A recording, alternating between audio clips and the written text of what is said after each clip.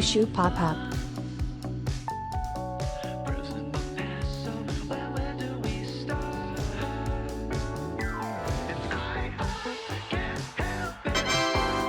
Dan Sapman gifted a tier 1 sub to 2131 Suibam.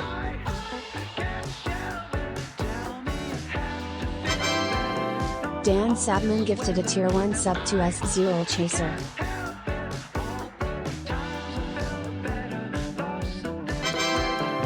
Dan Sapman gifted a tier 1 sub to net_vary.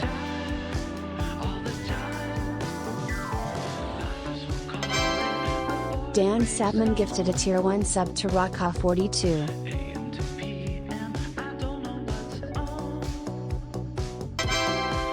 Dan Sapman gifted a tier 1 sub to Ingvars.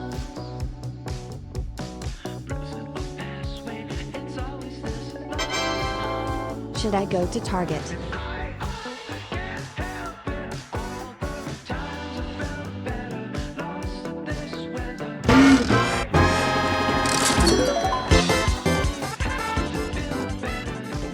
Go to Target called.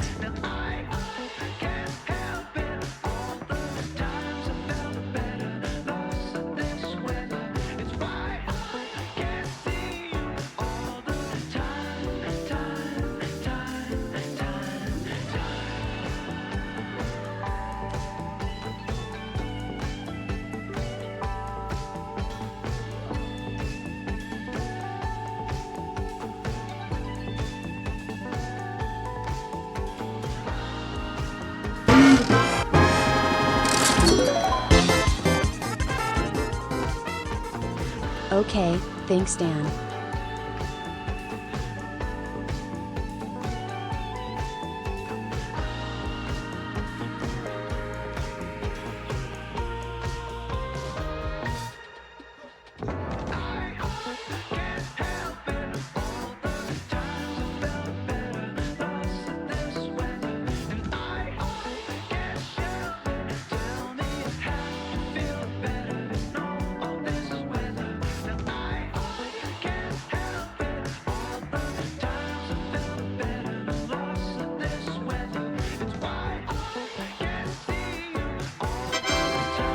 Calt4 gifted a tier 1 sub to A_Matt_Dragon_.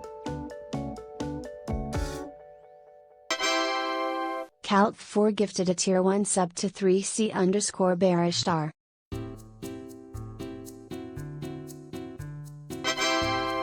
Calt4 gifted a tier 1 sub to X4_Vi_3R. Calt4 gifted a tier 1 sub to Uncipher Random.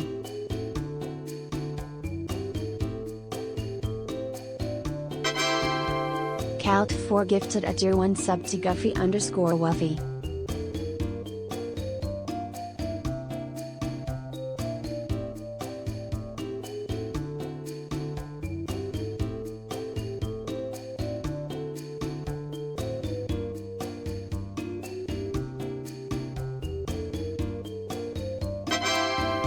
Dan Sapman gifted a tier 1 sub to Zeldrick.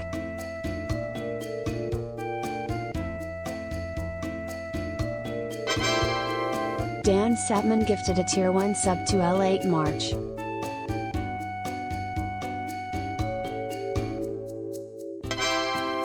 Dan Sapman gifted a tier 1 sub to Big Spite Bark.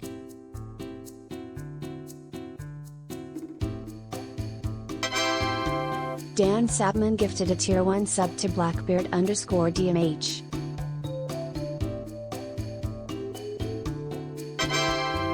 Dan Sapman gifted a tier 1 sub to Hobo005.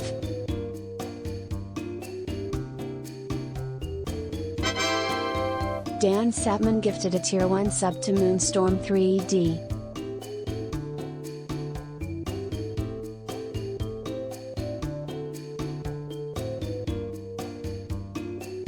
Is it safe to come out yet?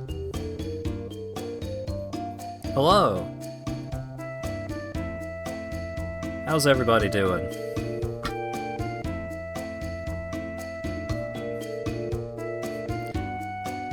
Pride Month is over? Oh yeah. Now it is Disability Awareness Month. Or is it Disability Pride Month? Or hang on. What was the post? Disability Pride Month. Yes. Not mere awareness. Happy Gay Wrath Month. Finished making your bonus level. Chowko said you couldn't perfect it, so now you have to. Yeah, I'm looking forward to trying out Swoos and Rescue. It looks like it's really coming together super well. When is Sloth Month? I need a nap. That's how I've felt for like the last 2 months. It's been rough. But I am uplifted by the unreasonable amounts of support. Thank you very much, Dan and Cult for the tier 3 resubs, and Dan for the 11 gift subs, and Cult for the 5 gift subs, and Tarn for the resub, and Cult and Dan also for the $25 donations. Plural. Well, one for each.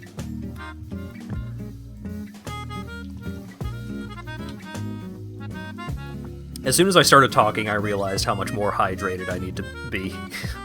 Hope you're feeling better. I mowed the lawn today, so I'm not.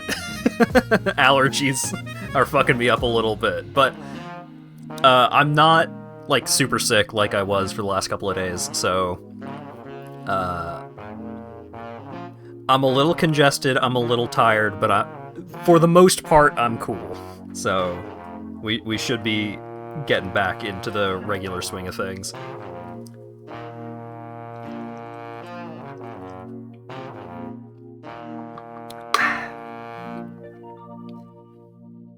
Yeah, like, mowing the lawn doesn't take it too out of me. Like, I've got enough cardio. I get enough cardio. I move my body around enough that mowing the lawn, like, the act of mowing the lawn does not wreck me, especially because it was, like, pretty nice out today. It was, like, mid-70s. Oh, such a relief. The bigger problem is, mowing the lawn knocks up a lot of grass pollen, and I have some grass allergies. Do you have an auto push mower? No, it's an electric mower. It's like a nice mower. But like, the thing is that I mow the front and Lawyer Dog mows the back. So like, we've got a decent amount of lawn, but it's not like a huge undertaking or anything like that. The biggest problem with mowing right now is that we've got some weeds and plants growing like right up against the side of the house, and we don't have a weed whacker. So we're gonna have to solve that problem at some point. I don't have the constitution of an 18th century romance novel heroine with tuberculosis. I walk, I get out, and I'll go on. It's like a mile-ish, the walks that we usually take Charlotte on. And even if we don't do one of those, like, while I'm watching YouTube videos, sometimes I'll get up and just move around, just do some calisthenics and that kind of thing.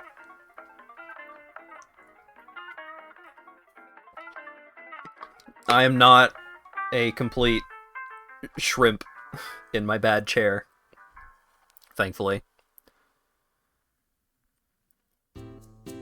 You've got a weed whacker. Might need to borrow that at some point. We also need to get rid of some roof repair materials that the roof repair people were supposed to take with them. They didn't. So those have been blocking some plant life that needs to be trimmed.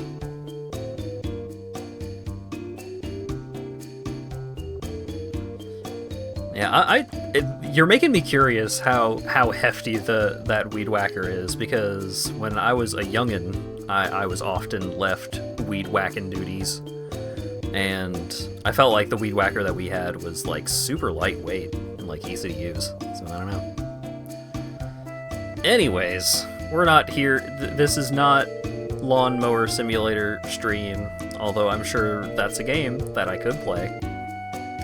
This is Selaco stream. I don't know how much Selaco is left, because I was reading the patch notes. There was a big patch, apparently. It changed some stuff around. I don't think it's anything that's gonna, like, change... Oh! Welcome, everybody! Bad End Raid, what happened? Did your computer crash or something? Yeah. Welcome, Jim. Welcome, Raiders. Oh, midstream. Oh, okay. Welcome the ghosts of Jim's chat. I'm so sorry that happened to you, and congratulations. But yeah, we were just about to get started with Selaco. If you're not aware of what this game is, it's really cool. It's like, what if someone made a game that played like Fear, like First Encounter Assault Recon, that game from the 360 era, in GZ Doom, and made you play as a lady, and it's on a space station.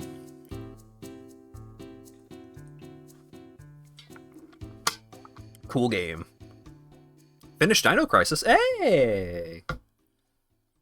I still know very little about Dino Crisis, now that I think about it. Also, this may be loud. I don't know. Okay, it's not that loud. Dino Crisis was like Resident Evil, but with dinosaurs, right? Like, at a very fundamental level.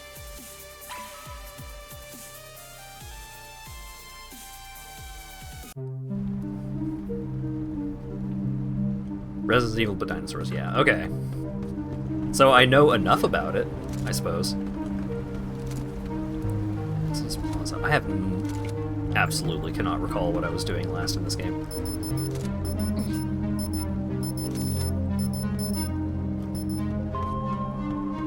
I think the game that I have played the most and, like, enjoyed the most that has, like, yieldy, tank controls like that is probably Deadly Premonition.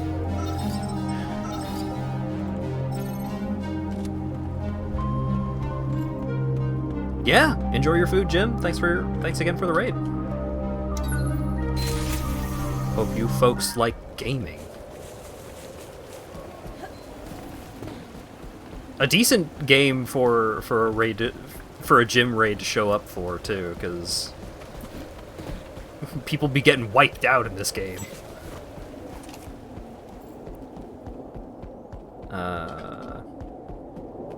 I was a little lost at the end of the stream, though.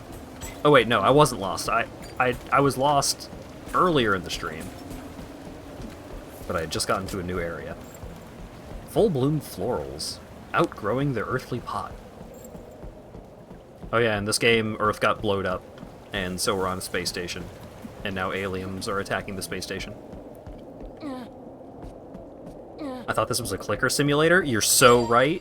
Let me check my burgers.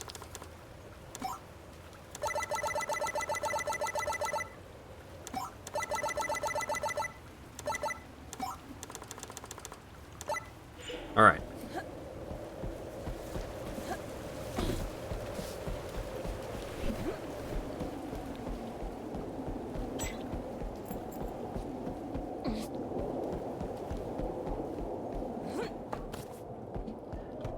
Did we eventually get any cookies from Crumble? I know there was a failed attempt at Crumble. I don't remember if there was a successful attempt at Crumble. But despite already having had a big chocolate chip cookie today, I'd be down to have another big chocolate chip cookie. Ooh, secret. Fuck.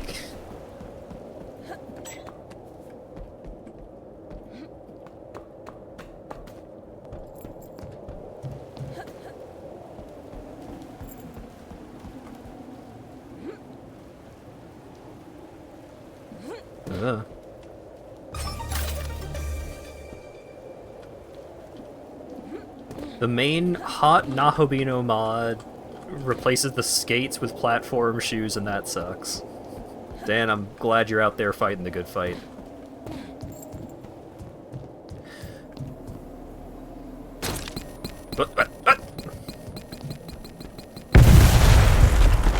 Microwave chocolate chips. So here's the thing. Here's the thing about my relationship with chocolate chip cookies.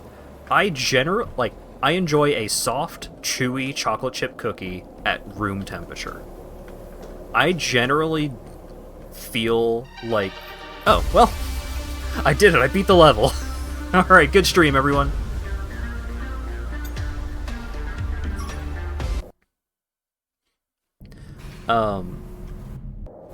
Oh god. Okay.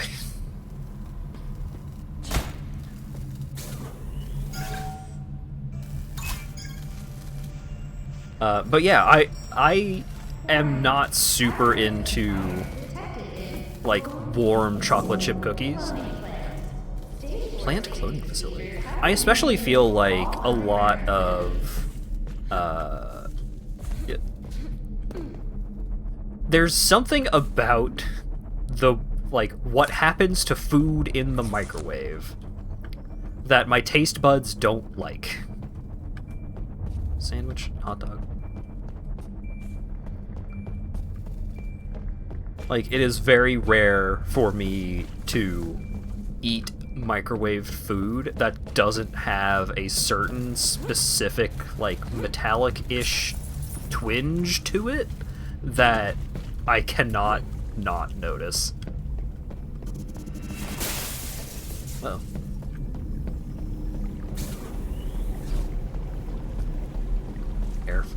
Air-fried chocolate chip cookies. Well, here's another thing. I'm also not usually excited by fresh chocolate chip cookies. I often prefer to let the cookie, like, cool down to room temperature and then eat it, rather than have it when it's, like, hot and fresh.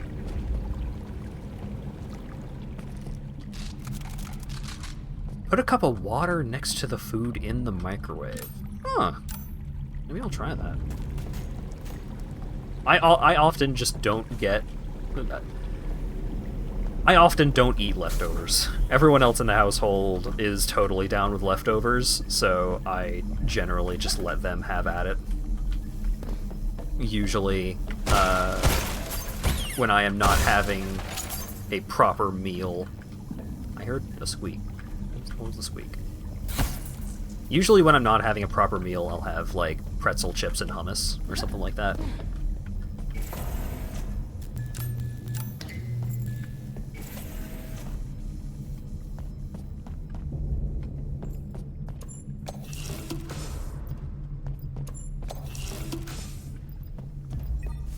When I was younger, I used to be, like, way into... Wash your hands. I used to be way into just, like, super ooey gooey fresh chocolate chip cookies. And, I don't know. I want some chew to them. I think that's the biggest thing. And fresh usually doesn't have a lot of chew. They often just completely fall apart. What? They found me. They found me.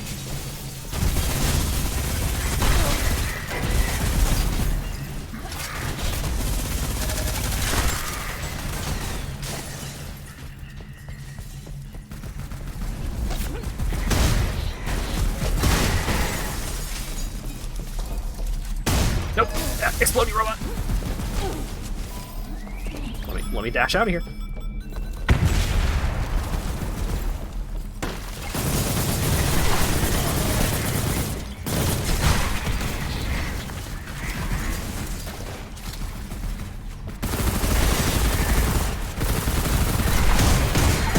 Oh, there's a lot of them, huh? Type train.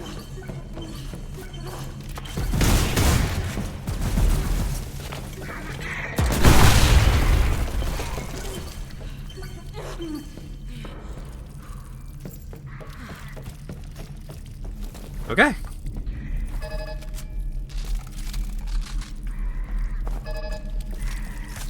I appreciate, like, heating up leftovers in the oven.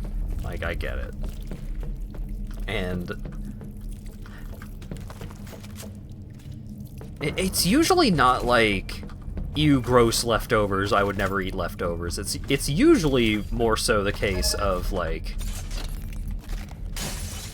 when I get food, like, out, when I get food from place, I will eat all of the food in one go. And then when food is made at home, everyone else in the household enjoys the leftovers more than I do, so I just let them have it. So it's broadly less of a situation of, like, gross microwaved leftovers. Hold up! You got a gun on you! Hell yeah! A weapon to surpass Metal Gear.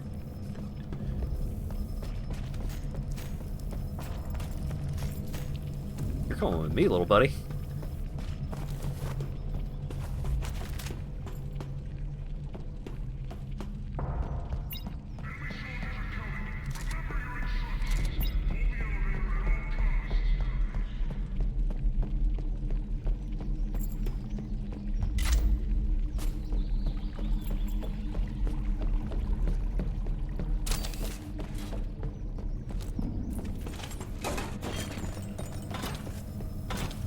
Roomba is ready for war. Hell yeah, he is. And now I've lost track of what I was saying about leftovers, because there was a Roomba with a gun.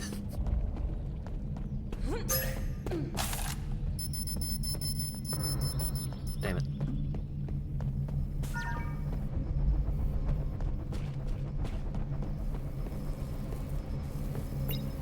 Yeah, like, generally speaking, I'm not big on leftovers. I'll eat them, but so everyone else enjoys the leftovers more. So it is fine that I am not huge on leftovers, from my perspective. That's a bad man.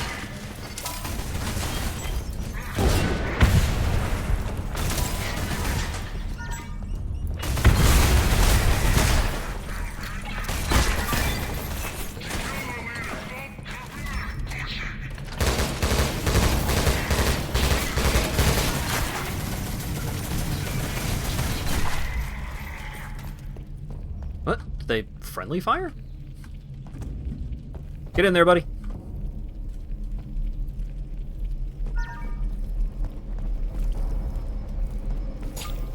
Oh, that dude exploded into health shards. Hell yeah. What about stuff like pizza? So, again, usually I will eat my fill of pizza and everyone else will enjoy the pizza leftovers more. But when it comes to pizza leftovers, I think Lago will usually just microwave pizza leftovers. He doesn't care that much, but Lawyer Dog will usually heat it back up in the oven. And if we had gotten, like, Papa John's or something, like delivery pizza, and there's like a lot of leftovers, then sometimes I'll partake in a little bit of that.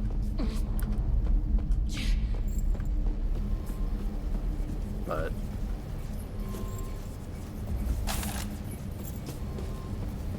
I cannot recall the last time that leftovers of like a meal were tossed. We'll toss like old salsa that we get from the Mexican place, but it is rare that food ever goes to waste around here. Especially because, ooh, we usually have people over on the weekend to also partake in the meals that are being cooked. So there's often not, like, barely any leftovers anyways. Buy 4 pizzas at once and store them for later meals. I don't think I could get into that. But here's something I could get into. I never really partook in, like... I used to live in Florida, so I used to live walking distance to a Publix. But I never really partook in, like, the Publix deli sandwiches, which have gotten quite the reputation for being amazing. But since I'm a Midwest boy nowadays, there's a grocery store chain called Hy-Vee, and oh man, their take and bake pizzas are so good. Oh man. There have been times where I have approached eating an entire one of those, like, equivalent to a large from, like, a delivery chain kind of size pizza. There have been times where I've almost eaten one of those entirely by myself. And I'm not that big an eater. It's just that those pizzas are really fucking good. Publix has great pizza dough blobs. So, our local chain, Hy-Vee, they used to have... get out of here. They used to have, like, frozen pizza dough that you could get, and they stopped having it. So what Dog does for his homemade pizza nowadays... where was that? Where was the thing? Lawyer Dog will get... like, the dough for white bread and make pizza dough out of that. Which works out pretty well, in my opinion.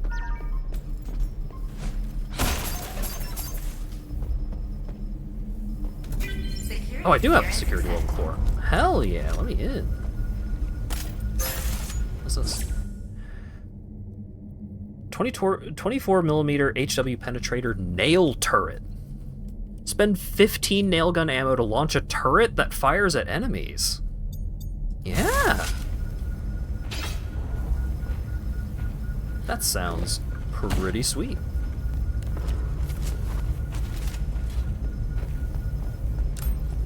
Okay, where are you? Just debris.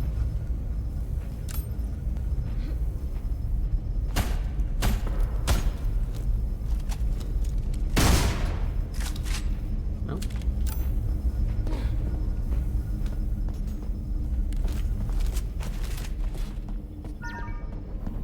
Sentry going up.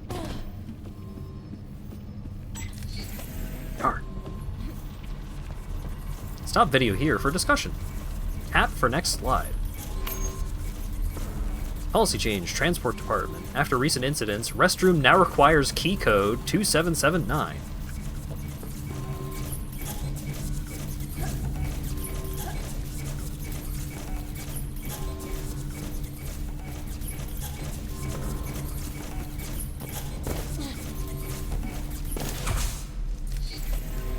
I fixed it.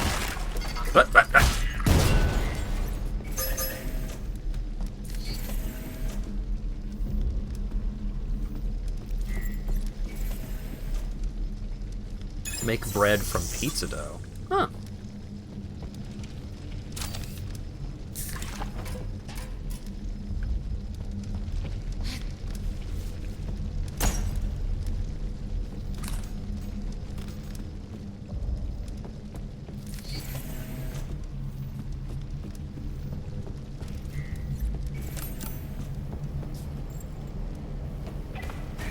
What?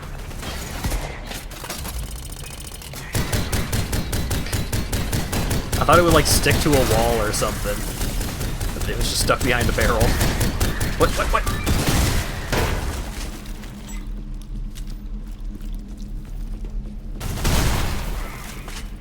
Woo.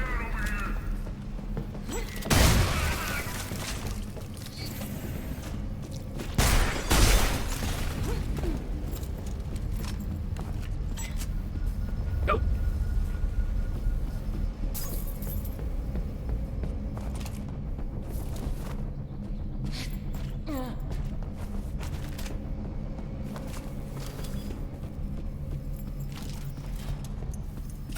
skip past a thing on the counter? Did I?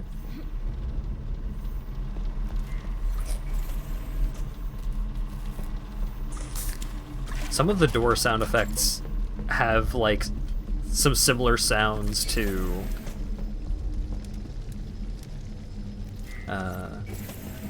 some of the enemy sound effects.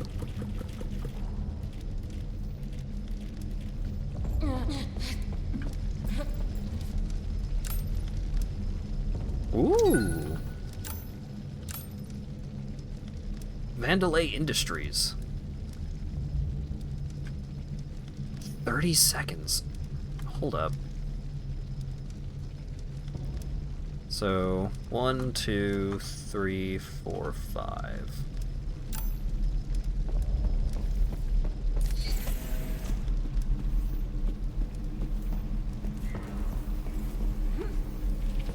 Yeah, Hi-Fi Rush reference. Okay, so it's... I already forgot.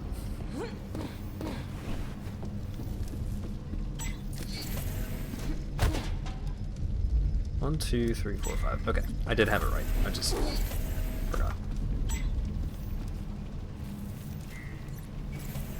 Okay, so...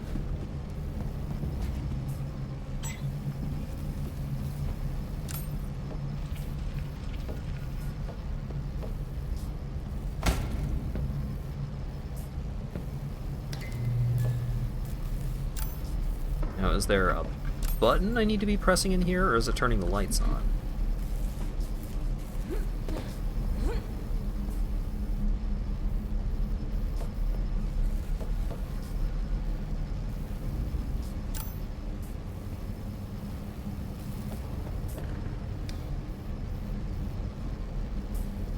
Oh wait.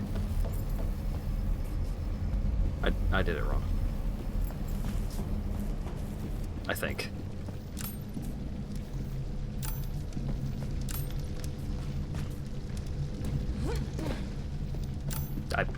I'm going back. I'm looking at the sign again.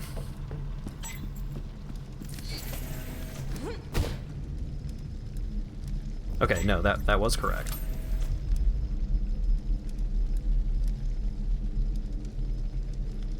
Master switch. So do I hit the master switch first, or...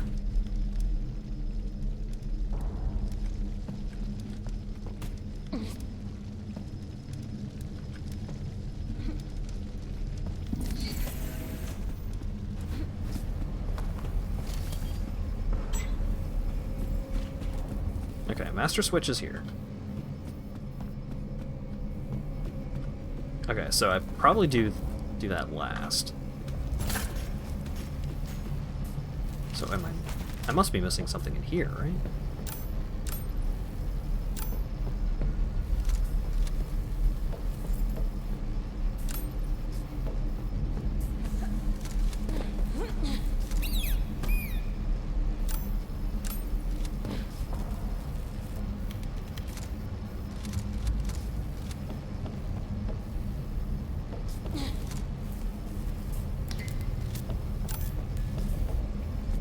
So 1...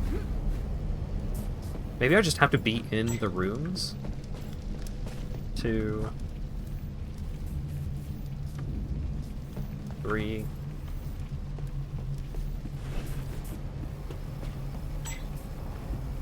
What was it? 3... 4... And then... 5. Let me in.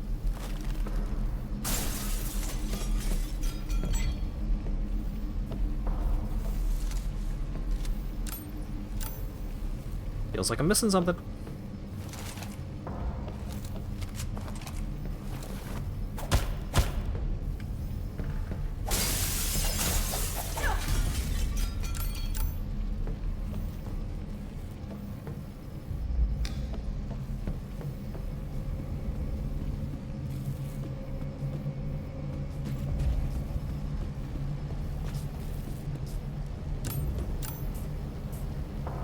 If only you had a handheld secret finder. Don't remind me about the doohickey.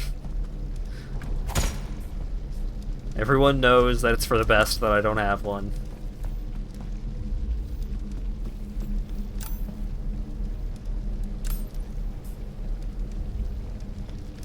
but like, it's gotta be a secret button, right?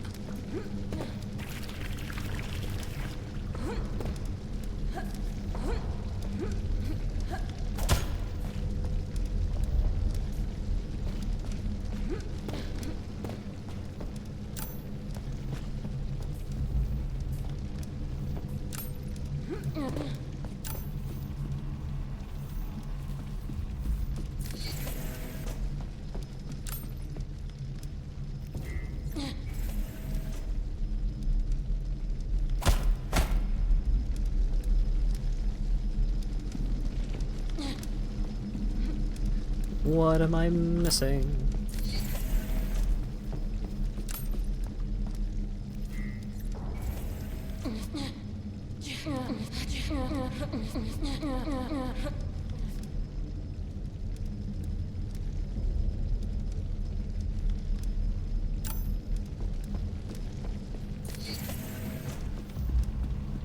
Yeah, the fun is not particularly speedy right now, I'm sorry. I found a secret, and it has cursed me with knowledge. I mean, technically... I mean, it was implied, but it was not stated that the fun was high speed. It just has speed.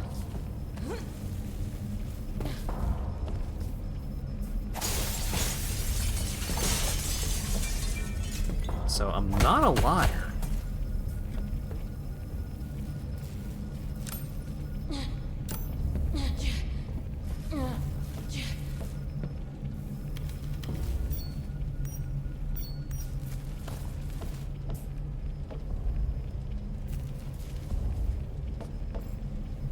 Like, my thought is that the light switch is the thing, but there isn't a light switch in all of the rooms marked on the little thing.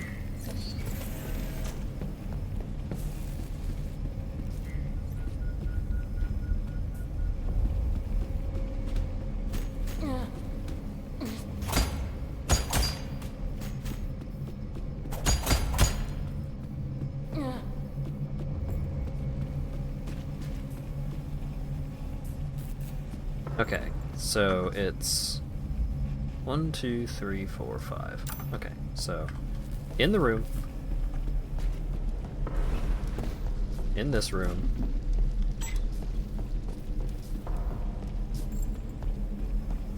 in this room, in this room, in this room.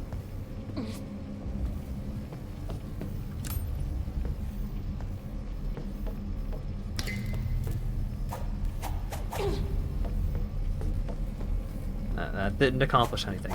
There's gotta be an inciting factor that I'm missing.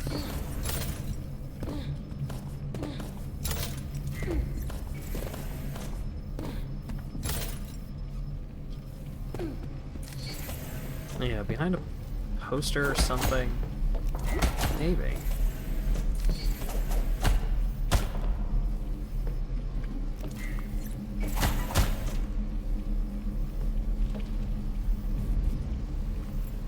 There's not like a button under the desk.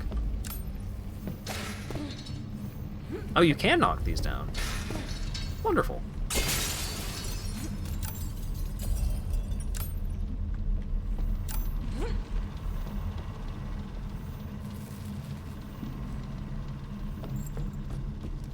There's also the bathroom code, and I don't know where the bathroom is.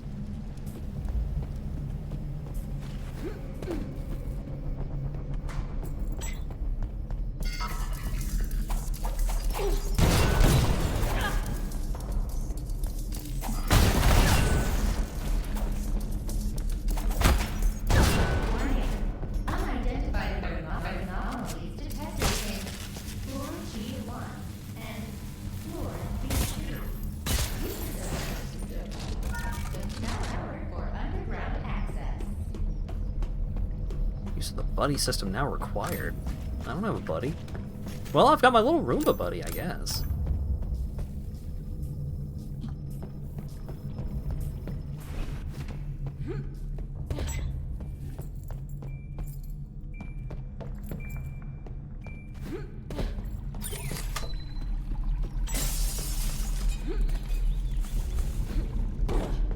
I don't know where he's at right now. I kind of just left him to his whims. 2779 is the bathroom code, in case we come across the bathroom.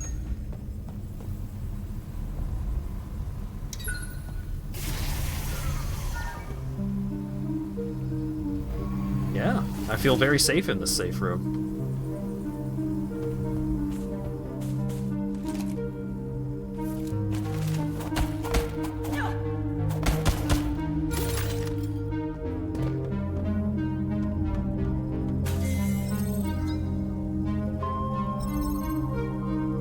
Recoil compensator.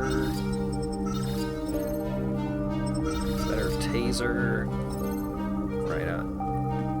I'm pretty out of parts, and also, oh, well, there's some parts, but I still need another upgrade thing to let me get more options for upgrades, because I think I have all the upgrades that I care about right now. This is a different area. Where was the bathroom that needed the code?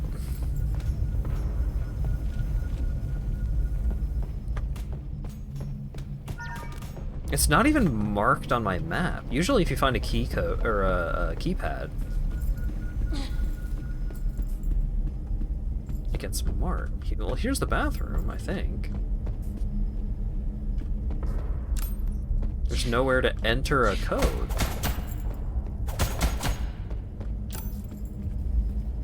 Yeah, maybe the bathroom that needs the code is further in?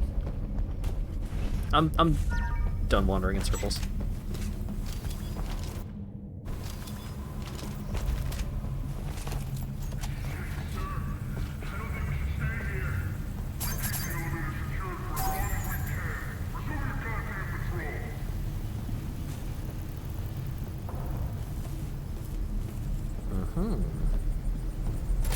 We got some scaredy cats.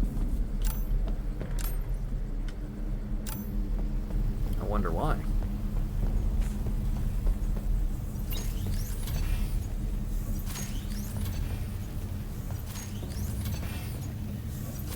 Security card added to map.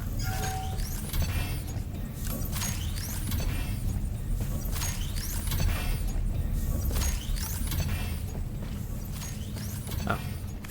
Here you go, bud. Repair damaged vac bot with a screwdriver.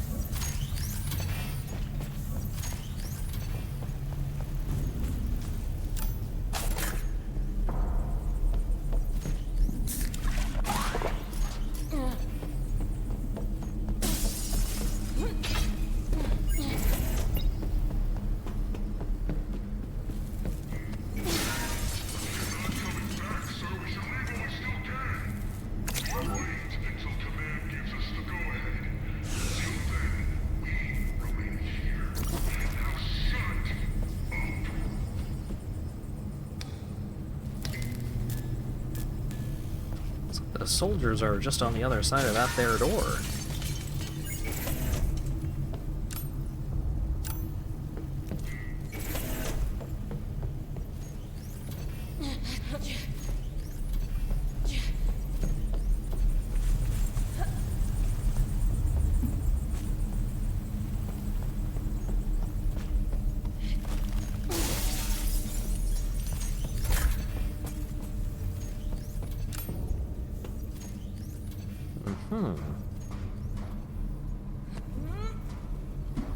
Ho ho!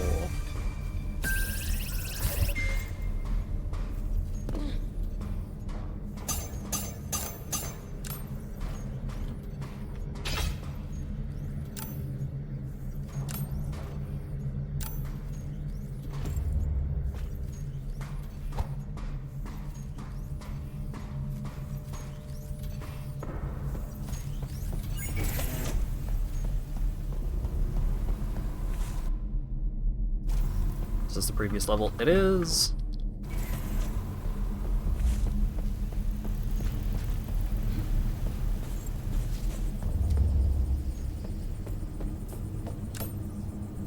Where's a gal gotta find a screwdriver around here? Where's a Selaco gotta find a screwdriver around here?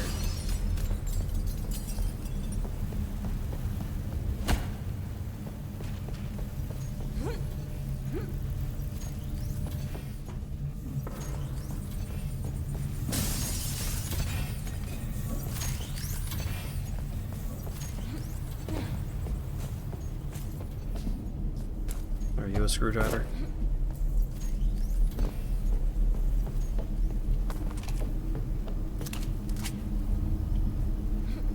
I'm in a god-dang puzzle sequence.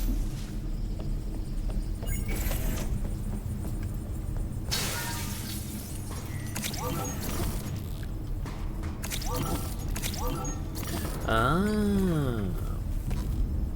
Little chair? Chair will not. But what about heavy barrel?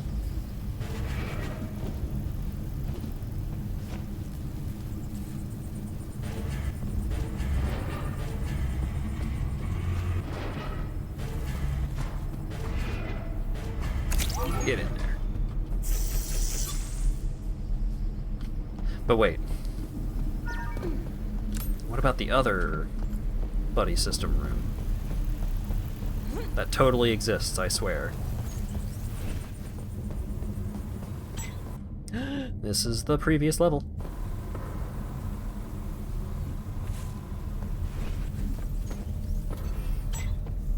Okay.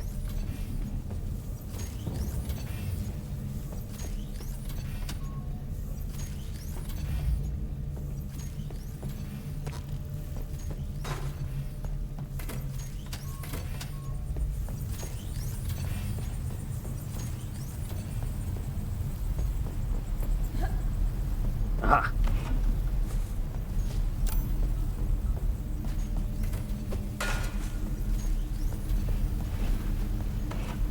Gonna bring two just in case. Got a good feeling about this.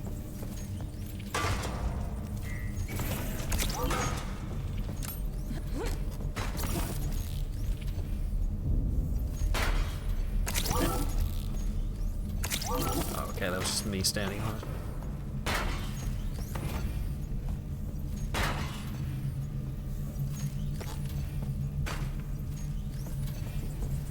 Not heavy enough?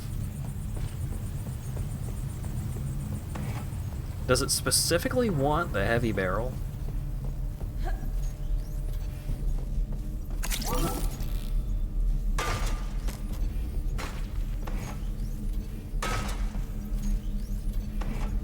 Yeah, seems like that might be the case.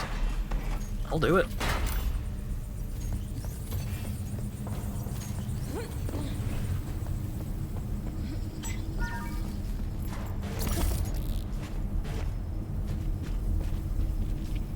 Or wait, can I?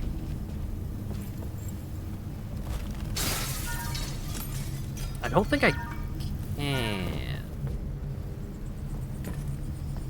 Because there's no door out of this room. It's all windows with ledges.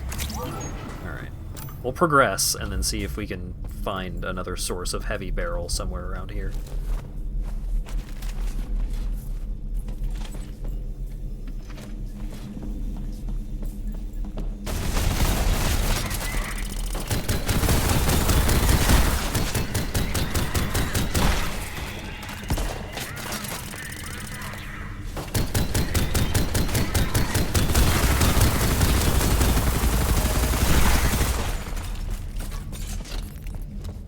Rude.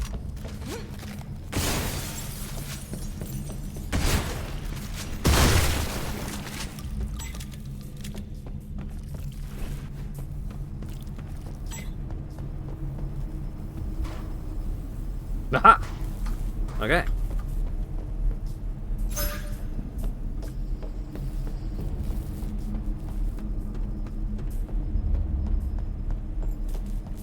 So I'm pretty sure I now have a route to drag that barrel around.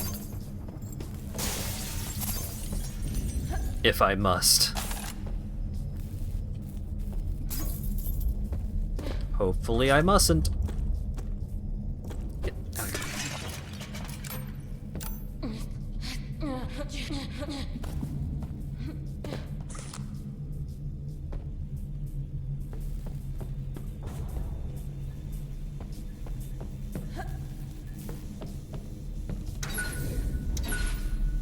Oh.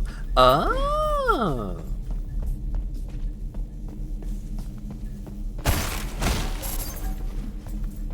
The double. Oh, combo. Alright. So.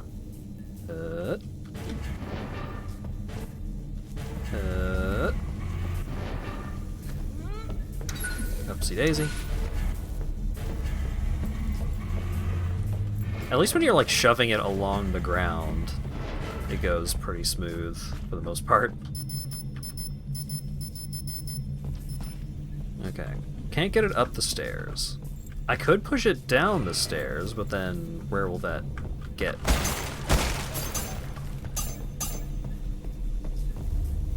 That'll get me over there. Okay. That seems worth my time. What? What?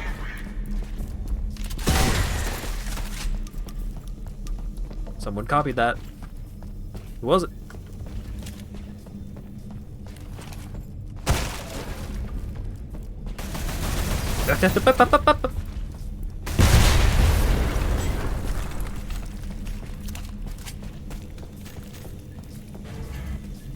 Hopefully I didn't need that barrel for nothing. Alright, buddy. Oh. Can you just sit on both of them? If I position you just right. You can sit on neither of them. Okay.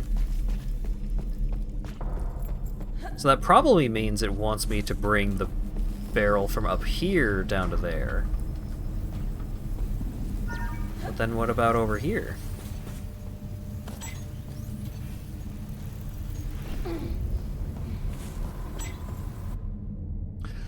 I keep going back to the previous level.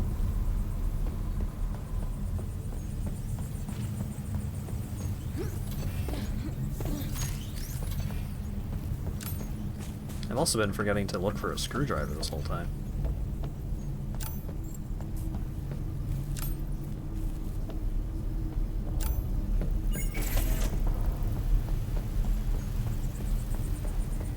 Okay, so it's gonna get here, so it can go from here. It can't go upstairs, so it's gotta be somewhere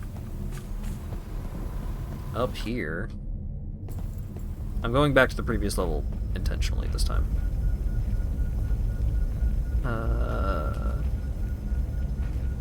There's no heavy barrels marked on this part of the map.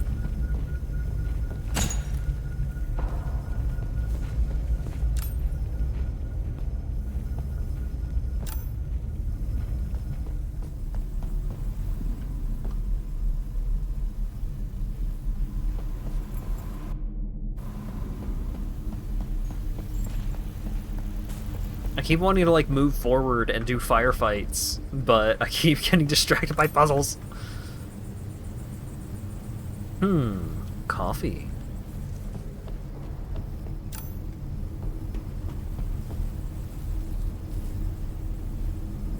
Can you unlock that door next to the loading transition? Yeah, at least do a safe room.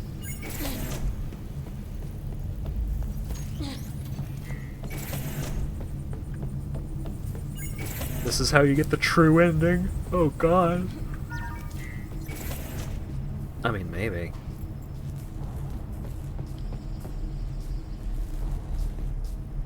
Okay, my thought is that maybe following through... Oh, right. I was gonna say maybe following through with this buddy system puzzle, it'll give me what I need.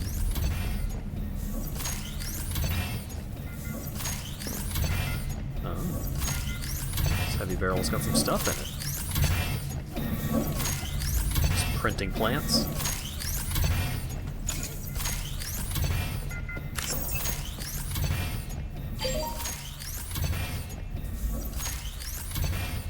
I got down to the plant stamp to work a fill shift and almost shit my pants when I turned the corner and saw this thing. What are you guys doing down here?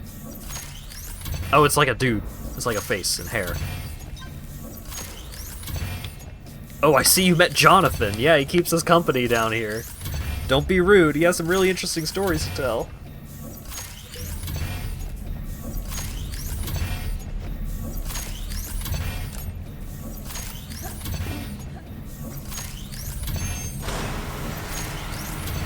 Alright, Jonathan. Oh, yep. Jonathan. Alright, John, you're coming with me. Buddy system enacted.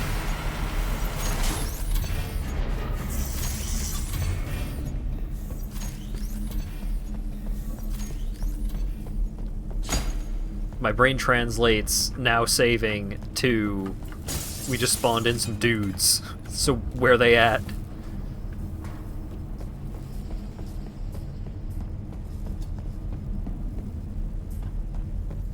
This game has escort missions. Yeah, I suppose it does.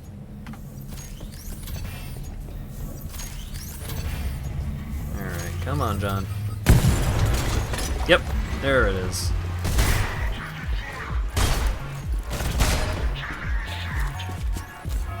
Nope, nope.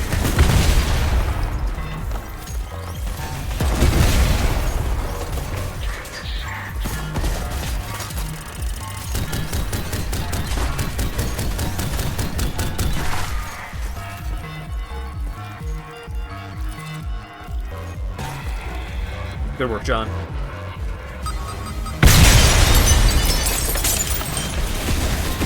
Oh! That was a sideways ambush as well. See, I see.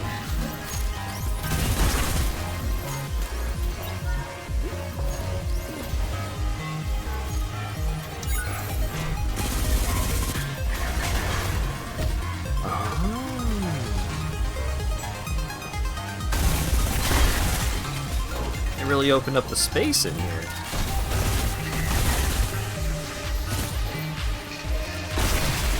Nice.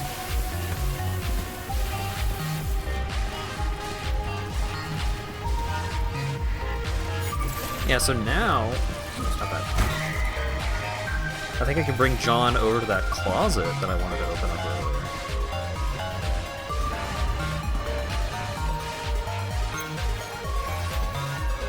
Oh right, I could be using those markers more. Oh wait, I don't need John. I have other barrel, which is fine, because I probably need John for puzzles.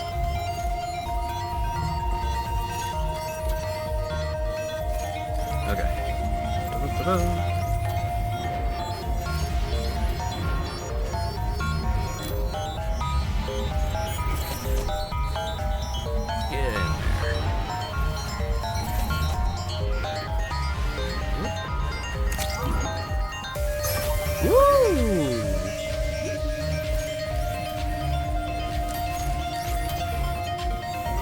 I'm glad to see that closet I was trying so hard to get into is worth getting into.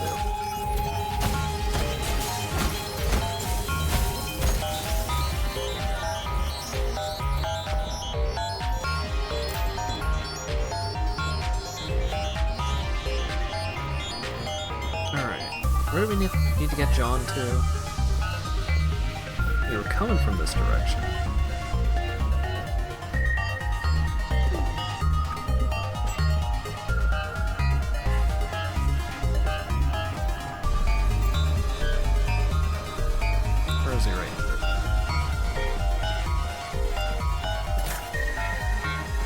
I don't think there was anything we needed for... Oh wait, this is the direction we came from, also.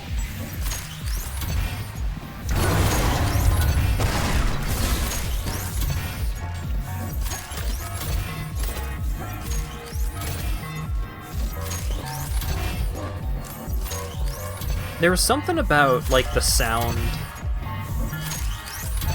of that, like, mechanical clanking, plus having to climb up a thing to, like, get some bonus resources that made me, like, completely go into, like, flashback mode and think about Star Wars Shadows of the Empire.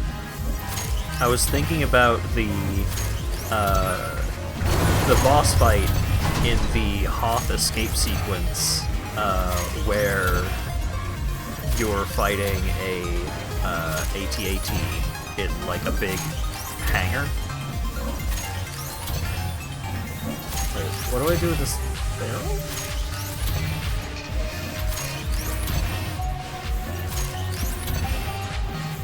Just like having to climb up some boxes and get some ammo and stuff. Like I just had it flash into my mind.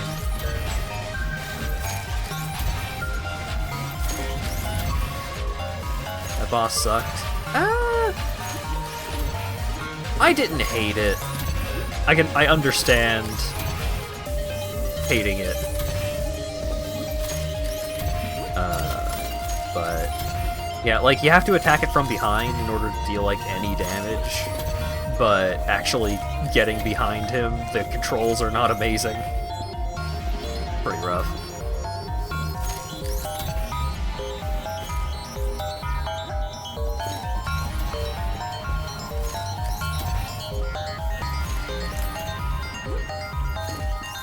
I mean, doing any kind of complex, three-dimensional movement on the N64, the likelihood of it being difficult and or unpleasant was pretty high.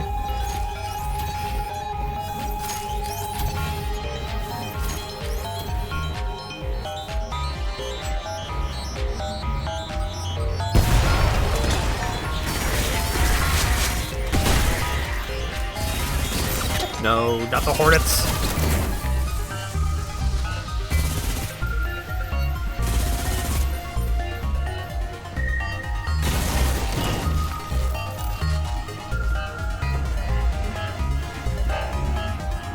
Because of round.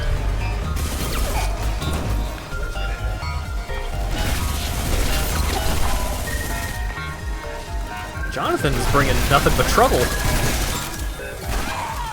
Ouch! Alright, well, now that I know that pushing Jonathan is like an entire sequence on his own, I'm kinda gonna play this a little differently.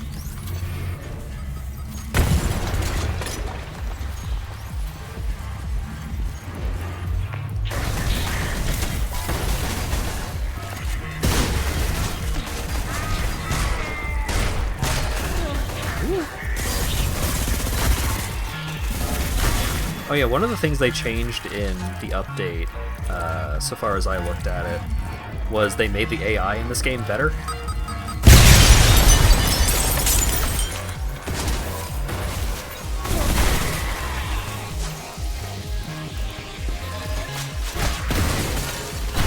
And it was already pretty good.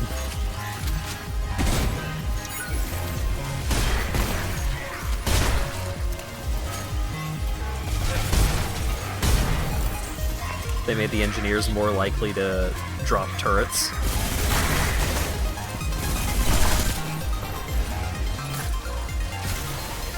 The martyrdom grenades from the riflemen explode faster. Anything else relevant to the patch notes want to happen while I'm still talking about it?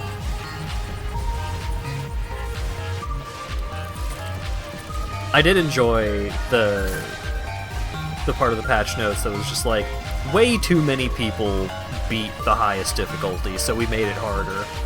And then in parentheses, it will become harder again.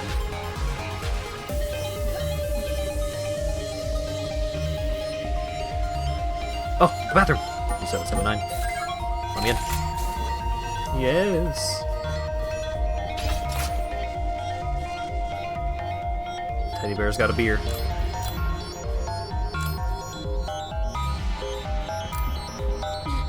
There's an achievement for dying on the highest difficulty within the first 30 seconds of the game.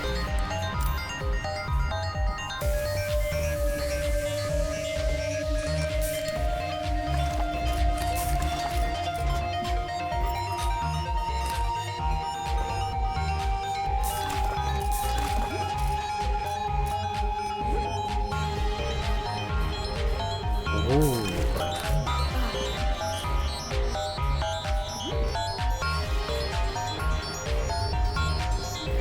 Alright, where's Jonathan? I am gonna have to go get that health upgrade again. But I would like to finish the Jonathan escort sequence.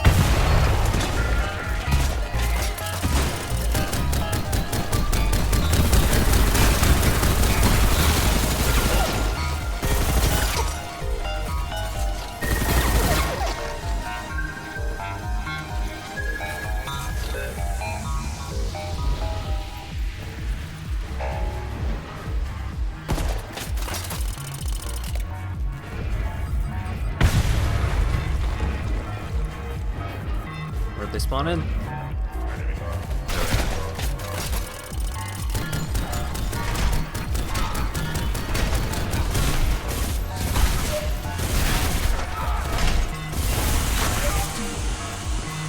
Jonathan was holding them back for me.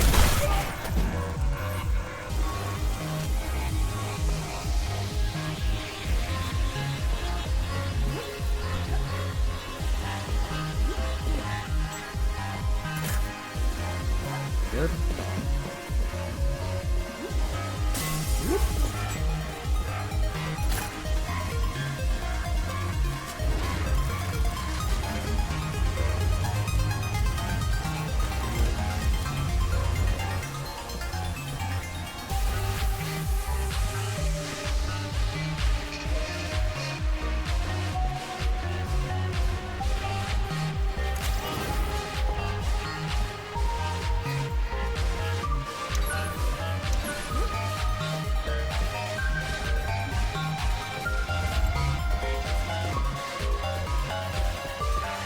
I thought there was another barrel that I could try and drag down here so that maybe I can take Jonathan with me elsewhere. But I've since lost track of where it was, because that was before I died. Oh yeah, let's get that health upgrade while we're in the neighborhood.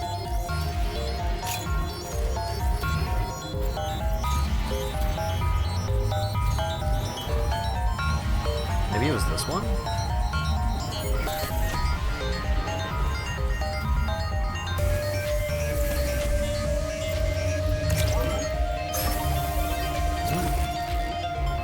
Oh, yeah, that.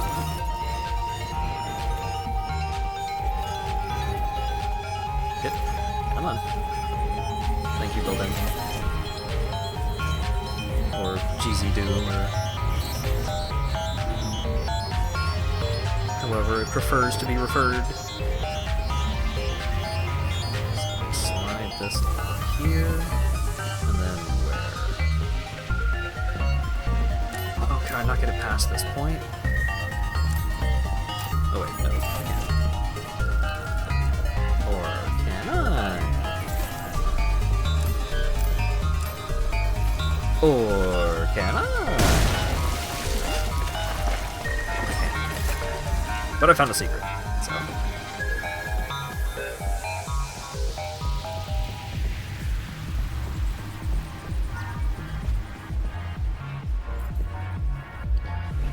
Alright. I'll just push Jonathan to the counter. Where did I leave him?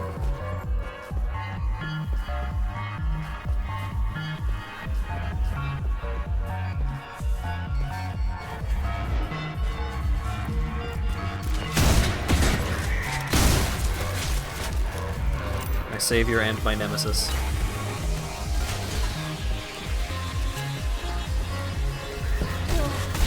But.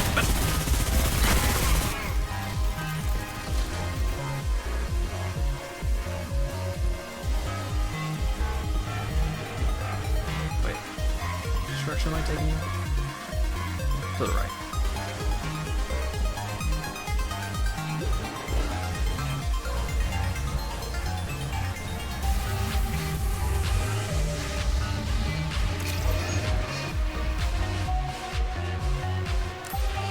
Notepad. Achievement unlocked, buddy system.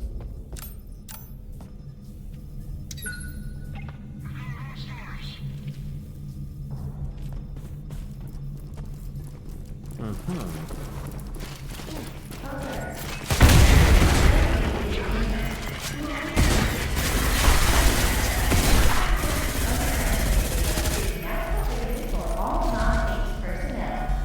still got a shotgun shot on me, which sucks.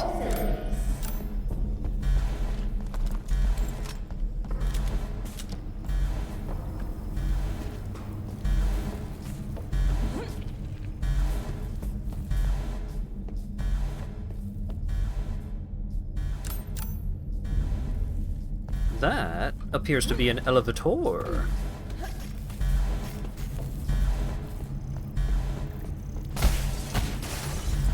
Which probably means that it is going to transition me out of this area.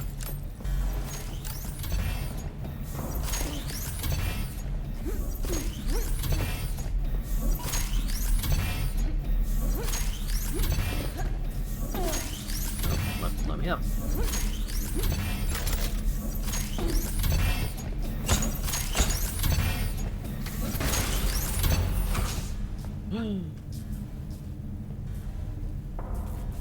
Wait, so...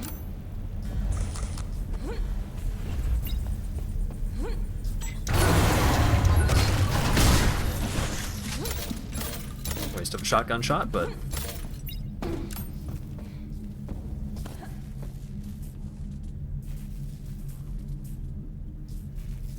Do I put the barrel into this to break it? Is that what I do?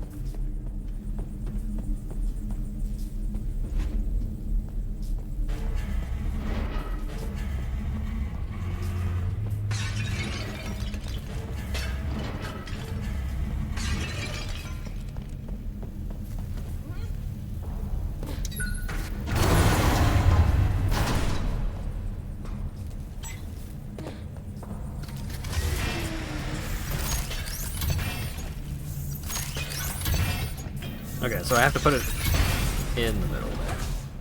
I want to try and smash this thing. Which I do want that.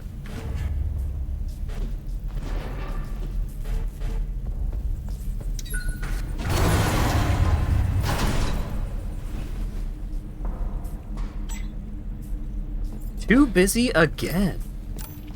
Those must be some pretty good fucking cookies.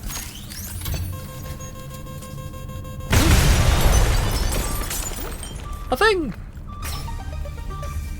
I have access to all level 5 doors.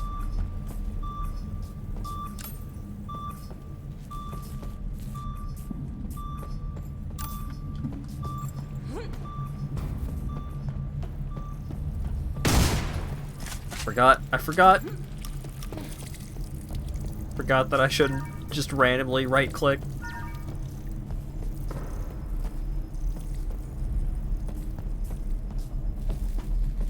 Understaffed? Ah, that also makes sense. Even so, I feel like that's still pretty indicative of their cookies being pretty good. Also, yeah, indicative.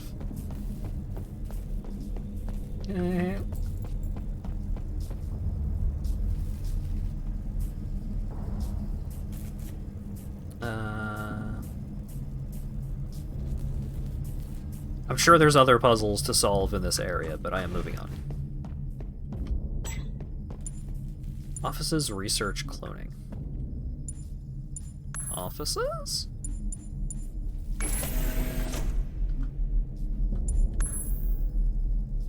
We're in offices. Okay, take me to research then.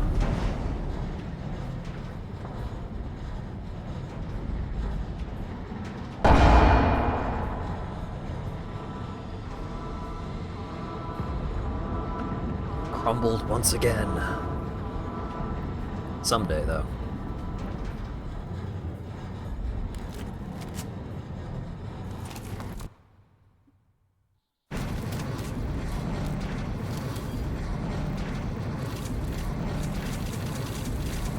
This is what I want to do when I'm just walking around and randomly right-clicking.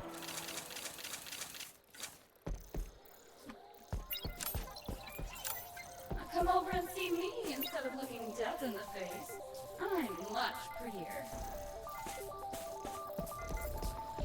Blookie. That hot new kids show?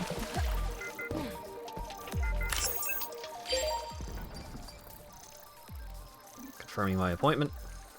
Great. I just got an achievement! Third world planet. Alien planet puts entire population into slavery to produce burgers for Pluto Burger. Great. Little on the nose, but sure. Achievement unlocked, unionize.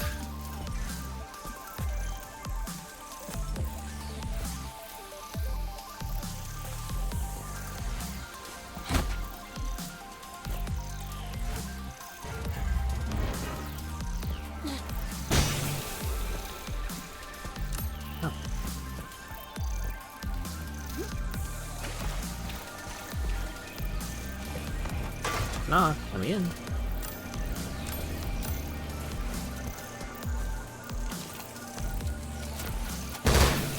Aha.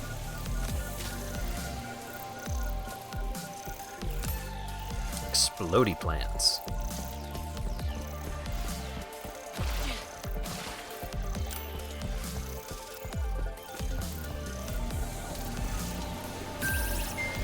That was the wrong button. Okay.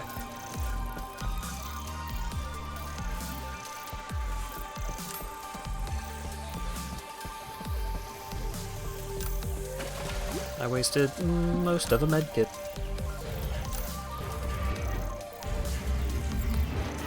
I got the achievement for buddy system as if, like, you did it. You beat the buddy system segment. And then they immediately just keep doing it.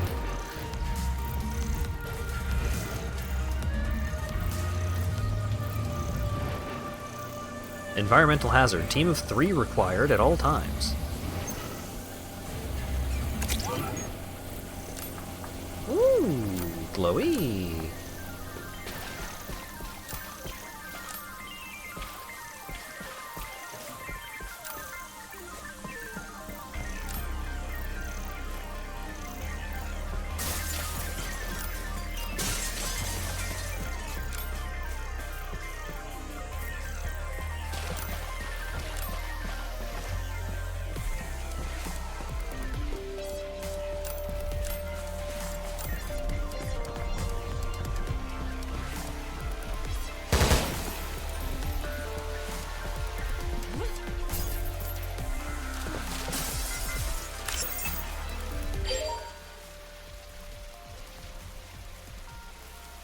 Subject. Ugh.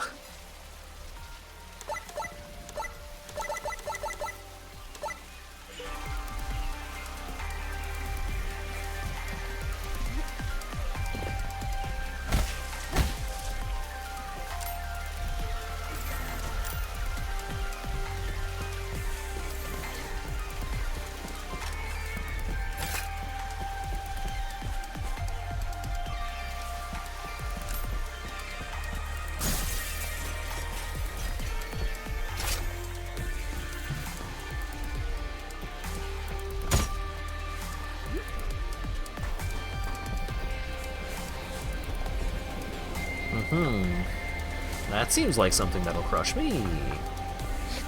To death.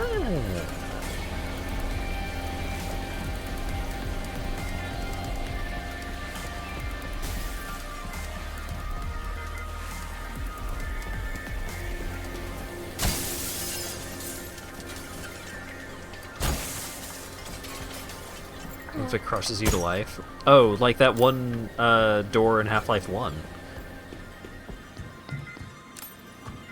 Where if you get stuck in it, instead of dealing 1 damage while crushing you, it deals -1 damage and can overheal you so that you have like thousands of HP to use for the rest of the speedrun.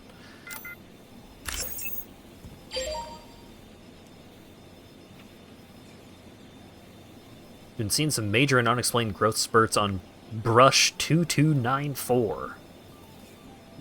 That's a thing. Yeah. It's been a while since I've watched a Half-Life 1 speedrun, but that was a thing... At least that was a thing they used to do.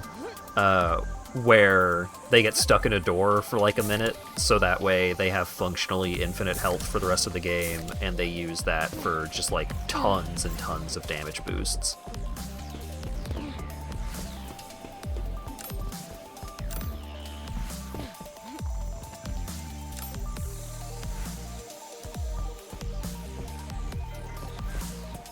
Door stuck. Yeah, very much so. Yes. New lines and pumps have been installed. Ready to receive the new ingredient. I say to the top. What do I need a gas mask for?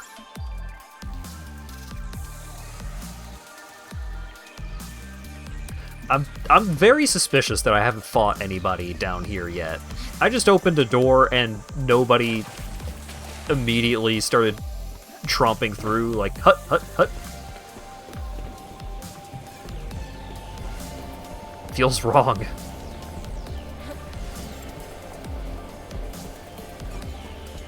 Thank you for the follow, Lulupa. I'm glad that I am worth watching more than once.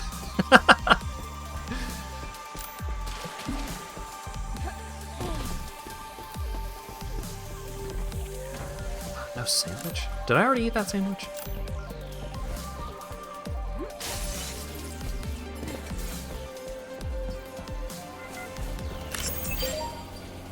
Emergency!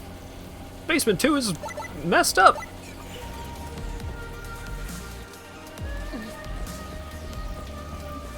Yeah, I haven't watched, like, any of the GDQ quite yet, but there's probably a couple of runs that I'll be checking out at some point.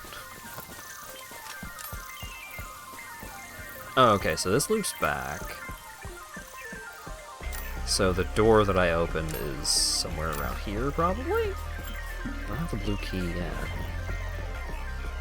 The burger emergency. The emergency? Is that anything? No, it's not.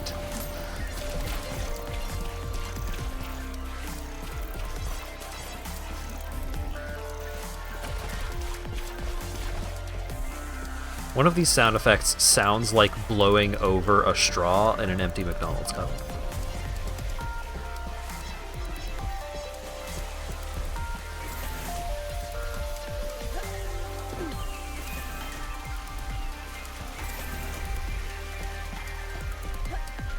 Very specific.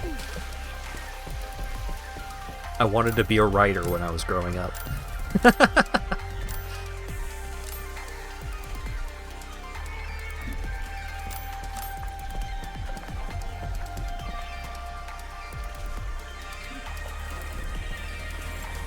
Check in on Prodigal and Curse Crackers, which are... Ooh! Prodigal is on a heavy discount. Highly recommended. Like A rules.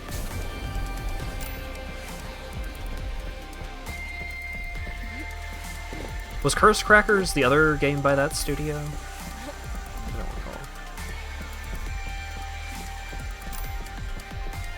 So, one of the games... Okay, where the fuck is this?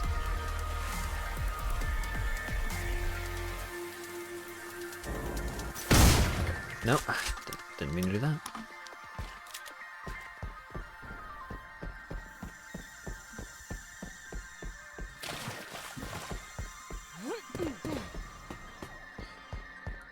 Trying to finish all the art. Yeah, I understand the stress of like, oh shit, it's coming out that soon, huh? Oh, it's happening, huh? Ah, jeez. Okay, where the flippity flap? Is it here? Is this? I just saw where it was on the map. Is this it? No. It was like in here. It was this door. What does this door accomplish? Where does this lead?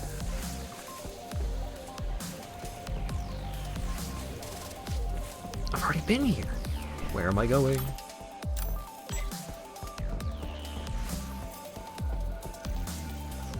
Two more weeks to submit everything before review. Oof. Yeah, good luck with that. Like, crunch happening during GDQ week feels bad. Out of all of the weeks for it to be happening for game devs. But yeah, this is in GZ Doom, and it looks so good. Like, a lot of the environments are voxels and all of that, but like, all of the guns and all of the effects from the guns are sprites. Like, these are... You can tell a little bit more with some of the weapons than others, but like, guns in Doom are sprites, and it's so crazy. And this is a very good game, especially, like, if you like Doom, it's great, but also if you like Fear. And I'm a big Fear fan. Like, it's ostensibly a horror game, and I usually don't truck with those, but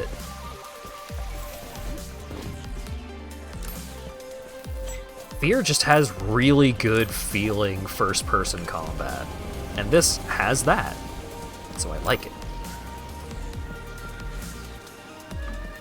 Yeah, because this is designed with more modern sensibilities, I feel like it's a lot more approachable than a lot of like OG Doom projects.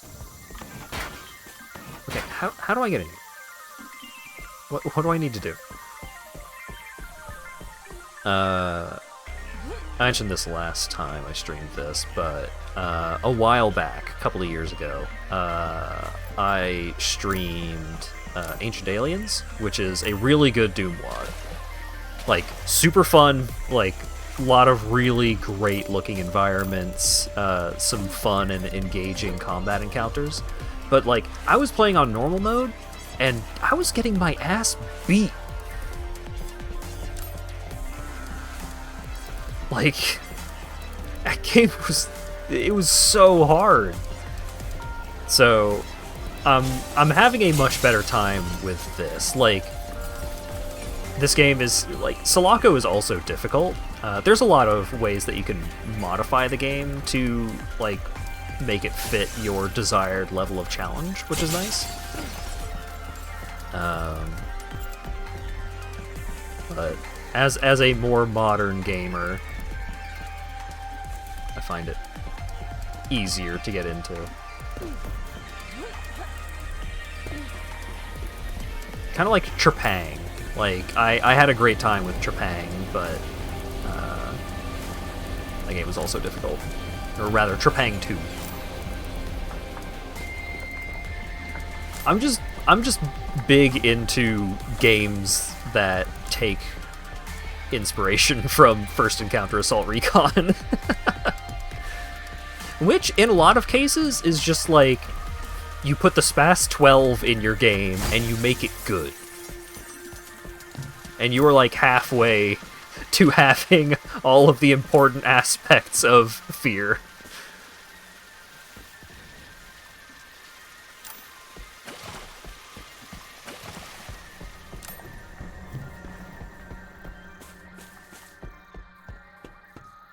Because a lot of what made Fear good, and I'm just going to go on a random game design tangent while I'm lost, running in circles. A lot of what made Fear so exciting, so engaging, so much fun to play is the weapons feel really punchy. The lighting makes it so that, like, the flash of weapons going off is both exciting and, like, useful. Like, you can use the lights of your enemy's weaponry to, like, get an idea of where they are. And so there's a lot of practicality to it.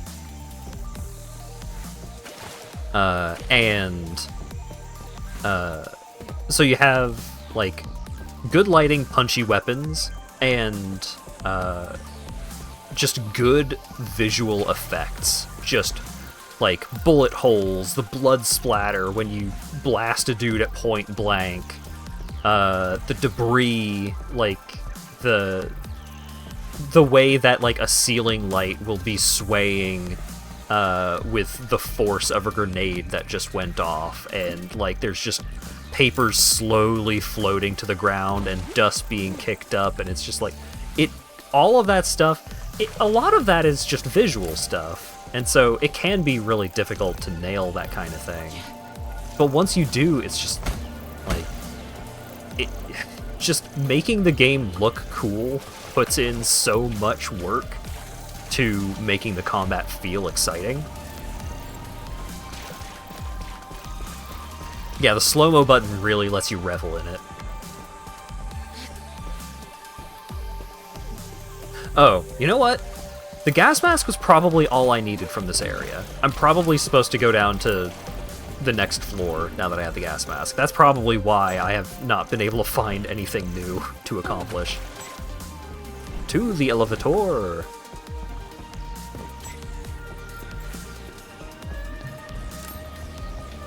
I've enjoyed games with bad shotguns, but it's so disappointing. Like, you try and blast someone with a shotgun, and it, like, if you blast someone at a point, with a shotgun, like a regular tier enemy with a shotgun at point blank, and it doesn't, like, even if it doesn't have to just kill them outright, but if it doesn't, like, send them flying or, like, obviously do a bunch of damage, then it's just like, oh man. It's so disappointing. Because in shooting games, shotguns are often just some of the biggest bouts of excitement that you get. Right? Because you're putting yourself at risk having to get up close to someone.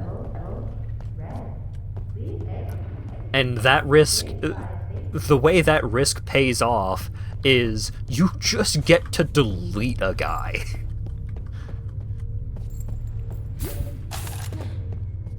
And that's video games, baby!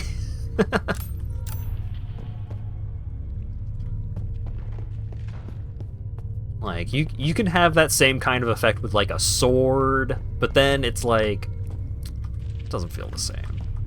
And also, often if you put a good, useful sword into a first-person shooter, then it becomes too cool to use the sword, and then you get distracted and use the sword too much.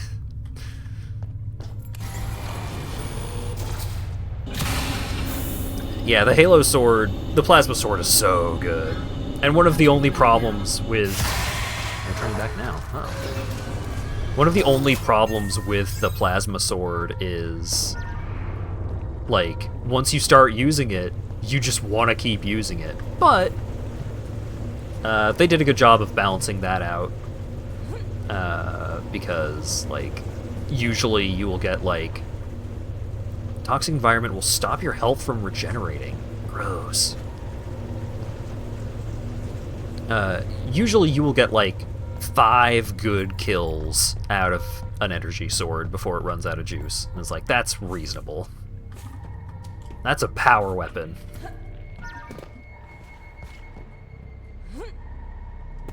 But also, like, that kind of weapon design works a lot better in the context of a game where you have limited weapon slots. Like, if you put the Halo energy sword into this game, it would be way too cool, way too much fun to use, way too easy to use too often. Meanwhile, in Halo, it's like, well, we have put you in a very explicitly long-range scenario. Are you really gonna hold on to that plasma sword right now? Are you really just going to ignore all these rifles and so on, and just refuse to let go of it? Or are you just gonna man up and pick up a real gun to shoot these enemies at range with?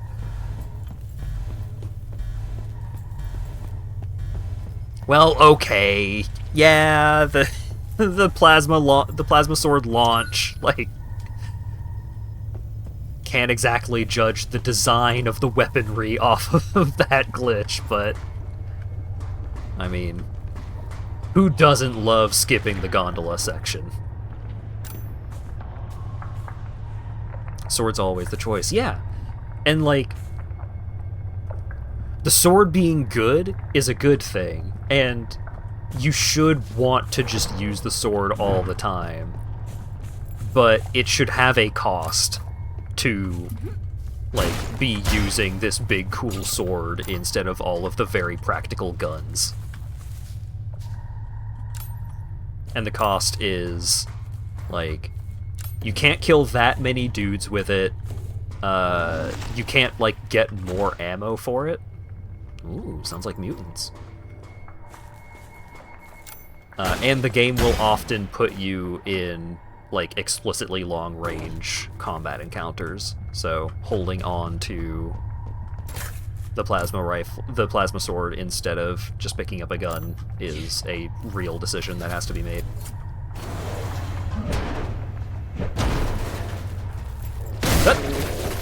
Zombie. Didn't get a good look at it, but that was a plant zombie right there. Finally, they've put aside their differences and teamed up. Together at last.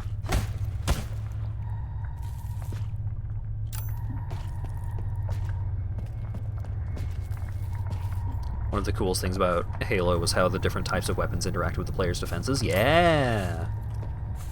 As a children, you would never catch me using the plasma pistol. Are you kidding me? Like, oh sure, it's got the big charge shot, but like, pfft, who wants to use the plasma pistol? And then going back to it later was like, oh shit, the plasma pistol is a beast. This thing is so useful. But it was mostly useful against the Covenant enemies because they had energy shields.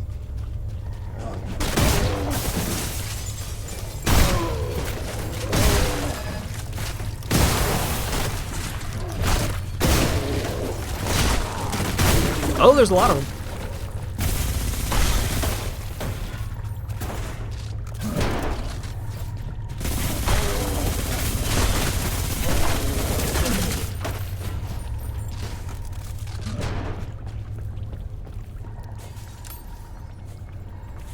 You liked charging it up, felt like Mega Man.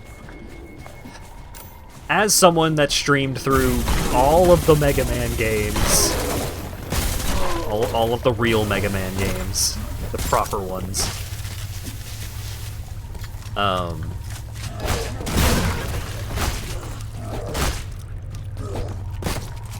fucking get away! I'm trying to talk here. I am generally not a fan of charged weapons. Broadly speaking, I prefer, like, a semi-automatic weapon above many types of weapons. So, like, I was not endeared to the plasma pistol easily.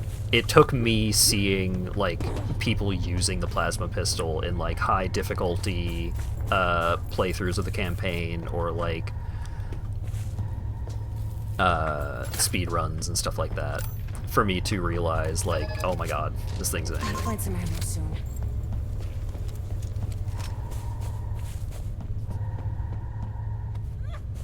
Yeah, in my mind, like, getting a big attack was more like... In my mind, getting a big attack meant you had a long cooldown time afterwards, rather than a big charge up. Like, that was always my preference. Oh, the zombies got guns. Alright. Good to know.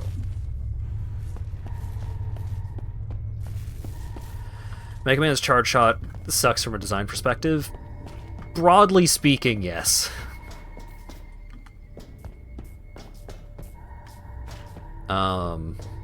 I would agree with that. Because it is very rare that you will be in a scenario where you don't want to be holding up a charge shot, which makes platforming really awkward, because then you are just holding the charge shot button while you're trying to press the jump button to do precision platforming.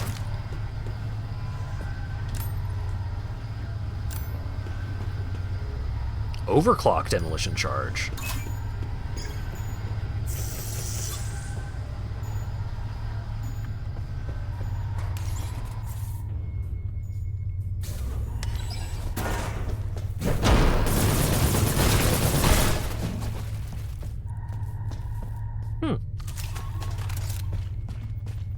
OC remix. I've listened to a whole lot of OC remix tracks over the years.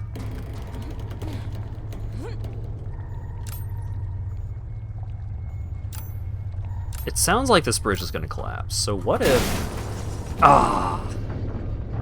I almost did it. Y'all saw it. Y'all saw how close I was.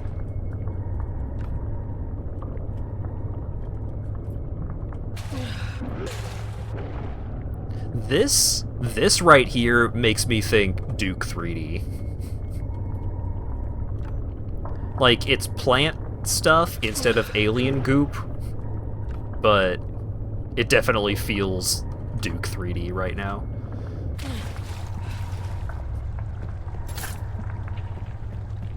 And that was generally my least favorite stuff in Duke 3D. I always preferred just, like, the city levels fighting the big cops over fighting the aliens in their weird, goofy alien zones.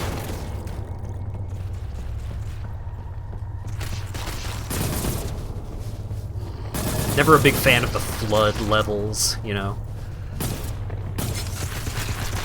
I feel like that's pretty common. I feel like not a lot of people love to fight the flood, but I think part of that might just be influenced by the library and how much of a nightmare that level is. Expecting you to find a jetpack soon? Ugh. Be still my beating heart.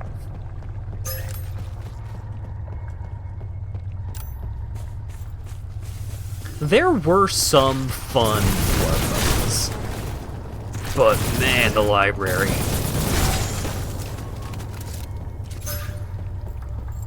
And like, it's one of the last levels in the game, so it's understandable that they would like really jack up the difficulty and all that, but man. They just put so many enemies in that level, and it's so big that, like, it's... What? I thought it was an elevator!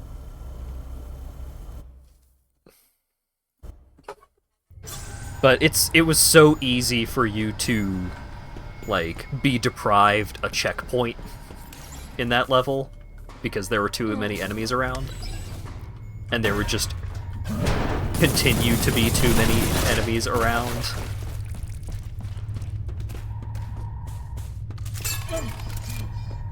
Alright, we get another try at this, though.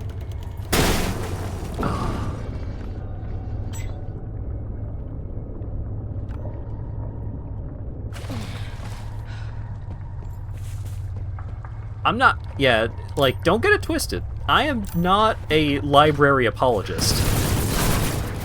Oh shit! Her eyes showed up in the visor like it's frickin' Metroid Prime. I think that's been happening and I just didn't notice until now. Speaking of, Metroid Prime 4! My hope is that, with the approach of Metroid Prime 4, they reveal that, like, achievement unlocked Death Incarnate. My hope is that they will also reveal, like, and hey, to prepare people for the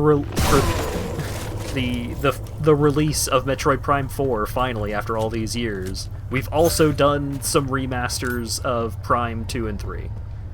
Because I've heard really good things about the remaster of Prime 1.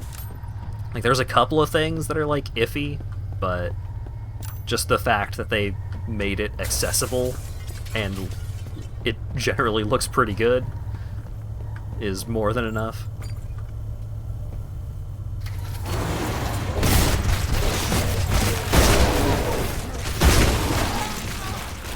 Wow!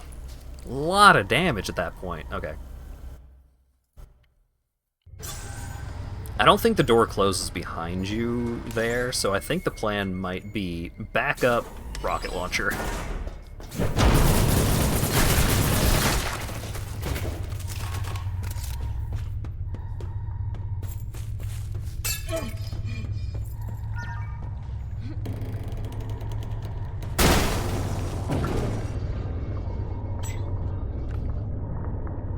There's probably an invisible wall or something, but I want to believe.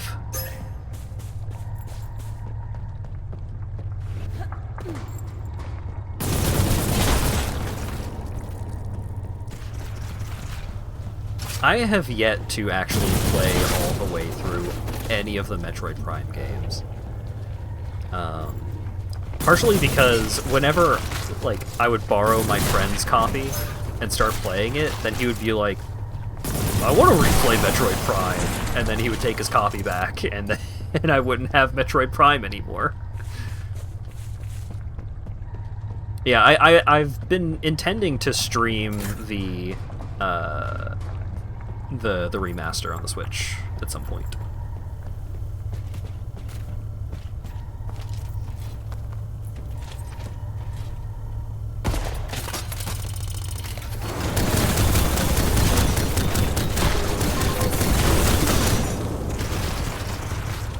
Oh god.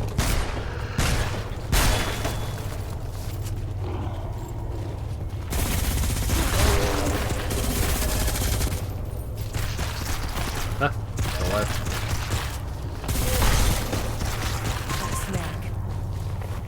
Still alive! Oh, that might have just been a new dude. Wonder if they kept inadmissible scans? Oh, god. That kind of thing is so annoying. Because I'm a 100% completion kind of dweeb. I'm almost done with my playthrough of Persona 5 Royal, and I have become distraught over the fact that you can't get 100% Persona Compendium completion without going into New Game Plus. And it's not just like, boot up New Game Plus and then go fuse the new demon. Like, you gotta play several months of the game.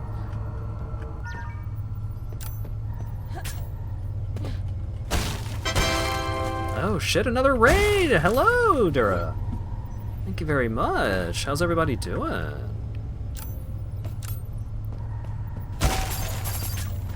What was the soup stream tonight? I missed the announcement.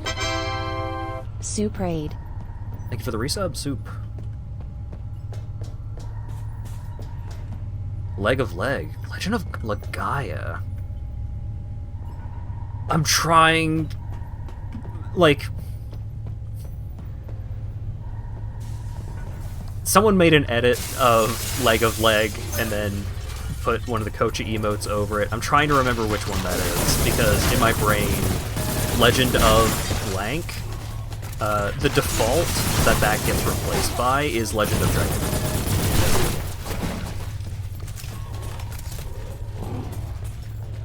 Because that was the one that my best childhood friend would always rave about being just one of the best RPGs ever.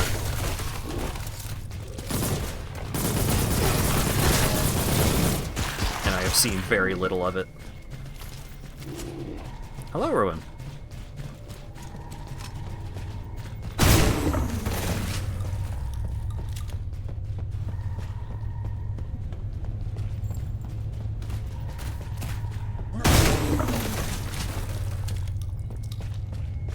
So, okay, is Legend of Legaia a relatively new game, or is it like PS1? Because in my brain, those are the only two options. If your game is called Legend of, then it came out on the PS1 or 2 years ago. The 90s, okay, so PlayStation era.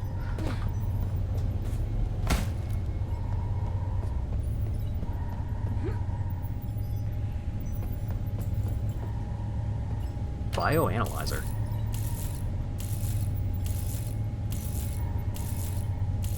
Uh-huh.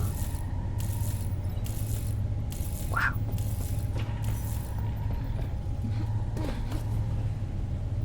Mm-hmm. You reposted Leg of Leg, thank you. On the Discord server, which you can get a link to with !Discord in the chat. Whoa.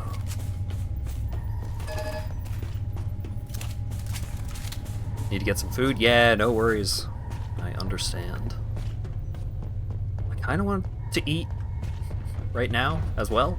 Well, I mean, like, the game itself is not doing a whole lot for my appetite, but...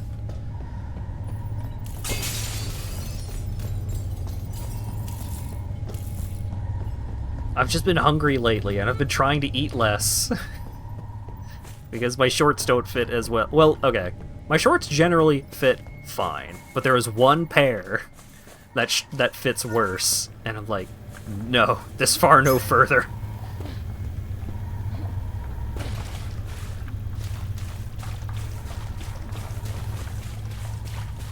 So I'm trying to eat less, but as a result, I'm just always hungry.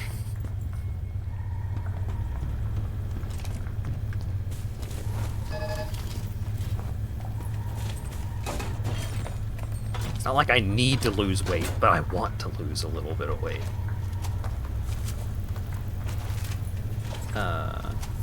You know what? Let's just go shotgun.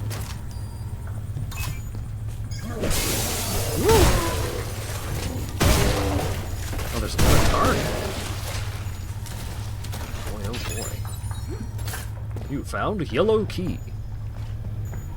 Posted in You posted a link in general? Mods, you know what to do.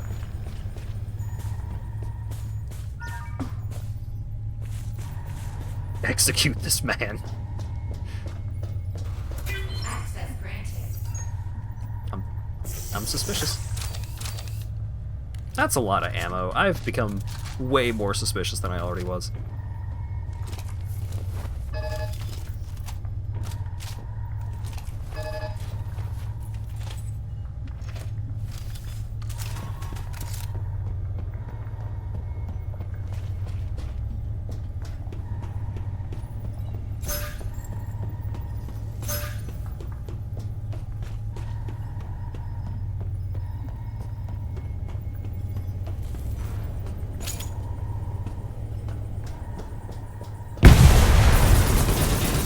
Big zombie.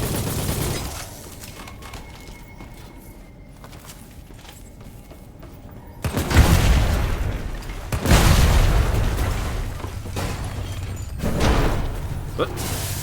Whoa.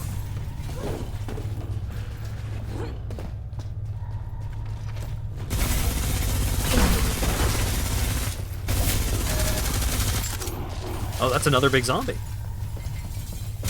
I see what we're dealing with here.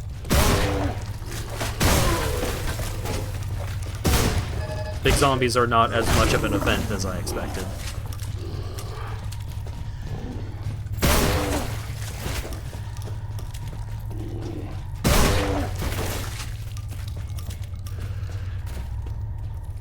The French werewolf said oui oui. Oh ho ho.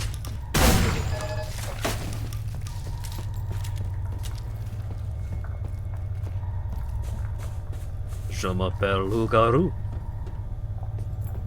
Comment ça va?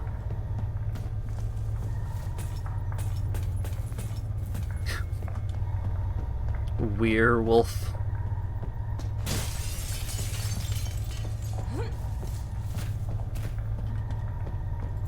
Je ne parle pas français.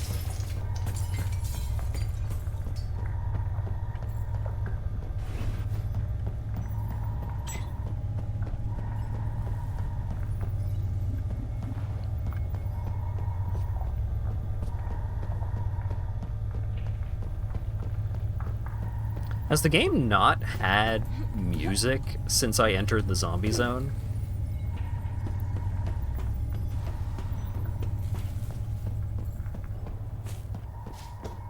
I don't think it has.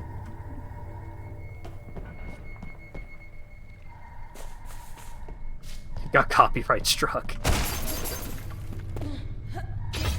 They're muting the VOD before it's even a VOD nowadays. God damn. That is something that's been bumming me out lately. Ginger Root songs started getting muted on VODs. So, and like, I don't say anything until after the Ginger Root songs have usually been played. So like, it's generally not like muting anything else. Like for today's stream, it'll probably mute a couple of the initial donation notification things.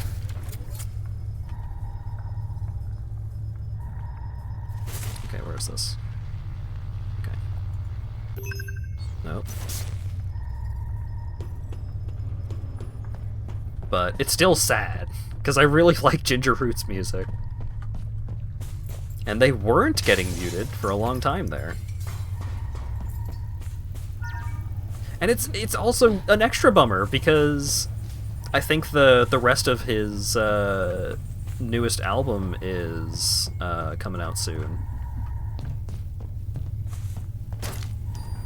And I've been enjoying the album thus far. No Problems is much better than Monday, in my opinion. But they're both good. Is Ginger Root doing the copyright? I need to, like, go in and check to see if that's the case. Even if it's not, there's nothing I can do about it. Because usually, like, the process is, like, oh, you got copyright stricken. Well, do you hold, like, are you the copyright holder? Well, no. Well, then what do you want us to do about it? Because you also don't own it.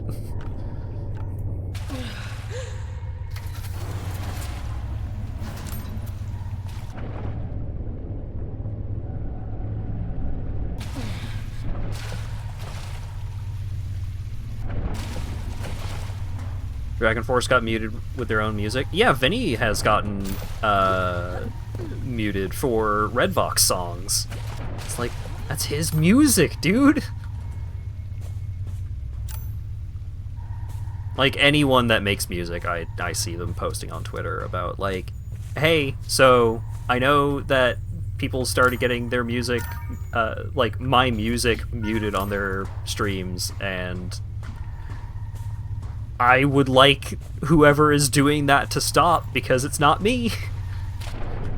Louis Zong had a situation like that, where it's like, Louis Zong, like, broadly speaking, unless you are, like, doing a product or are a corporation, Louis Zong is cool with people using his music and stuff.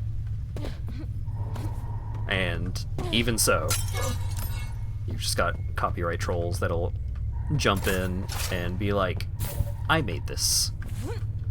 Now give me your money. Except it's not even like, now give me your money. Because in a lot of cases, like, in the case of Twitch, it's just like, well, now that part of your stream doesn't exist anymore.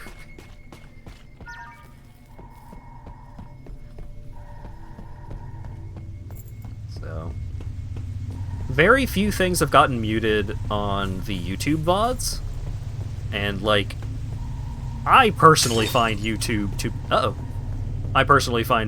be a better place to watch VODs and stuff like that anyways.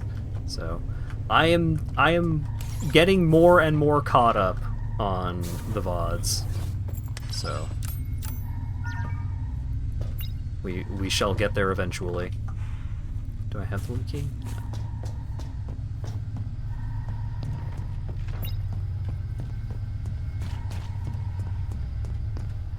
Outgrowing the earthly pot. I'm currently up to... I'm almost starting April of last year for VOD uploads. So we're getting there. That's a bunch of resources next to a friendly turret. What's gonna happen? I don't trust like that.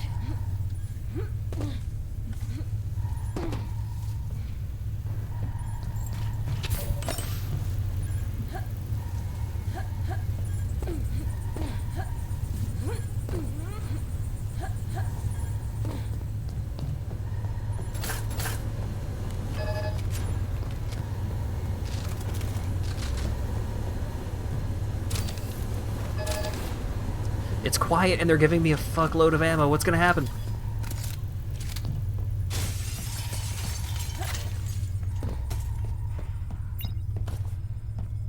I'm nervous.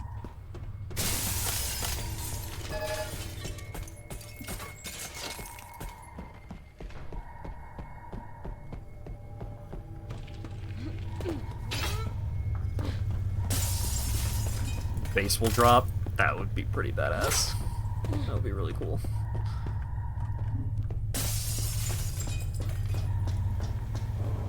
This is kind of making me think of the ending of Trepang 2. Where you're going through the place, setting up the bombs, and then once you've set up the bomb, there's the final boss fight. Trepang 2 is such a cool game.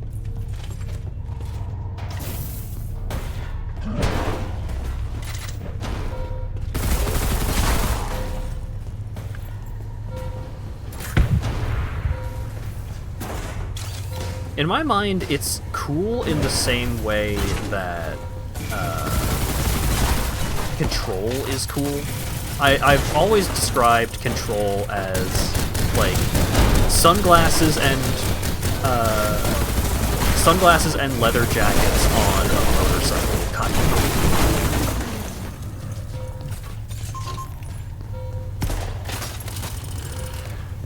I love that game so much.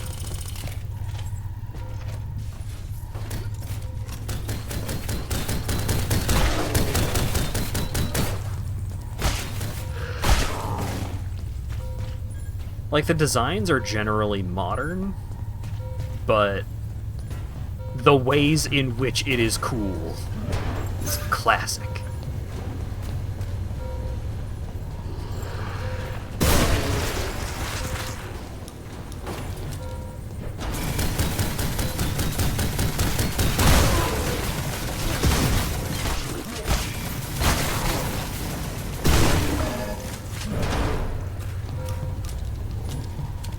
Well, I say its design is modern, despite the oldest house very specifically being of an older era in its design.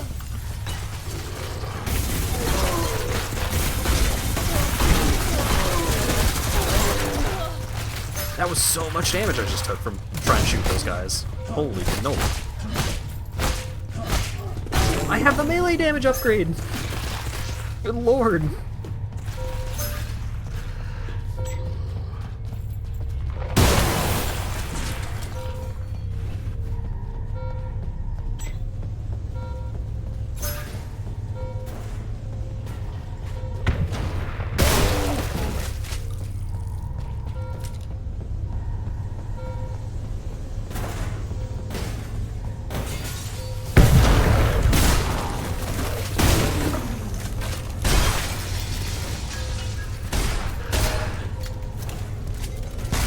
Come up beyond me.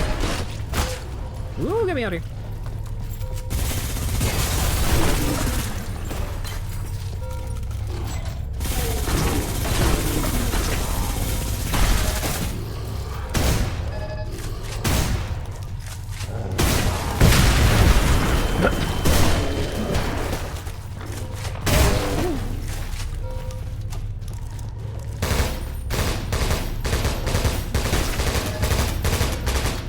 Did I not?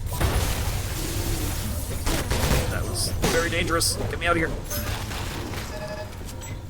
Did I, like, die and lose the grenade launcher attachment for the rifle? It kinda feels like I might have. 'Cause I'm pretty sure that was a thing that I got.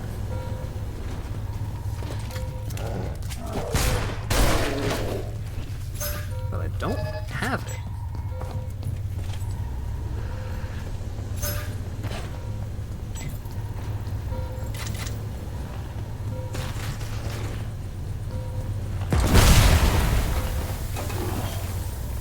I do have my double exploding landmines.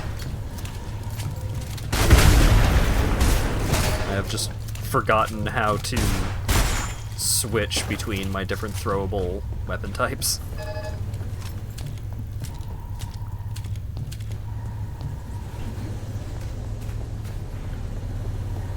This is like holding a button, but I don't remember which.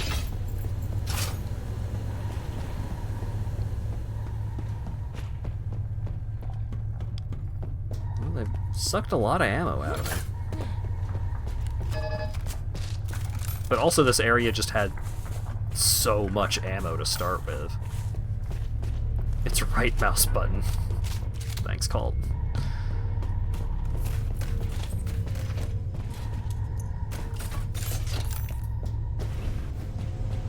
These dudes are busting out of monster closets.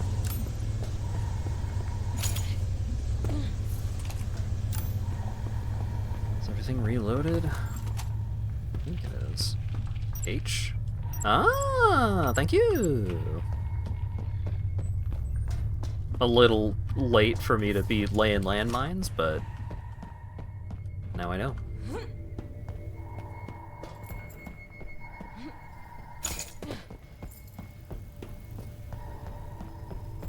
I guess I could just toss one over here.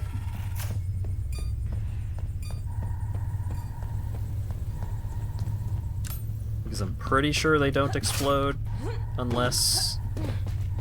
Or I'm pretty sure I can disarm them and pick them back up if I need to. And also I just got another one, so it doesn't matter.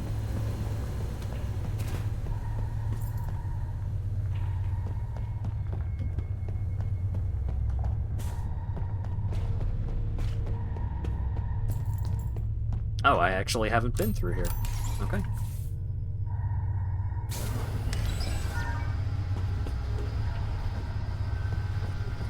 Reactor.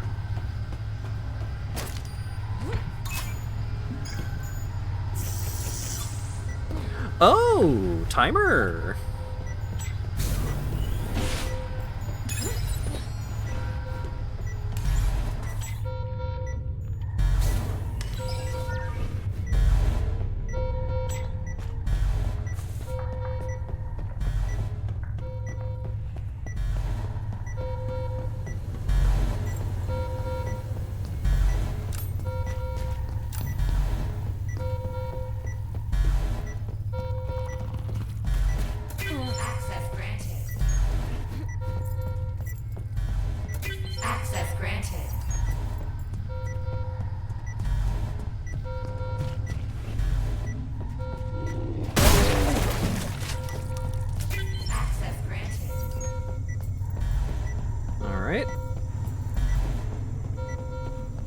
The escape sequence is also quiet, which is weird.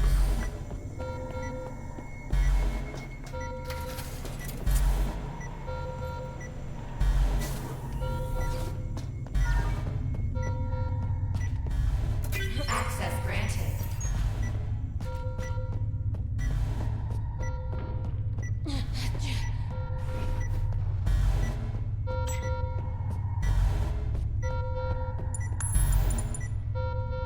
Unreachable destination.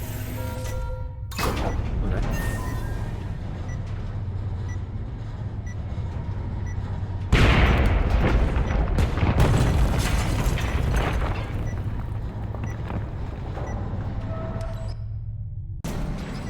All right. Structural integrity at 74%.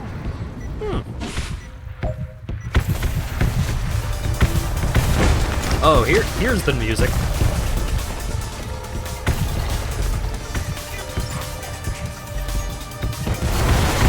Warning. Structural integrity at 52%.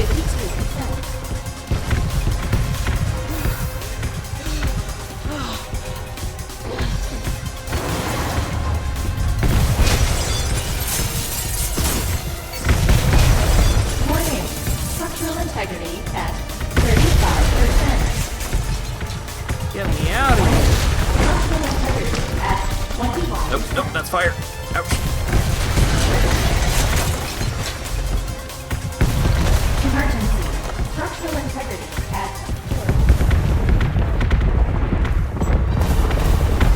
I did it! I missed an upgrade, though.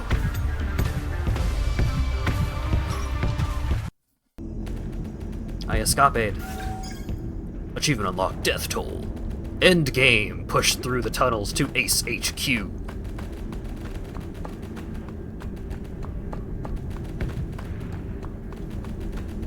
Oh boy, oh boy. Global enemy upgrade, invasion tier increased.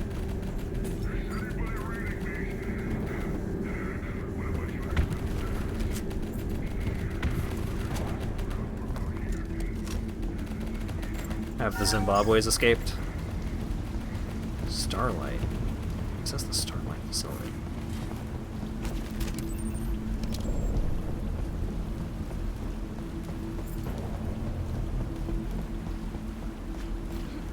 Why is that optional? Why is this entire area optional somehow?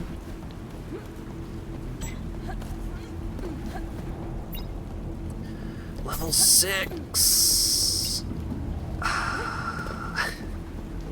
I would have security level 6 right now if I didn't miss a security key card earlier in the game.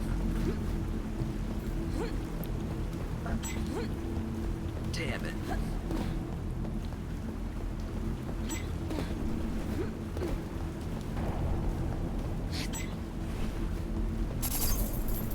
Let's get on the train and go find out. Oh, speaking of burgers. Hold up.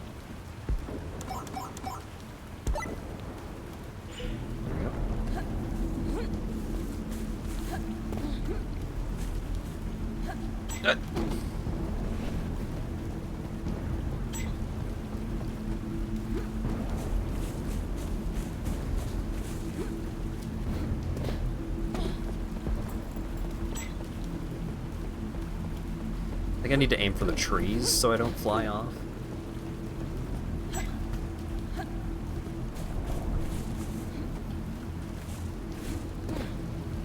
Nice. Nice. One secret found. One in current level.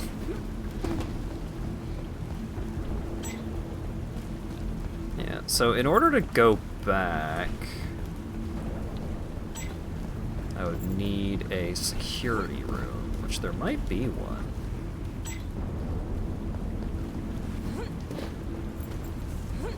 Somewhere.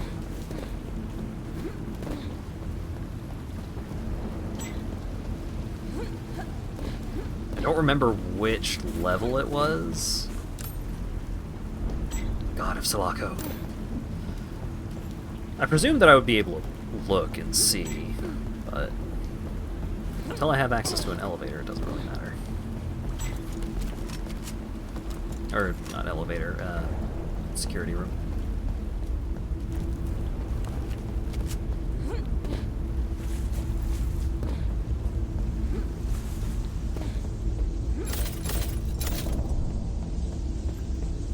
Damn.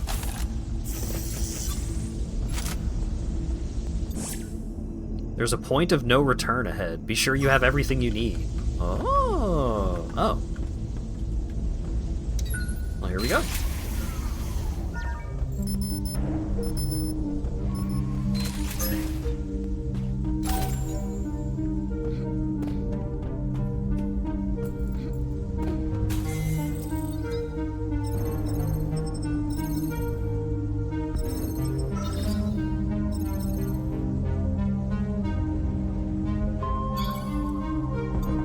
I would like explosive bullets for my Magnum. What else we got?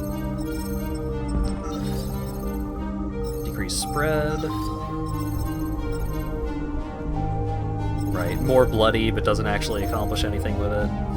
Increased amount of pellets. That sounds like a damage upgrade to me. I don't know about you all.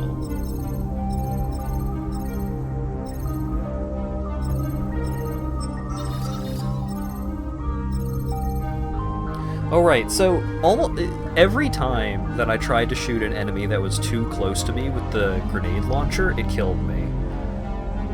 Even when I had like full health, 120 armor, didn't matter, dead. And I looked at the patch notes and I saw that there was a change that increased the self-damage of the grenade launcher by like 25% with a patch note that said the grenade launchers were not supposed to do this little self-damage. And I'm like, what?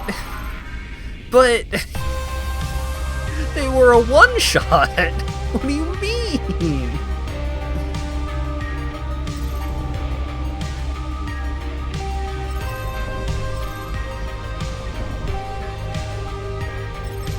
Speed loader seems pretty odd.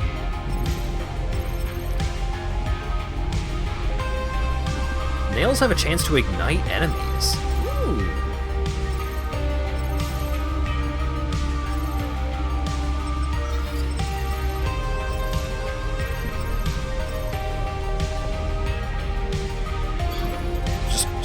Straight up more damage? Love that.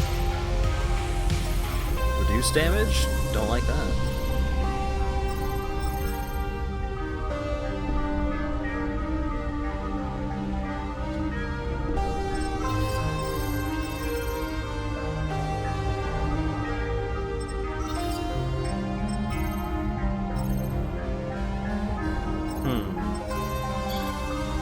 Yeah, let's get nails set enemies on fire for some reason. That sounds pretty good.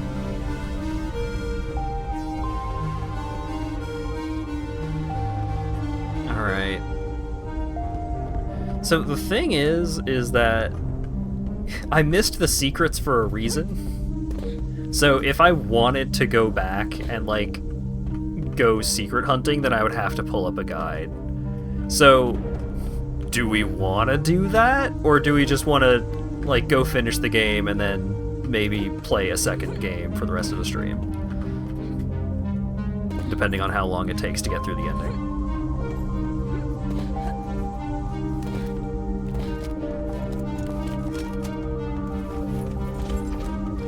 I know that they are making more of this game, and like what exists of this game currently is Chapter 1.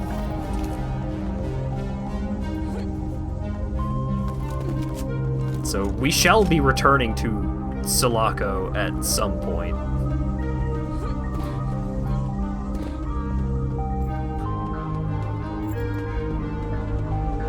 Yeah, here's what I'll do. New game.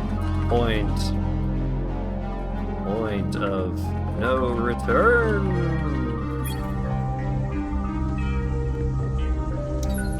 Let's go beat the game.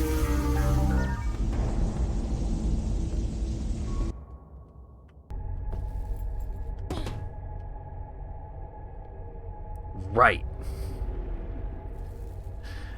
That was something that I didn't do in a previous level. I didn't fix the little robot. Your illness is real, or managed. I have just what you need. That's a lot of ammo they're giving me right now. Now go back. Nope.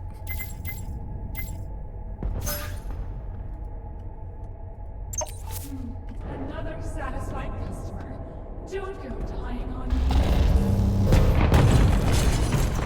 That was a sniper rifle.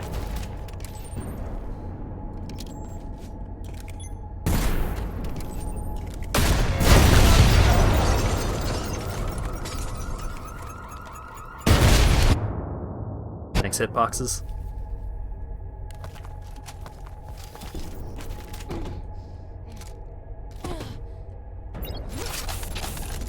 Whether your illness is real or imagined, I have just what you need. Your death set off the car alarm. I'm sorry.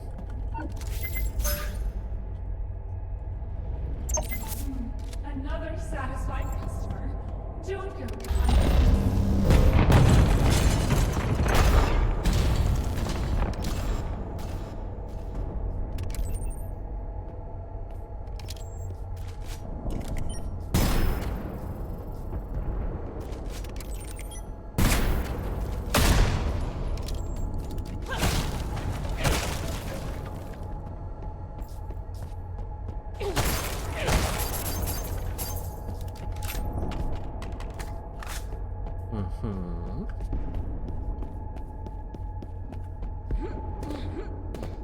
I'm down for a long range sequence.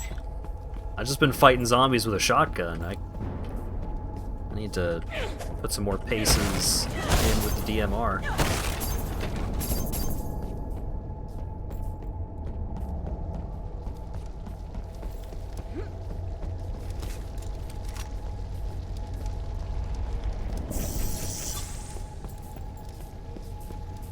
Saving progress.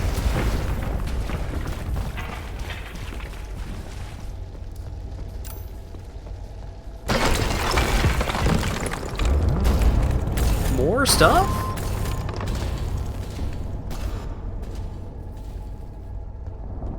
I'm maxed out.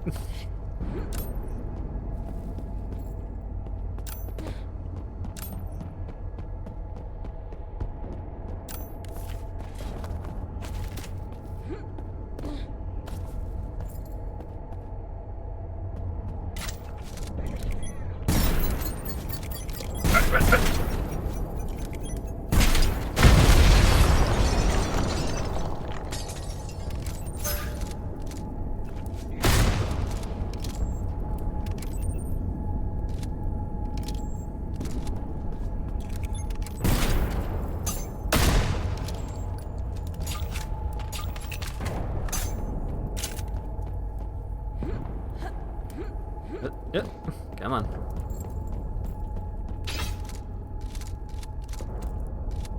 Eh.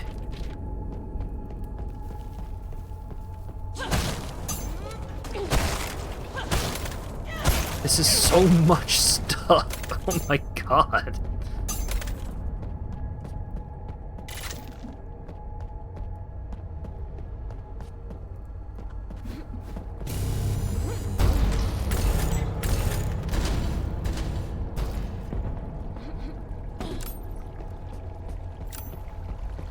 Something out there is making big-ass robot final boss sounds.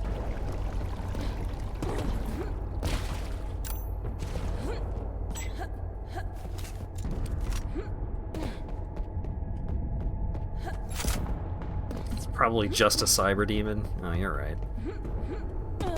Nothing to worry about. I hear you just shoot those until they die. Like, that seems pretty straightforward to me.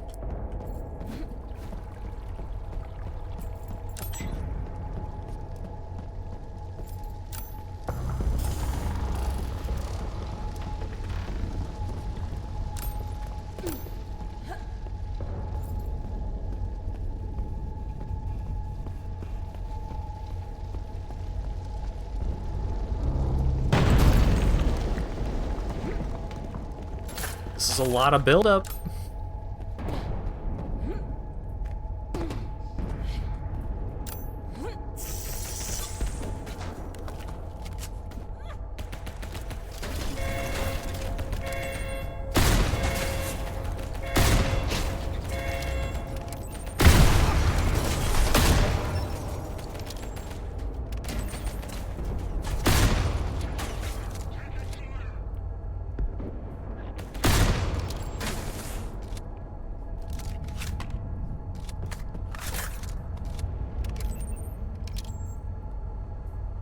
Alright. Aha.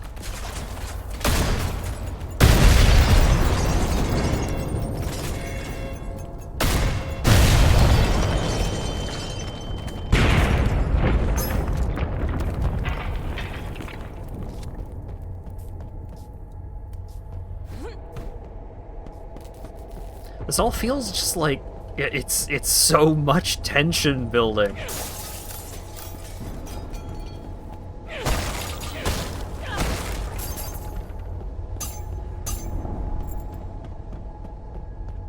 It's like all of these fights have just been like... Contain myself. Okay.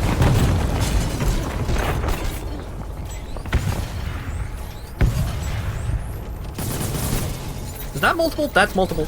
There's two.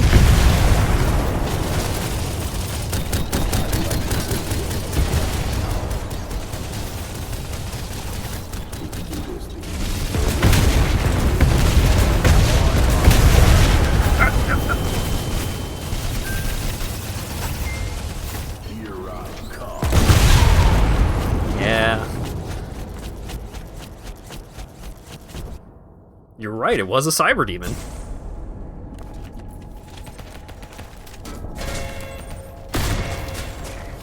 For all intents and purposes.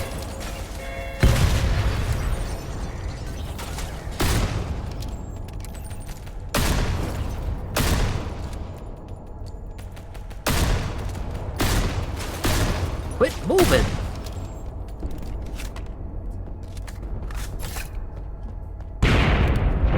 Yeah, no BFG.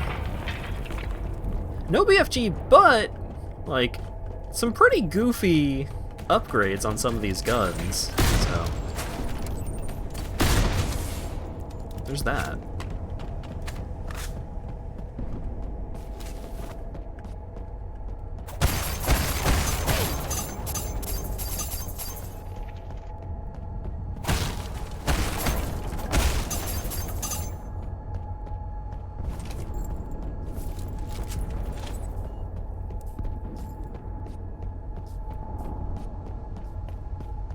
Okay, so let's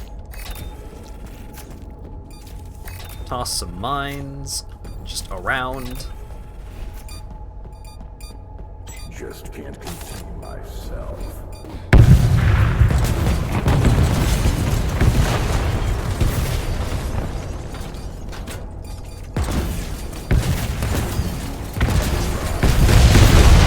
Ooh, they closed in so very quickly.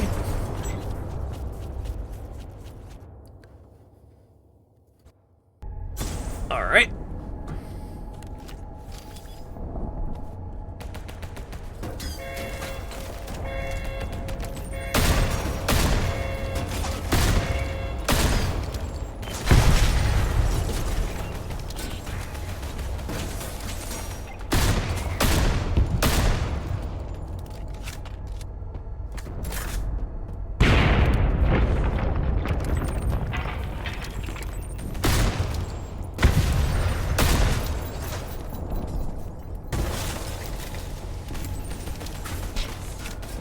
There's more.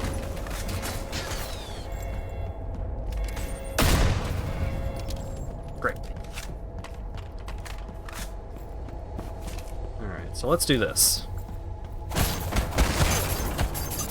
So as soon as I cross those barriers, Johnny spawns in.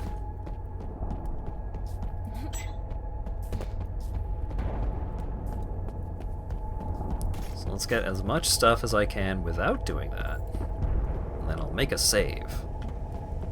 So I don't have to do the sniper fight every time.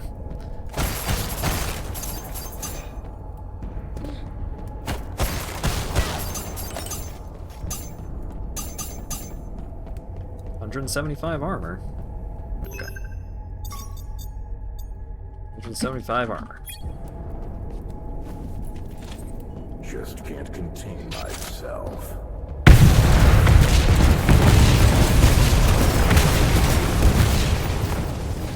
Alright, make some distance.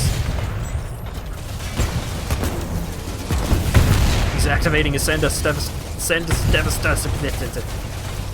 The thing from Cyberpunk. Oh god. Send Devastan.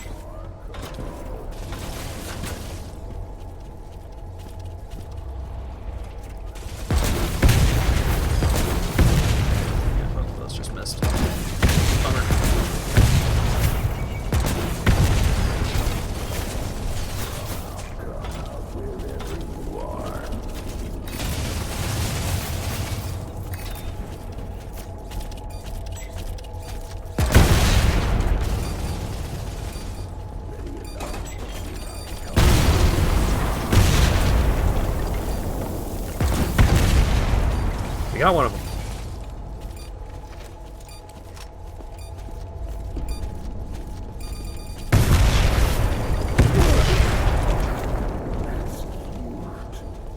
Where is he? I didn't kill him. I didn't see the red X.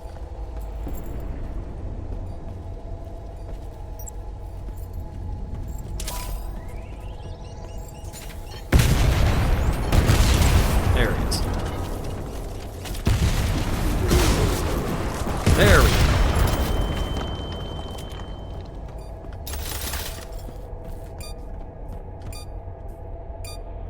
Only one of the landmine charges got used. Bummer.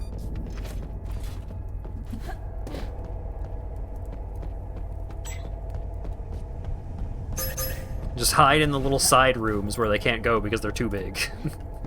Solution found.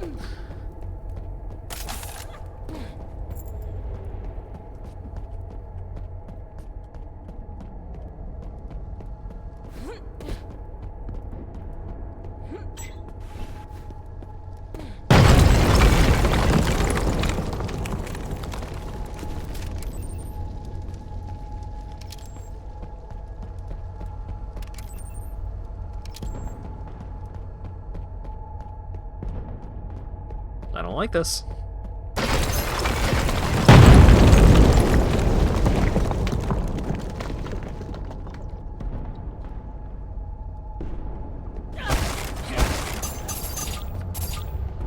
Game's making me nervous.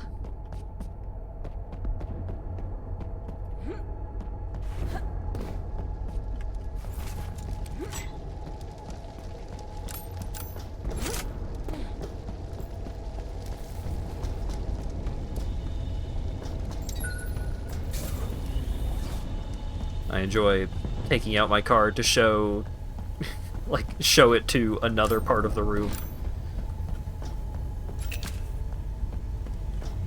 Got my mines back.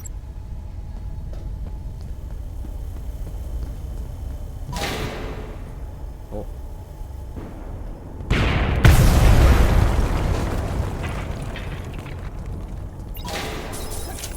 Big stacks of cash. Oh, I'm sure your life is worth more than. Oh, I'm sure your life is worth more than that. Oh. I'm sure you're worth it. His life more than that, is what was said. Huh. Huh.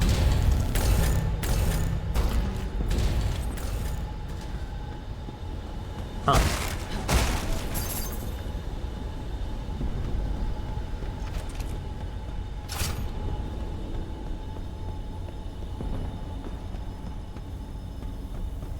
I heard a big man in here somewhere.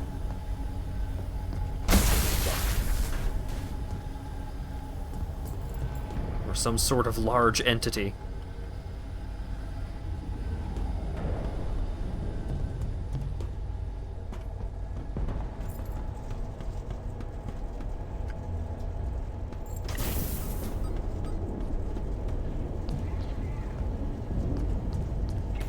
Oh, survival sequence.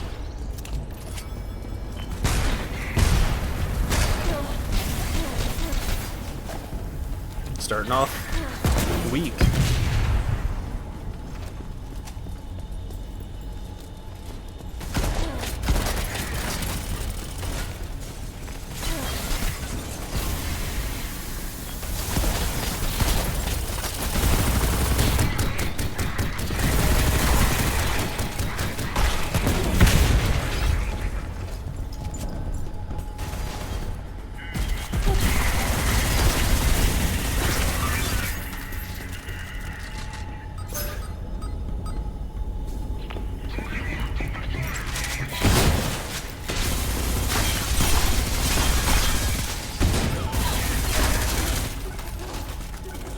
So much damage that I took.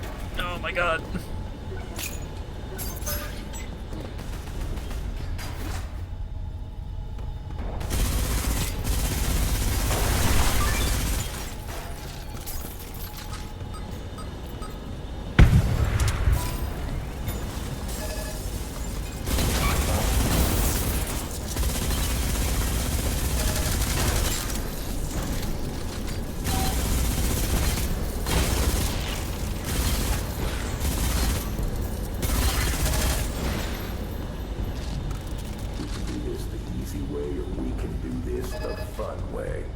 Oh boy.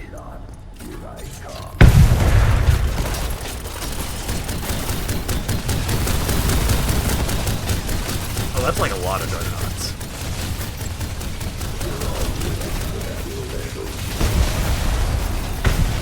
They cloned Gianni.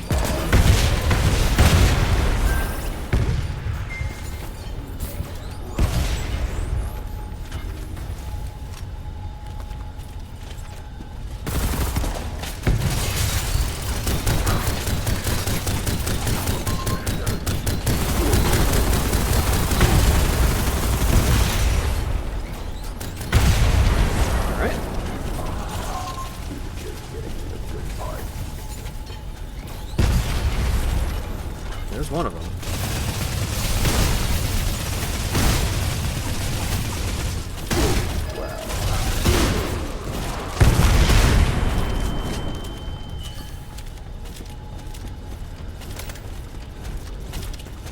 One more.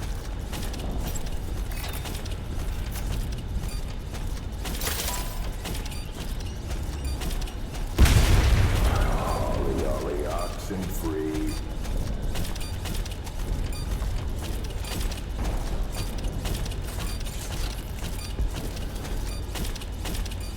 There it is.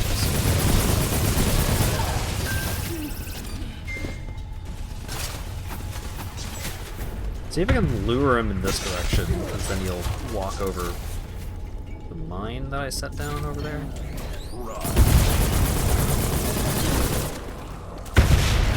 Titan Slayer.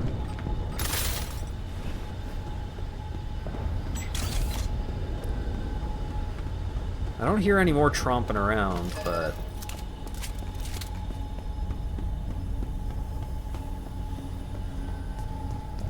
there might be more.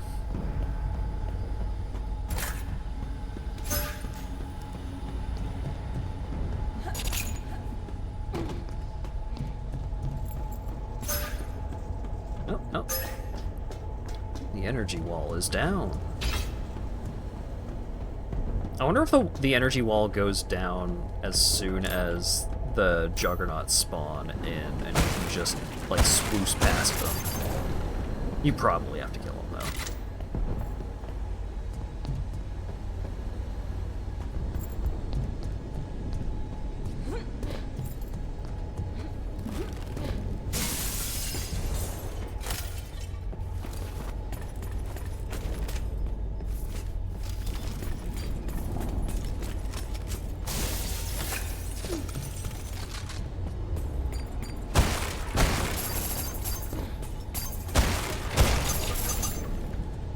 Ah, the fire trucks are on their way to stop a fire that was started by some idiots with fireworks, probably.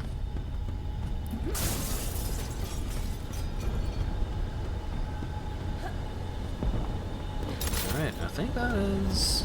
oh wait, no, there was some bullets on a shelf over here. And they were, like, too far into the shelf to automatically grab them, but I didn't need them.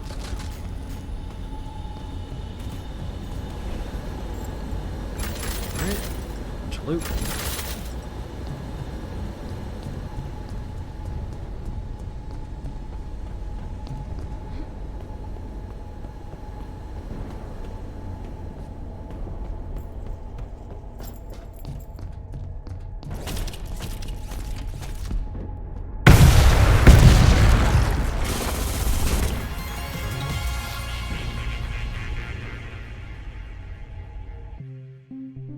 Oh! Cliffhanger!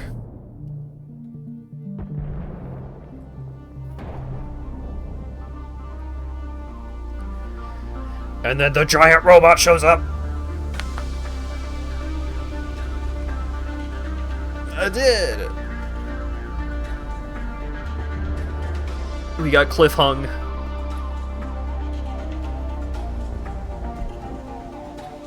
$10 hours, 47 minutes, although I don't know how that interacts with, like, saving and loading.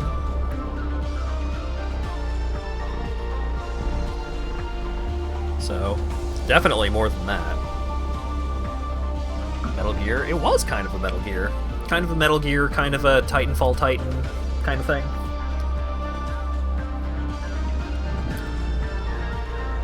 I didn't even get 3/4 of the secrets. Bummer. I got all the data pads, though. The lore could not escape me. I only missed one storage cabinet and one security clearance.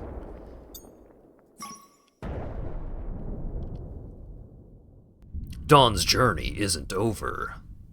Join the fight alongside ACE security soldiers and reclaim what is yours in Chapter 2. This free chapter is currently in development. Why does Dawn have a collar? Why don't you? Yay! Selaco is good.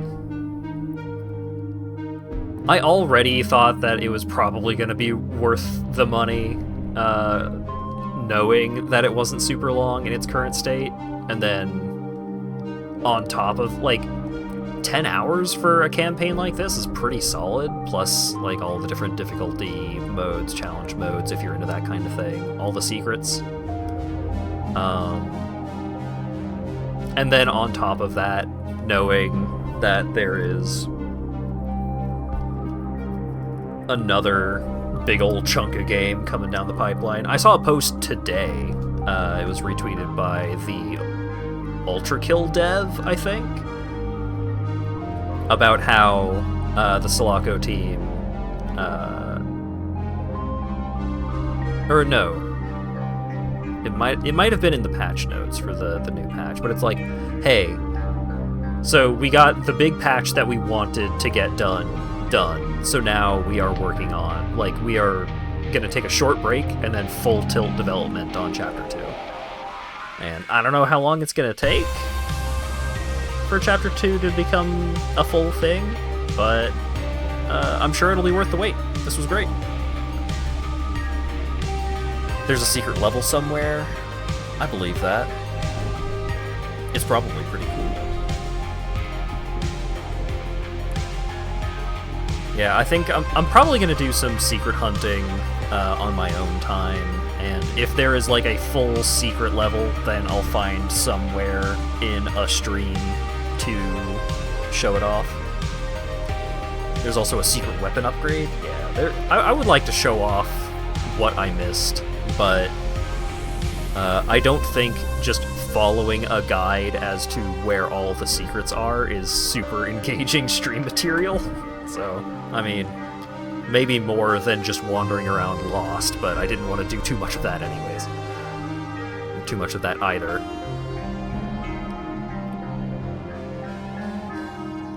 But yeah, great. Like, if you like first-person shooters, I think this is a solid pickup. Looks great, sounds great, plays great. I mean, what else can I say? I liked it a lot.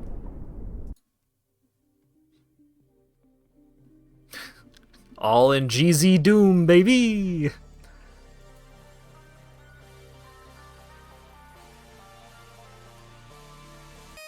It's so crazy. Game over, yeah! And yeah. If you just want to check out what's going on, you could also play on like Super Baby mode. So, included in the patch, I think I mentioned this earlier, but included in the patch notes was too many people beat Selaco Must Die difficulty, so we made it harder. Like, yeah. Yeah, that tracks.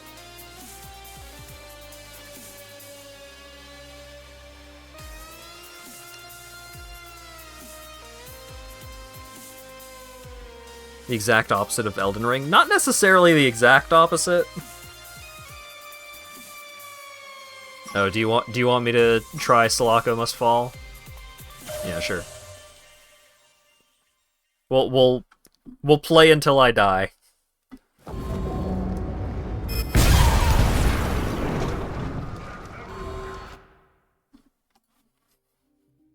You were wrong. All of your guesses were wrong.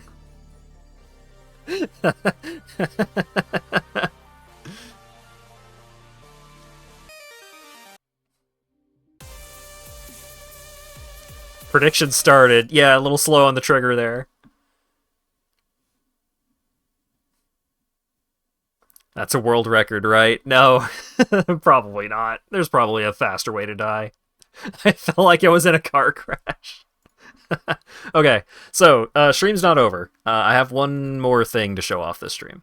Where's Spotify? Let's get some background music going for a moment while I get this set up. Oh, we dropped a couple of frames. No. Comcast is also trying to end the stream, but it's not over. There we go.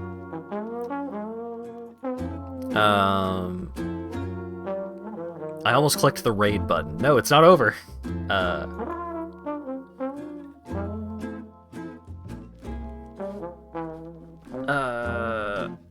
What the fuck is this game called again?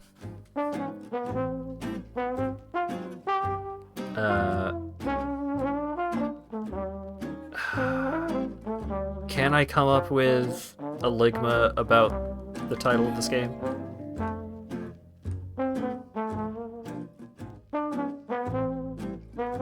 Nope. Small roguelike.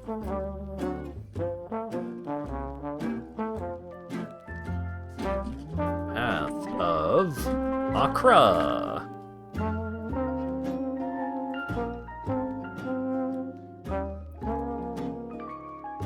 So I learned about this game watching some folks in a Discord I'm in playing it, and it is neat.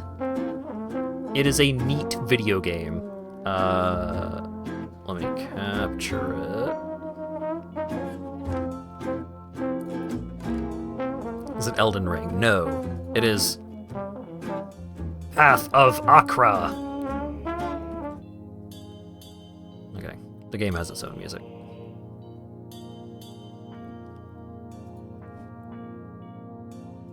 So let me embiggen.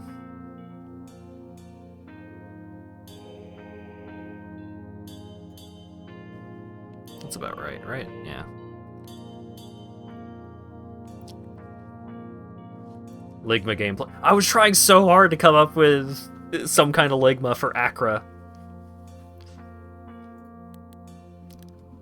So, Path of Achra is a small-scale roguelike. The combat is very simple, very straightforward, and where it is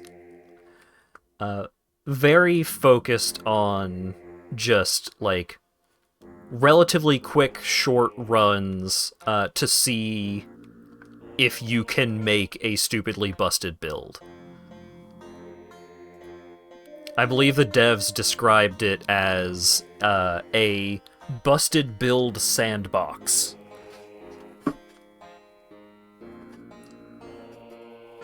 So, I have beaten the game once. This is the full version. I have not played the full version yet, but a lot of this stuff I unlocked in the demo, which is just an older version of the game. If you're interested in this game, try out the demo.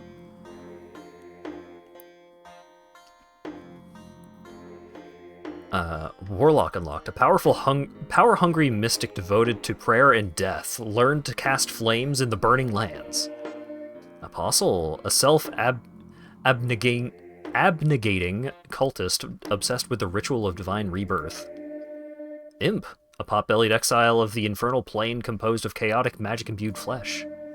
Angra, the lawless beast from underground, presides over hunger, nameless chasms, and monstrosity, loathes the stars and demands the blood offering of one's followers seeking the divine upheaval of the earth. Unatak, a fighter monk trained by the Yellow Church, performs a cleansing stance. Tengu, hey bird. A fighter exiled from the storm temples and cursed with a frail animal form, attuned to lightning. Saurian, a survivor of from a clan of poison-spitting reptilians, ruled the Dawn Marshes in an ancient era before the rise of the Serpent Kings, now dwells beneath the earth.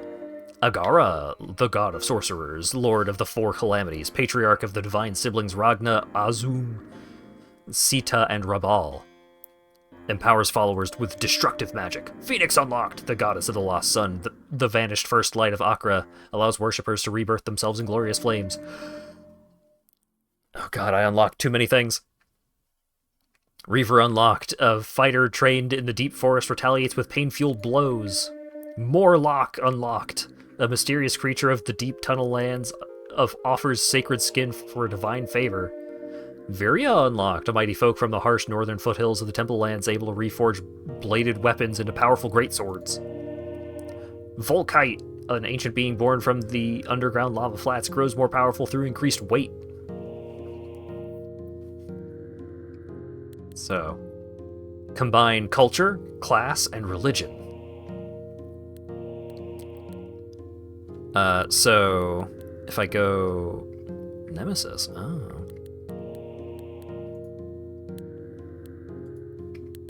Oh, okay, so this was the build that I was using during my last run.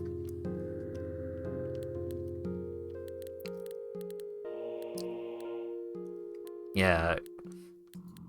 Cull, victorious. So, you can kind of glean a lot of the basic mechanics just by, like, reading the keywords here. So, like, this is the absolute most default class setup is this. This is, like, what you start the game unlocked. This is what you start the game with selected. So, a wanderer of the eastern desert guarded by a loyal woolly beast. So, on entrance, summon a loyal Tugar familiar. On prayer, the Tugar gains plus 25% hit and heals 25% of its max life. So if we... No, not gamepad support.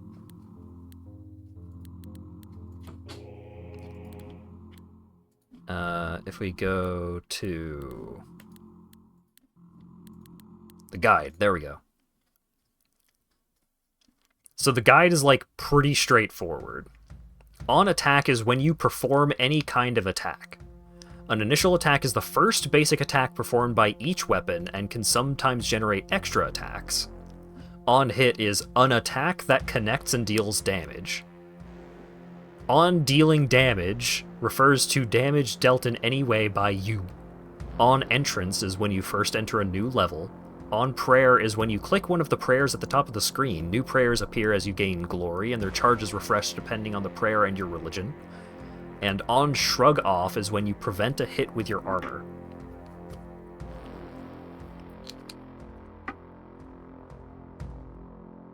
So, you can view your inventory.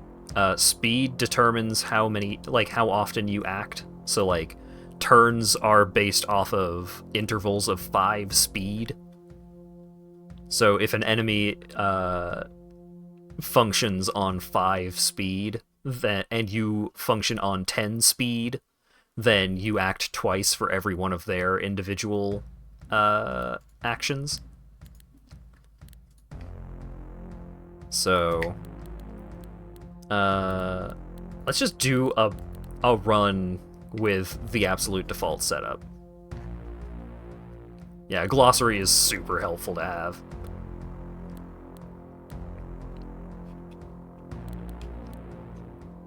So we start with 4 strength, 4 dexterity, 5 willpower, 350 life, 21 speed. We've got a pilum. On attacking with the pilum, all allies gain plus 10 to hit. We've got a hat that gives plus 1 encumbrance, 0 inflexibility, and plus 5 armor. And some pants that are the same. Our 3 prayers. So the basic prayer heals you for 200 and gains an additional charge whenever you enter a new area. The second prayer, you deal 100 astral damage to all enemies in a 4-tile range, and you get plus 2 charges to that prayer when you use the first prayer. And then the third prayer, you can only have 1 charge of it, but it deals 200 astral damage to the closest enemy and repeat per stack of grace,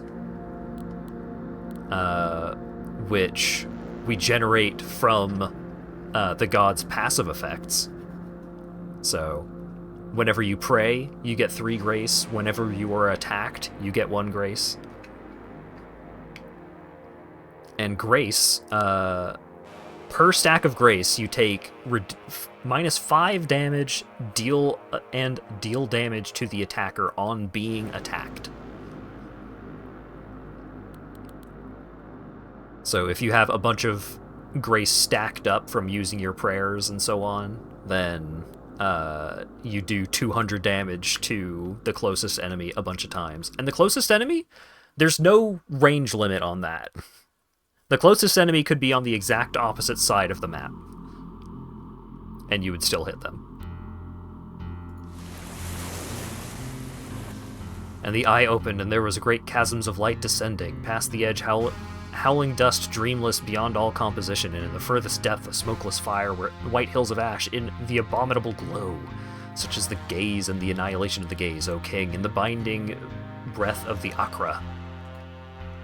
Oh wait, did I start on one of the higher difficulties? I may have fucked up. But we could see what the level up interface looks like. Your glory rises.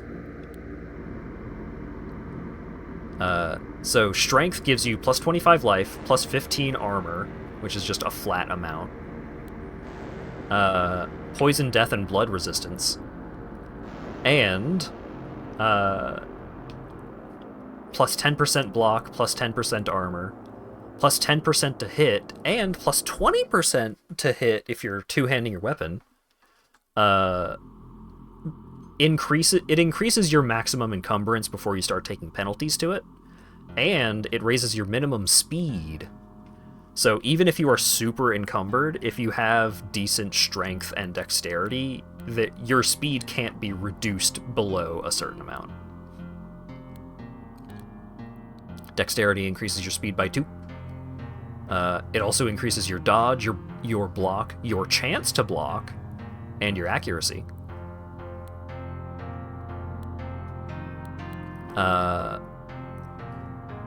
Alright, is hit? No, that's damage. Hit is damage, accuracy is accuracy. Okay, my bad. Willpower increases your damage dealt by 10% for every point. But it's reduced by inflexibility, which certain heavier armors give you. So if you're just using nothing but like super light armors, then willpower can give you a ton of extra damage. Increased chance to recover from each harmful effect on each game turn. And determines the maximum number of summoned allies. Ooh.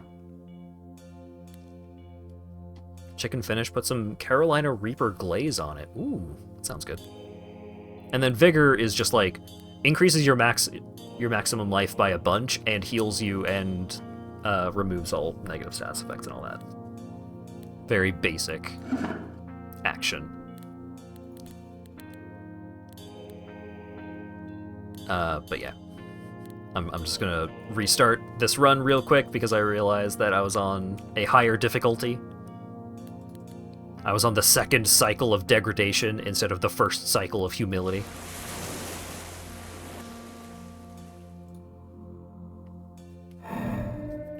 Okay, so I'm gonna get willpower because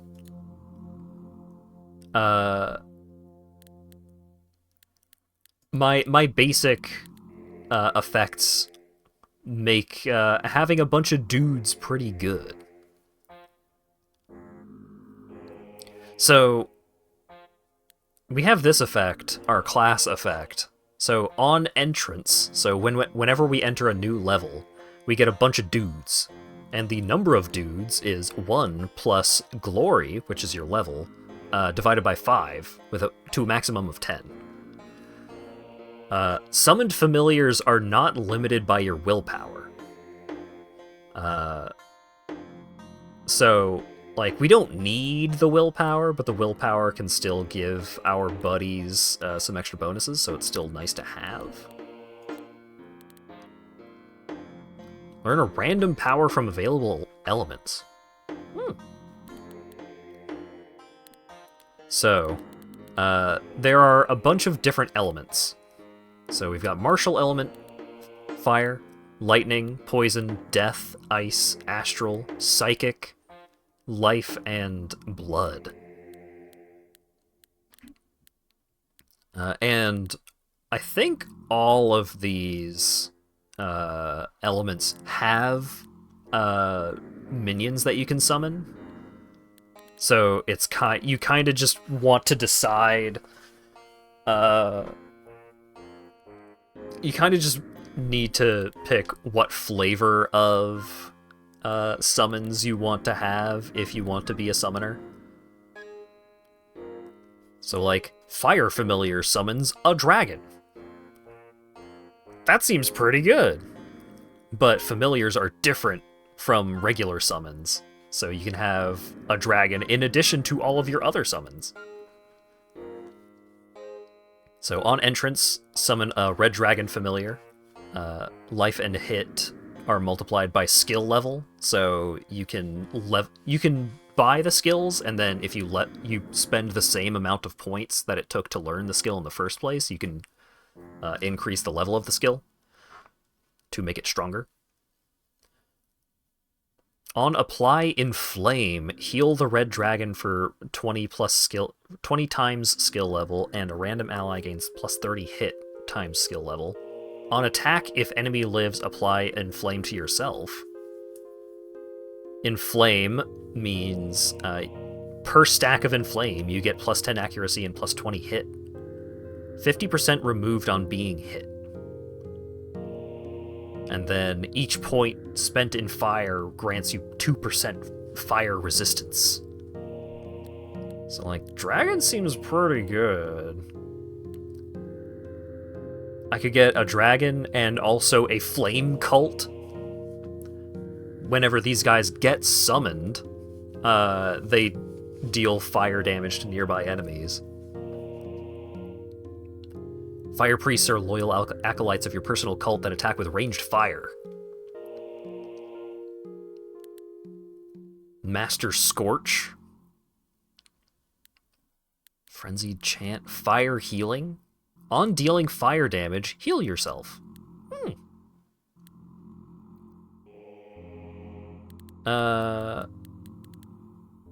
So, how about this? Let's do Fire Familiar and Flame Cult.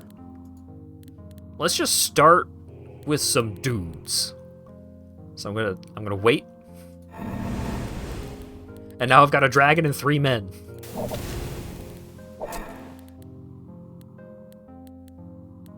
So we've got my prayers up here.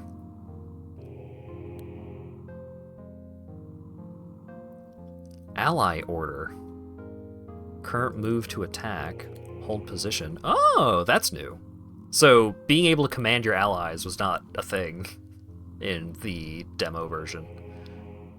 You have 3 summoned familiars, of which you can have an unlimited amount. And I have 3 summoned allies, which is limited to 6 because I have 6 willpower. So I can just, like, click to take my turns. Gore Idol. Kill it. I leveled up. More willpower. Once you've killed every enemy on in an area, you can just fast travel to whatever square you want. But also, if you want to be even lazier, also all those numbers there were just like all of the enemies on the map getting zapped by the summoning effect of the flame priests. So if I hit tab, every time I hit tab, it will move towards the closest enemy to get into attack range, and then just attack that enemy. And then if I hit tab after every enemy is dead, I'll automatically move to the portal. I hit tab again, it takes me to the next floor. So, like, this is beyond just auto-explore. This is, just hit tab over and over to play the game for you. And I was like, that seems like there's not a lot of gameplay. And you're kind of right, but so much of the gameplay is just putting together your build and seeing what happens. Like, it is not about smart use of all of your cooldowns. Like, there is some amount of that, especially if you, like, go really deep into praying, like, building around activating prayers at all of the right times. Like, you can do that, but the core of the game is You level up. You've got 3 stats and life to put your points into. Here are some loots. Do you want to put the loots on? Yeah, maybe. Azar Axe, forged by an Exorite smith of the Burning Lands. Robe of Light, once belonged to an archpriest of a lost sun cult. Renoir, knife carried by a master duelist. And Achra Axe, great axe pillaged from an abandoned Volkite temple, inhabited by a sacred violet-hued flame. So what does this do? So my current weapon is the Pilum, which, whenever I attack, all of my allies will deal extra damage. So that seems good, but maybe the axe is good. On dealing fire damage, if two-handing, 200% of the damage is dealt again as astral damage to an adjacent enemy. So that means adjacent to you, I believe. Its encumbrance is gigantic, so it would slow me down. I would lose speed and dodge, which is a little scary. This shirt gives me some dodge. On dealing astral or fire damage, apply 5 blind to 2 enemies in a 3-tile range. Gives them minus 20 dodge, minus 20 accuracy. Azar Axe. On dealing slash damage, 50% of the damage is dealt again as fire damage. On adjacent dodge, per empty armor slot, perform an extra attack against the attacker. So if I dodge an enemy that is next to me, then I get to hit them for free. Huh. Alright, well, I can wear the robe and still be within my encumbrance limit. Oh yeah, here's inflexibility. Inflexibility, if greater than 1 per point, gives extra block based off of your equipment, but it divides your speed and willpower damage bonus. So it's pretty substantial. Can I get any more summons now that I have 3 points? Frenzied Chant. On game turn or on praying if enemy lives, deal psychic damage to yourself, inflame yourself, and perform a number of extra attacks against an adjacent enemy. Fire Healing. On hit, apply Scorch, and Scorch per stack deals 10 fire damage on game turn.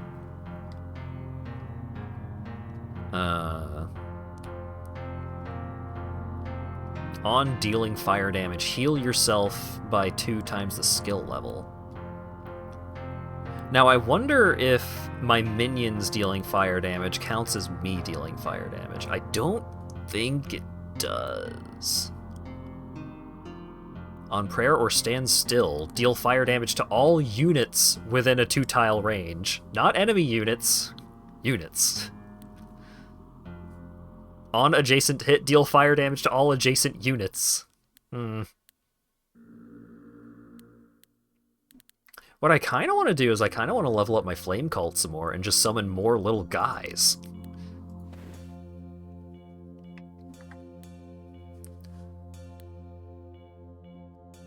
Oh yeah, so when you choose which area you want to go to, because it's like you clear a bunch of floors and then you move on to the next area, and you can choose which area you want to go to.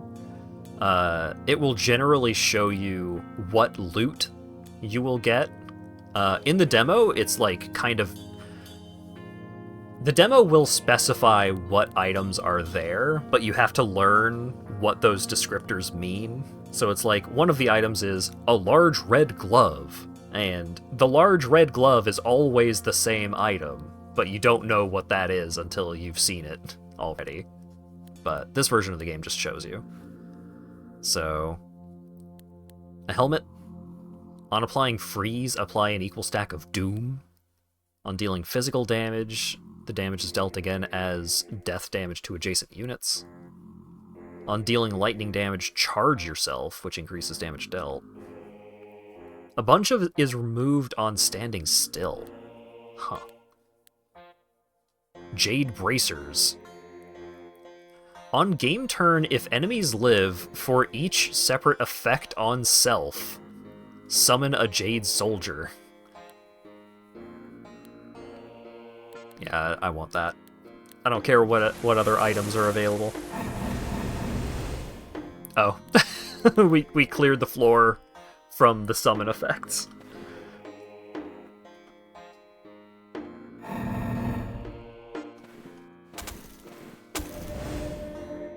More willpower.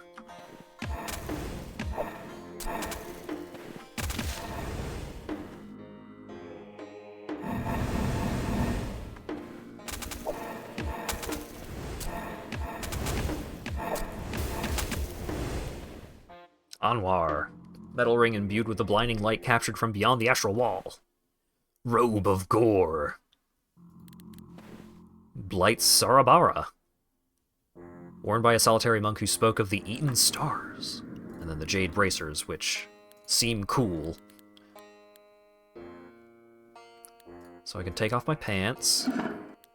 Put on the bracers instead. On dealing blood damage to an ally, deal 50 blood damage to an enemy within a 3-tile range. On self-damage, apply bleed to an enemy within a 3-tile range. The Anwar attacks area if two-handed. On attack, blind the target.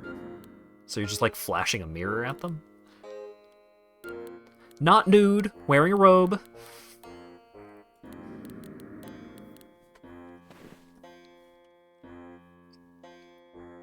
Oh yeah, there's also these towers, and the towers hold mini-bosses.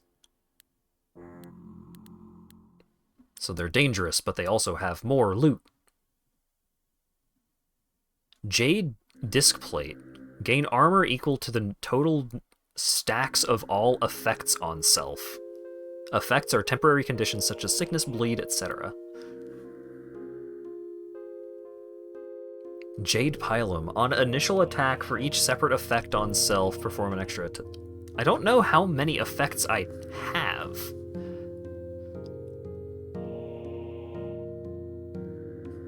Or can reasonably acquire.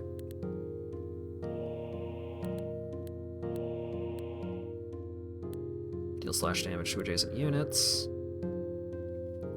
On attack, if the target has Doom, summon a Cadaver. On being dealt damage, apply Doom to an enemy.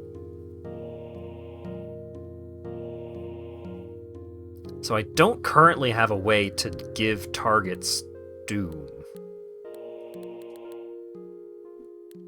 Let's go to the tower. Alright, we leveled up.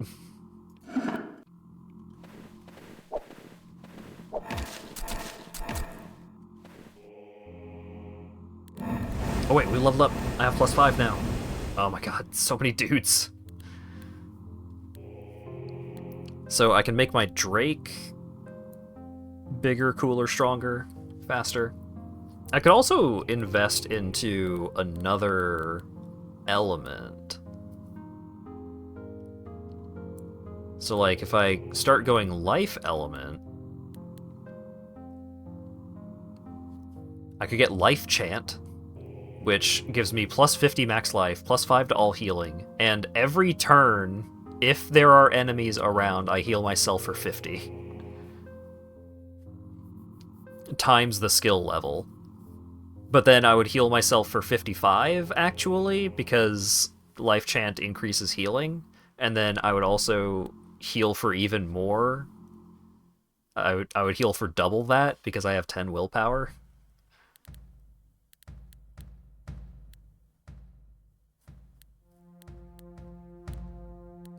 Allied familiars are now treated as plants. On game turn, if enemies live, summon a number of Gisas. Allied plants gain +5% max life. Gisas are leaf-born soldiers that entangle enemies. On an allied plant being attacked, apply Entangle to the attacker. You apply Entangle to the attacker. Huh.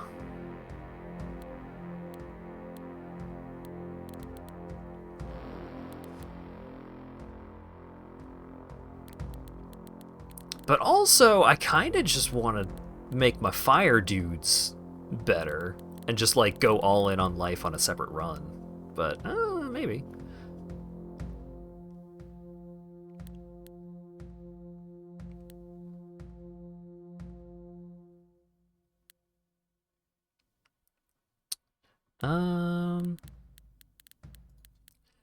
Let's just summon more guys. Let's make this simple.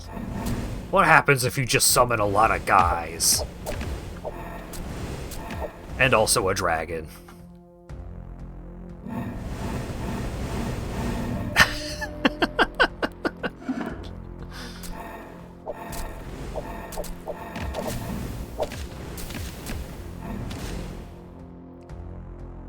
Just seeing all of the fucking enters the battlefield effects from my little wizard fellas.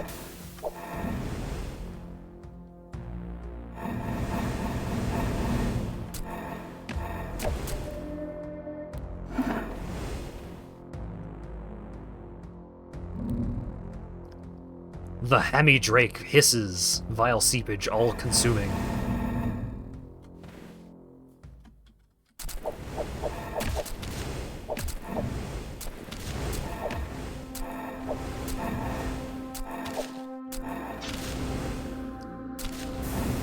How's Path of Achra? It's fun. I enjoy it. It's like, it's very straightforward. It's easy to just hop in and start doing stuff. The Mind Saber. A bladeless hilt wielded by a glinting monk of the Yellow Church.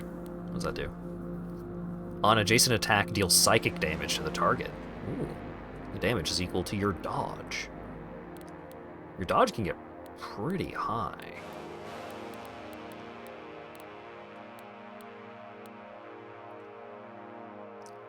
I kind of just need ways to make my dudes better and get more dudes. On step or attack, deal blunt damage to adjacent targets. Emerald Cuirass. On shrug off, summons serpents. So this would increase my inflexibility, which would reduce my extra damage from my willpower, but I don't know if that damage affects my minions or not. I'm not 100% sure.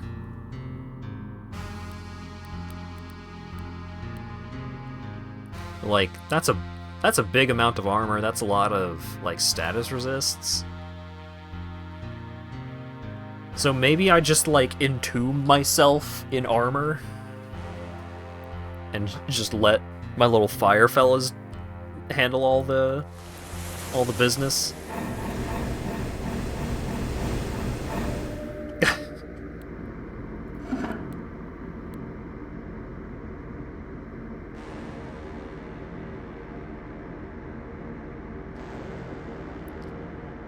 So wait.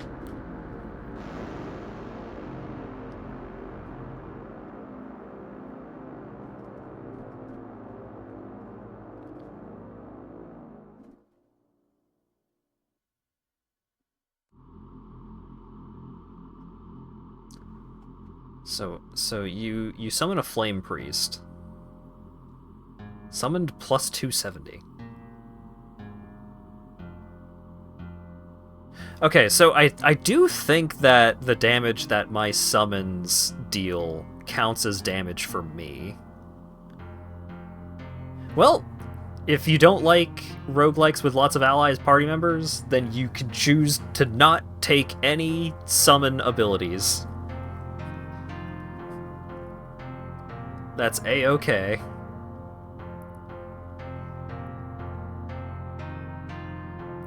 You burn the Nomad, you burn the Storm Knight. Yeah, I think my summons damage does count as my damage, and also scales off of my willpower. So inflexibility is maybe not the plan.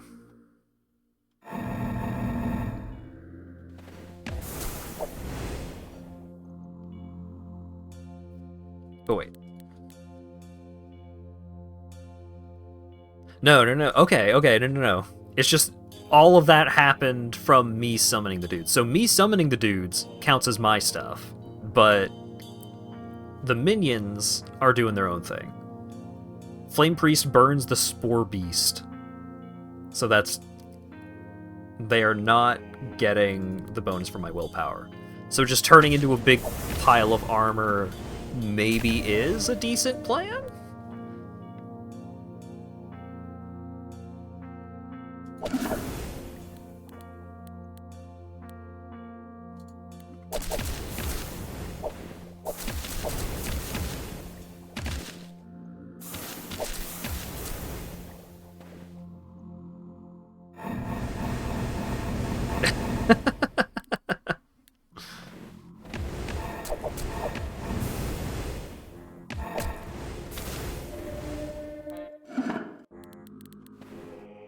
Okay.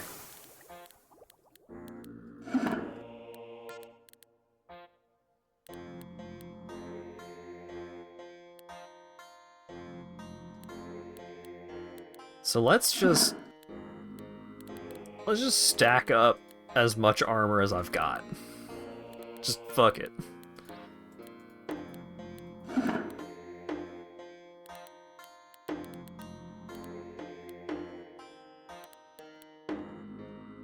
Got 5 points.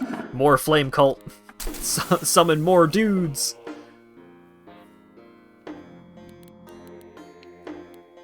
Alright, I've already got a pretty good shirt. These pants. On step, inflame yourself.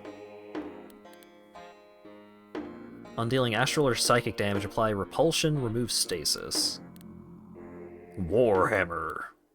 40k. Crow Visage. If chest armor empty, reduced block armor and hit. If on enemy death, if chest armor is empty, perform all stand still actions. Oh. I want to use this item on a standstill build so bad. Standstill builds are like so dumb and funny to me, but I've never been able to take one all the way.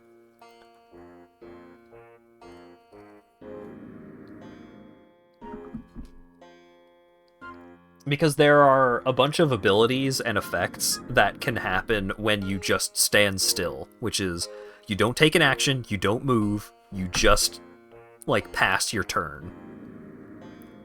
So there's a class that starts with a weapon that deals like 50 astral damage to the nearest enemy whenever you stand still. And like that's its main use, that's its main attack. So because there's not a limit to the range, at least there wasn't in the demo, what you could do is like if you start a level just away from all the enemies, you can just like wait until you auto-kill every enemy on the map. It's very funny. Thunder Mask. Isarpa. On being dealt damage, apply corrosion to adjacent enemies. Maybe. A shield carried by a bare-chested champion of the forest. On block or being hit, apply inflame. Okay. I kind of want these gold pants. I'm gonna go get the gold pants. Whoa, that's a lot of loot.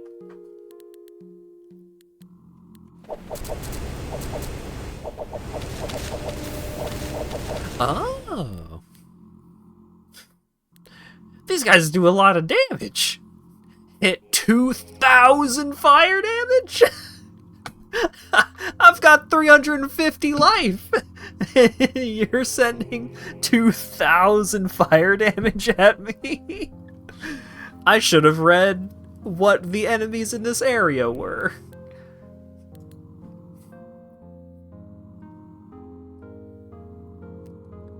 On being attacked, deal damage to the attacker. Resist fire, 90%. Oops. I got 11 glory, though. So you get, like, points based off of your level when you finish a run, either through victory or whatever. And then those go towards unlocking more classes. Killed by a firebird within a lapis gate. It was day 4. Gerblin unlocked. A gangly tunnel dweller devoted to the ritual offering of treasures. What does that mean? Sacrifice may be performed on treasures in your inventory. On sacrifice, increase your base speed by 1 and increase your maximum life. Oh!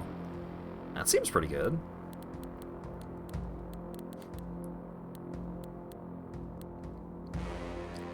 On picking up a slash weapon, transform it into a mighty blade. Hit doubled, encumbrance doubled, weapon size set to 7, range set to 1, gains area attack. Also transforms your class weapons regardless of damage type. It will be changed to slash.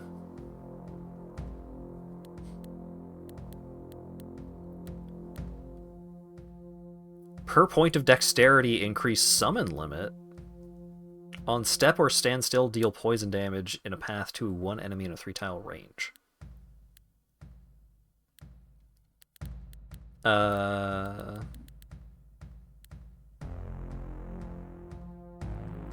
point of inflexibility, increase all resists. Ruse was the one that got you into this game? No, it was an entirely different Discord server. I don't talk to Ruse super often, but it's cool to hear that he is also into this game because this is a cool game. On dealing damage, change it into a random damage type. Oh, I see. Per item in bag, gain armor and block equal to your glory. Huh.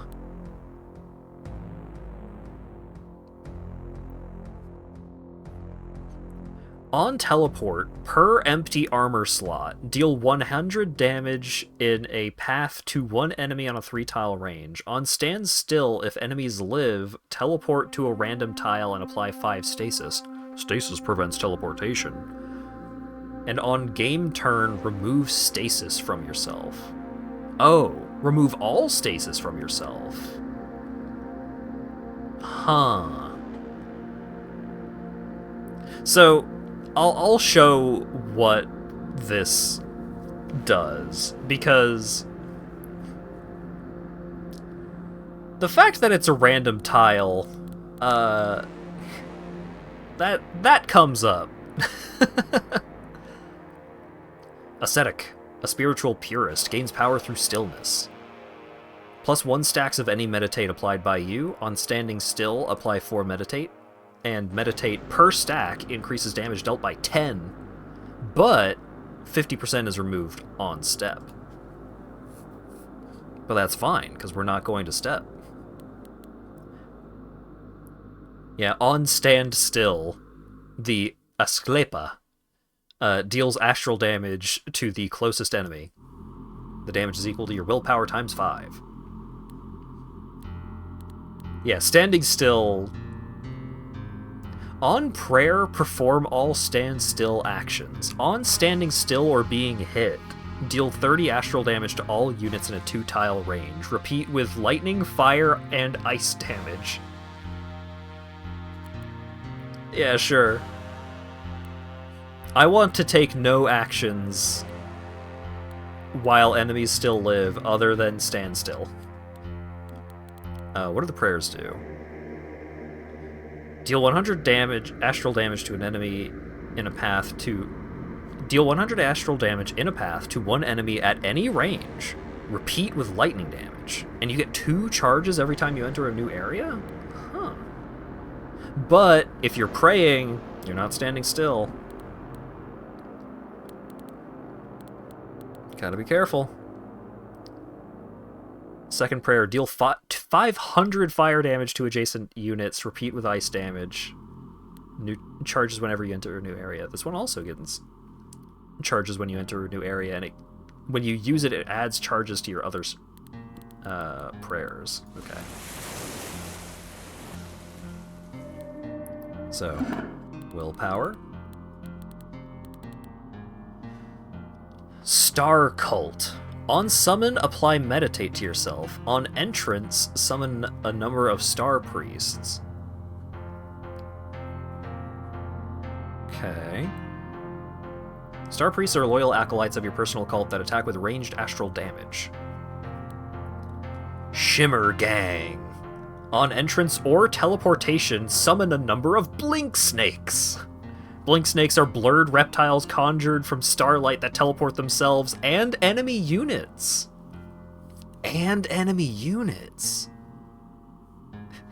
Remember, if you're praying, you're not standing still. Thanks, Reverend. Shimmer Gang seems fun. Allies become immune to damage dealt by you. Ooh. Per skill level, 2 summoned allies grant 3 speed, 30 accuracy, 50 hit. Okay. Master Teleport. On praying, teleport to a random tile and apply 5 stasis. On self or any unit teleport, apply meditate to yourself. Deal astral damage to 1 enemy at any range.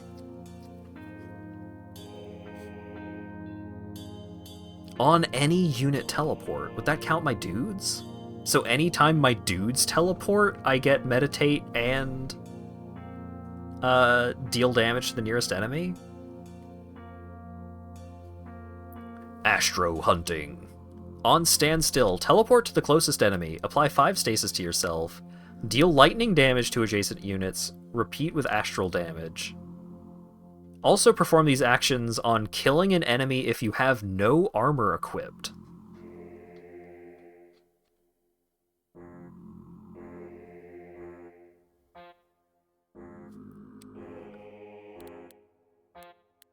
Huh. Astro-Stoicism. On being dealt damage by an enemy, apply poise to yourself. Teleport the attacker to a random tile. The attacker applies 5 stasis to itself. So if you hit me, you just get blinked away. That also seems good. Projection. On standstill, per skill level, perform a hit against 1 enemy in a 4-tile range. Bypasses all defense, uses your main hand damage type. On prayer, if unencumbered and flexible, perform all standstill actions. There it is. So if you have that, and Agara's Way, then you can still get all of your standstill benefits when you're praying. And Asi Malak. Per skill level, if 2-handing weapon, increased attack range, and on hit deal astral damage to 3 enemies at any range. I want so many of these skills. So many of these abilities seem so good.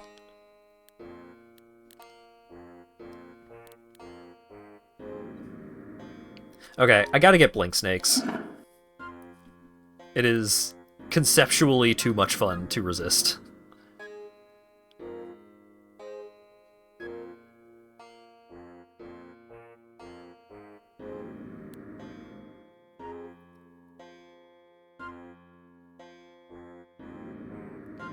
Let's get Master Teleport as well. So when any unit teleports, I meditate and deal astral damage. And if I pray, then I blink somewhere. Okay. I'm gonna press the spacebar to stand still. A lot of things happened.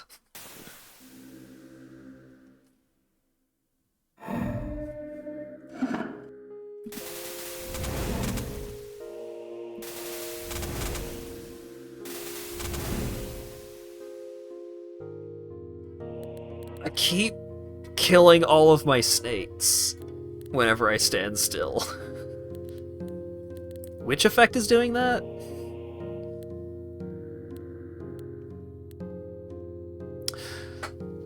Agara's Way. On Stand still or being hit. It deals damage to all units in a 2-tile range. So I just instantly kill all of my stakes every turn. Okay, let's not get the snakes, I guess.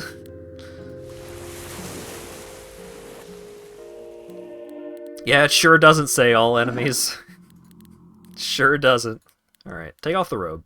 Oh, right, you can't remove or equip armor while there are enemies around. Okay, so let's do Master Teleport.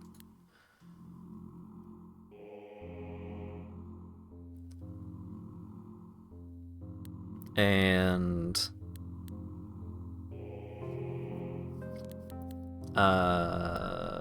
Astro Hunting.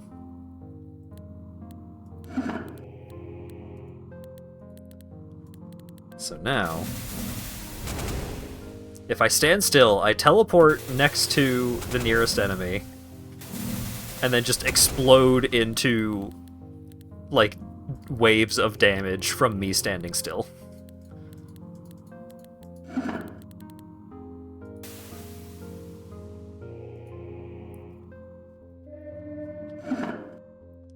It gets way nastier if you're buck naked. Yeah, I that was floor 1, so I couldn't take my shirt off yet. I hit space once.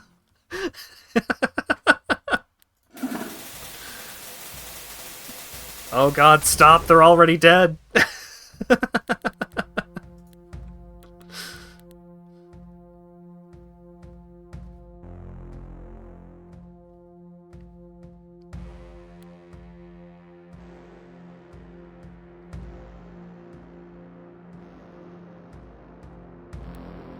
Let's get Astro Stoicism. So if an enemy tries to hit me... Well, if an enemy hits me, then they get teleported.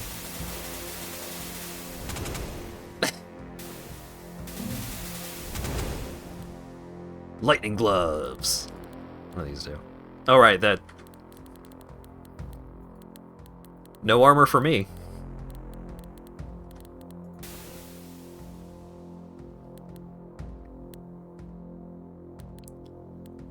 Is that weapon anything? No.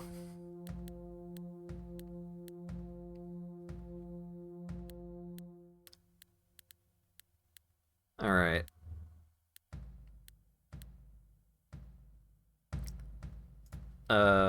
Let's fight the Blink Beasts.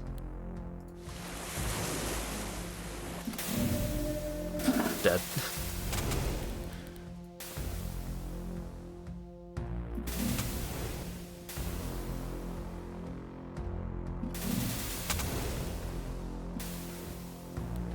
Some equipment that I'm never gonna use. Alright, let's go to the tower. Let's see what happens.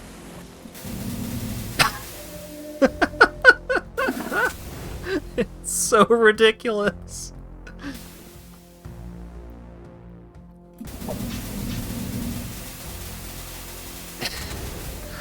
This is way better than trying to do this build in the demo. Holy cannoli. Oh, I took a lot of damage though. I did get hit.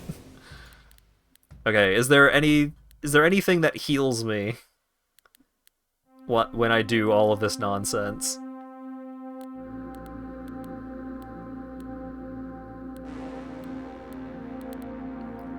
The psychic stuff had a lot of synergies.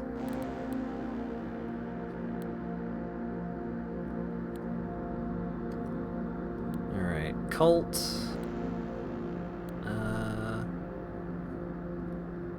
On game turn or prayer, if enemies live, heal yourself. Maybe that.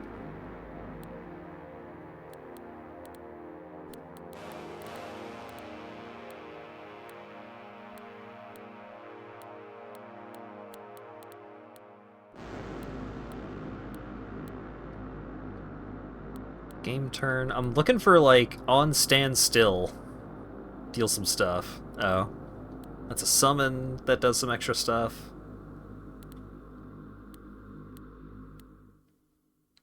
Because I'm worried that, like, if I took that much damage, It's gonna be so easy for me to die.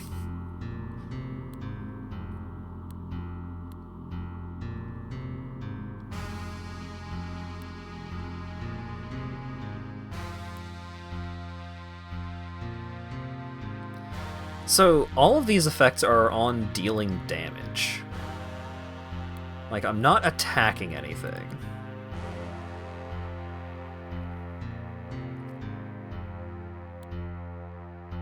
On being dealt damage, on being attacked.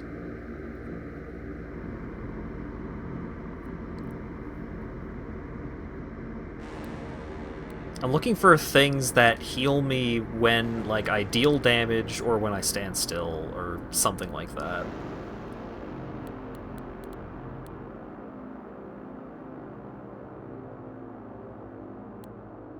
And I think, like, trying to pick up the life chant and projection would be a way to do it. That's going to cost 9 points. I would probably be dead by that point. I don't know.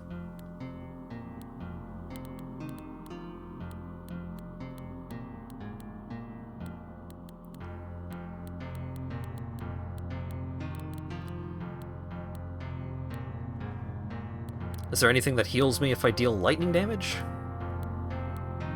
Because I deal lightning damage. No.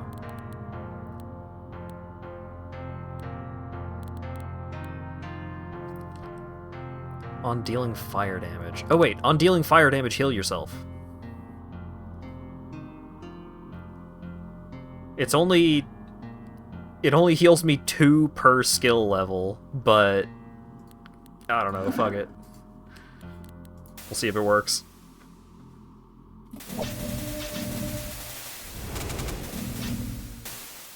I am dead. Damn it. How do I not die?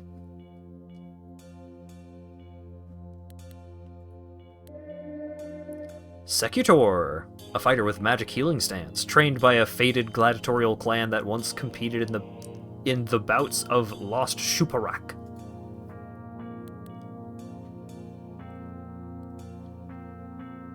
On game turn, if enemies live, apply a random martial effect to yourself, heal yourself for an amount equal to your highest effect stacks.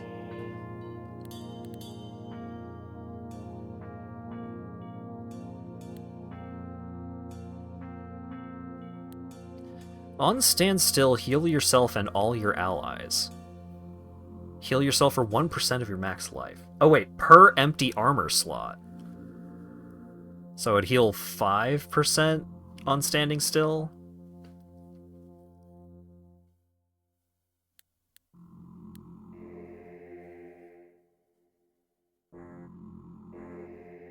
Divine Intervention occurs when your deity saves you from death, must have at least 1 fully charged prayer. On Divine Intervention, heal 600, deal 1000 astral damage to all units in a 5-tile range. Huh. On attack, stand still. If enemies live, deal astral damage to yourself. So, if my prayers are charged, and I get killed while I'm just zippity-doo-dying all over the map, then I come back to life and explode.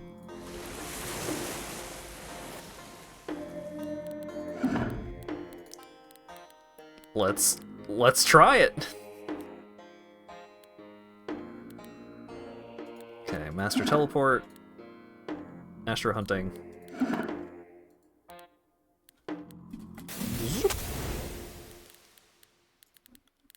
Oh wait, there's still enemies around.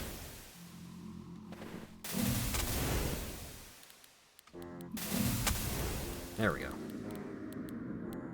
Okay. Remove clothes.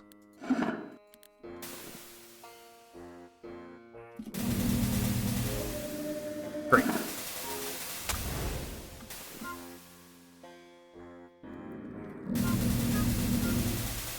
I have a full prayer. Star Staff. Hold up, that sounds like it might do something. On standstill, apply Meditate to yourself and deal 20 astral damage to one enemy at any range. I would like that.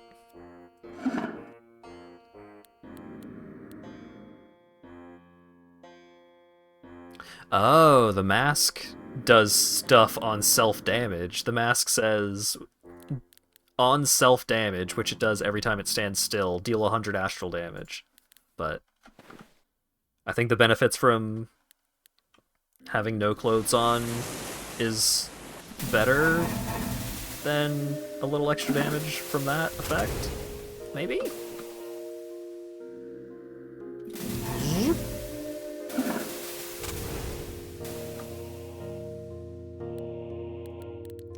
Like, it was going this well last time, and then I just dropped dead. So...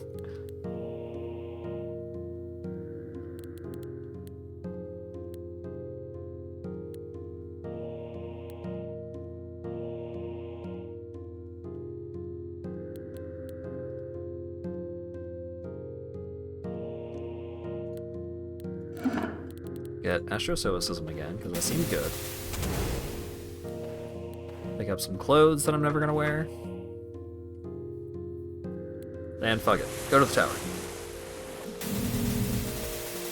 Uh-huh.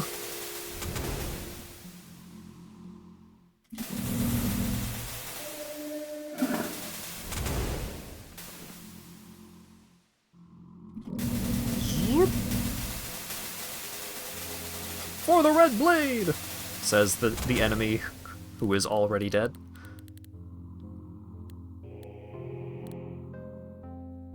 Oh, Innervation would let me summon the Shimmer Gang. Because they would become immune to all of my bullshit.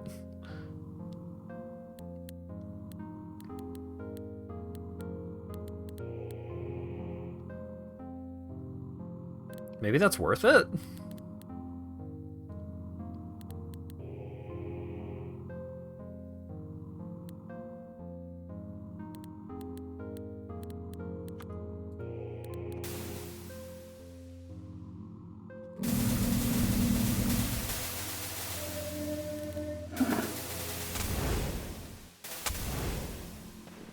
Okay.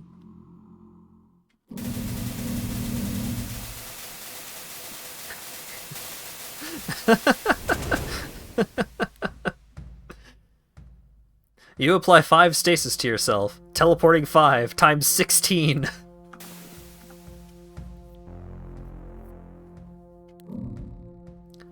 The Gil Elga raises its scythe. A god of blood is near.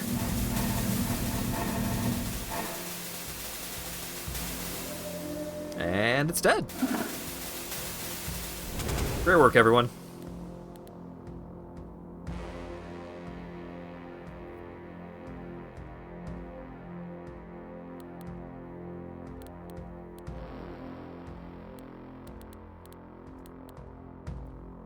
Okay, let's get Innervation, and then we'll try and bring in the Snaky Boys.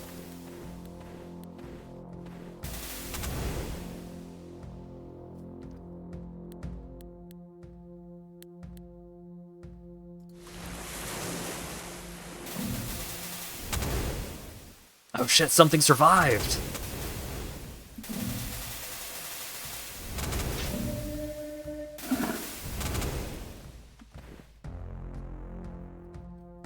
But it's okay, I now have a second prayer to burn through if something actually kills me. There it goes.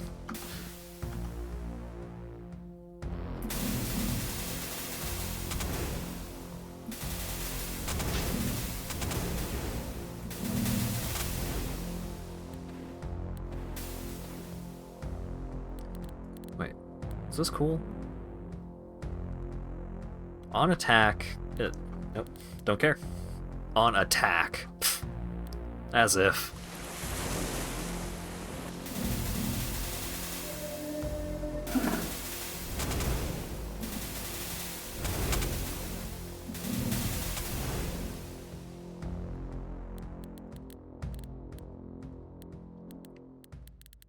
Okay, Shimmer Gang. Bring in the Snaky Boys.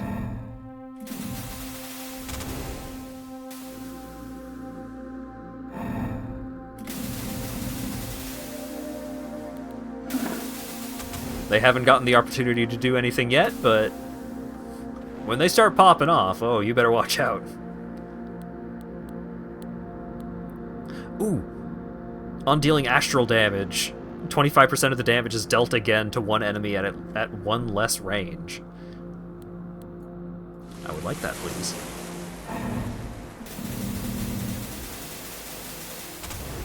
I am going to have to put a point into strength in order to actually use it, because I have 1 strength. So my encumbrance, my maximum encumbrance is 1.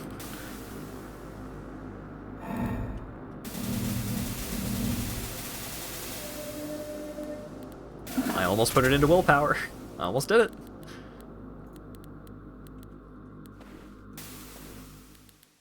Okay. It's only encumbrance 1, right? Yeah. Wield in offhand. I have no idea what's happening. So, I press space to stand still, and then I teleport to an enemy, and then a bunch of bullshit happens from me teleporting, and a bunch of bullshit happens from me standing still, and a bunch of bullshit happens from me killing the enemies that I am teleporting next to and dealing a ton of damage to. And so on and so forth.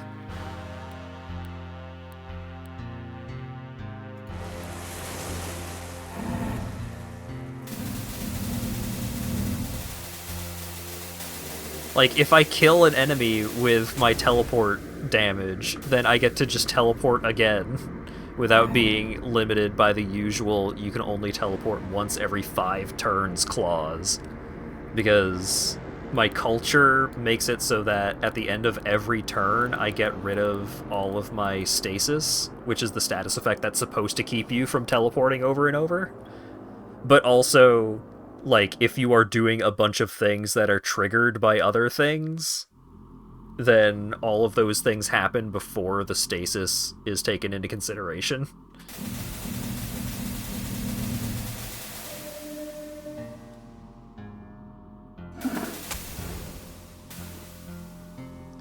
But also, like, every time I stand still, I do deal damage to myself. But because of my religion, if I... or it... was it my religion, or... no, because of my class. When divine intervention happens, which is, like, you're about to die, but one of your prayers has, like, full charges, I heal myself for a ton, and also deal a truckload of damage to everyone nearby. Except I don't deal damage to my friends anymore, because I got the skill to stop doing that. And also, my religion recharges its prayers, like, really quickly. So every floor, I get 2 charges of each of my prayers.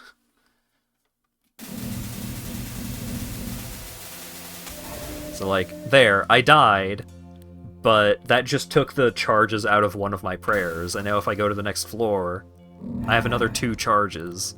So, even if I die on this floor, I still have this one to revive me, and if I don't die on this floor, then when I go to the next floor, this prayer will be full again, so it can revive me again. Yeah, see? I died, but it just brought me back to life again.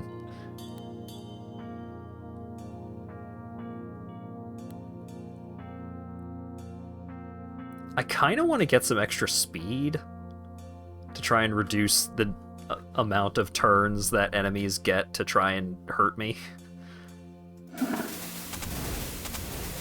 Like, I'm going to deal less damage because I'm not pumping my willpower more and more, and willpower is my main damage source, but maybe just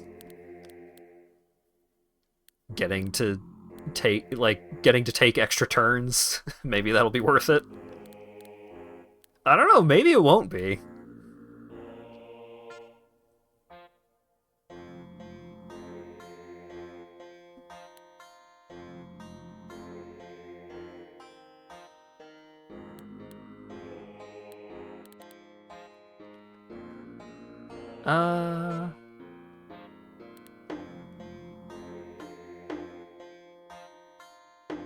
So leveling this up increases the poise applied when I'm dealt damage.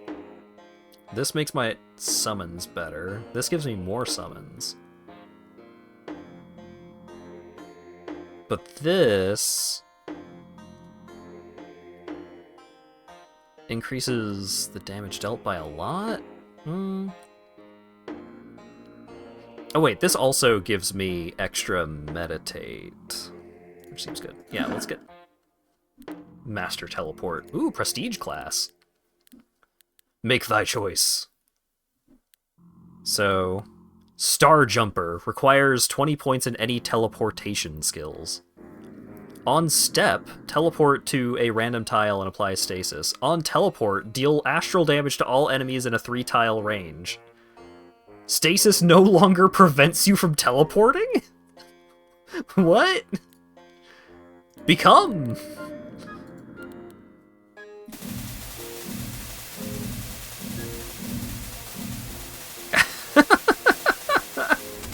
Yeah, okay.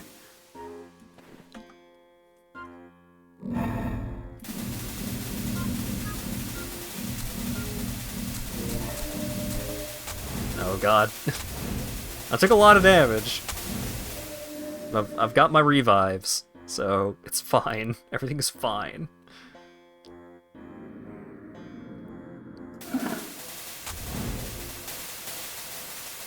Stop!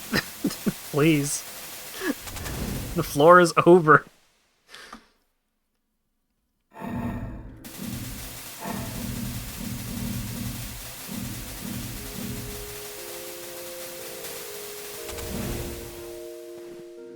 Like, as long as I only die every other floor, I am kind of immortal. The Fey partisan ambushes you. Oh, mortal despoiler.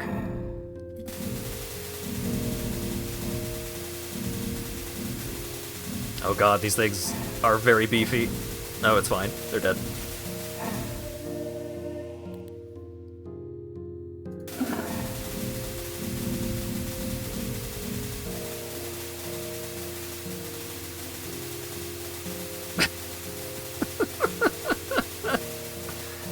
Because, like, the effect repeating happens whether or not there's still enemies left to kill.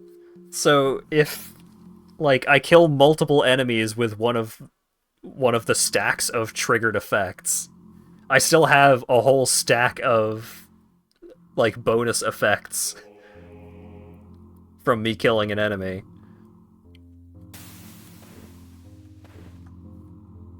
This is very silly. Yeah, this is way better than in the demo. Are either of you super resistant to astral? 50% astral resist. And then... it's probably... zoop!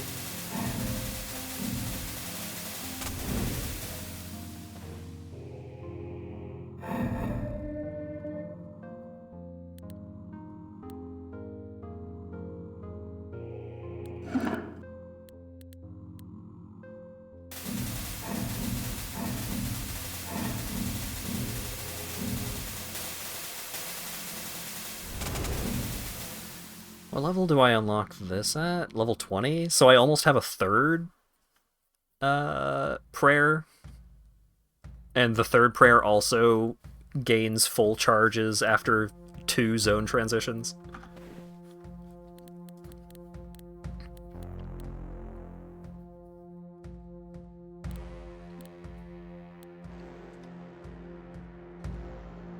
Have you looked at the prestige classes? Yeah, I got the teleporter prestige class, because that seems appropriate.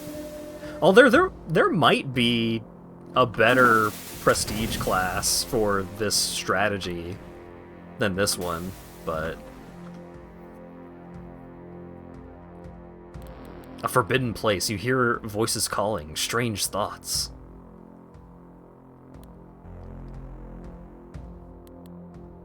I died at a Lapis Gate last time, but surely I'm strong enough to do it this time.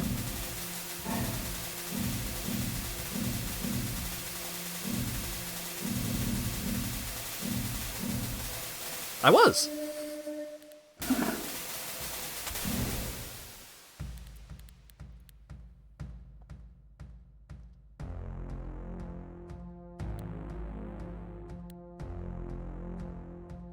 Oh, wait.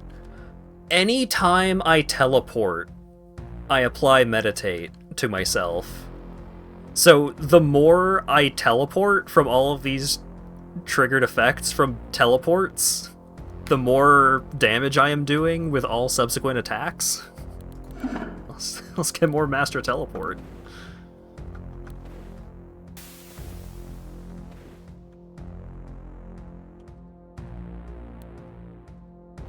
Lapis Gate. Oh, this thing resists Astral 90%. That maybe seems questionable.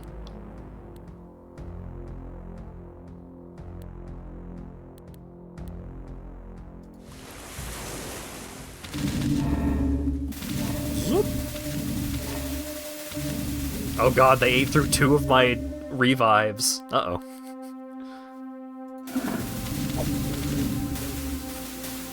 Uh-oh.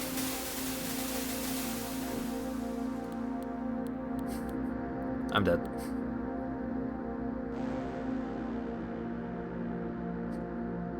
On being dealt damage by an enemy, summon a worm. On summon, deals damage to itself equal to 10% of its max life.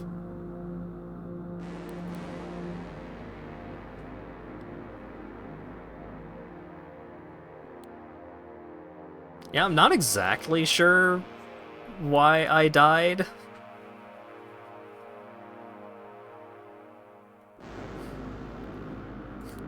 So, because, like, I blasted the worm, but then the thing attacked me. Oh, okay, extra, revenge. Hang on. On being dealt 15% or of max life or more, apply 1 protection. On being dealt damage by another unit, limit it to 1. Revenge. On ally death, perform an extra attack against an adjacent enemy. So, what happened was, I teleported to it and hit it. And then me hitting it triggered it spawning in a little minion dude. And then, from all of my constant attacks, I killed the minion dude. And then when the minion dude died, this guy got to get in a hit. Like, this dude, he got to sneak an attack in every time I killed one of his minions that he summoned from me hitting him over and over. Alright, good to know.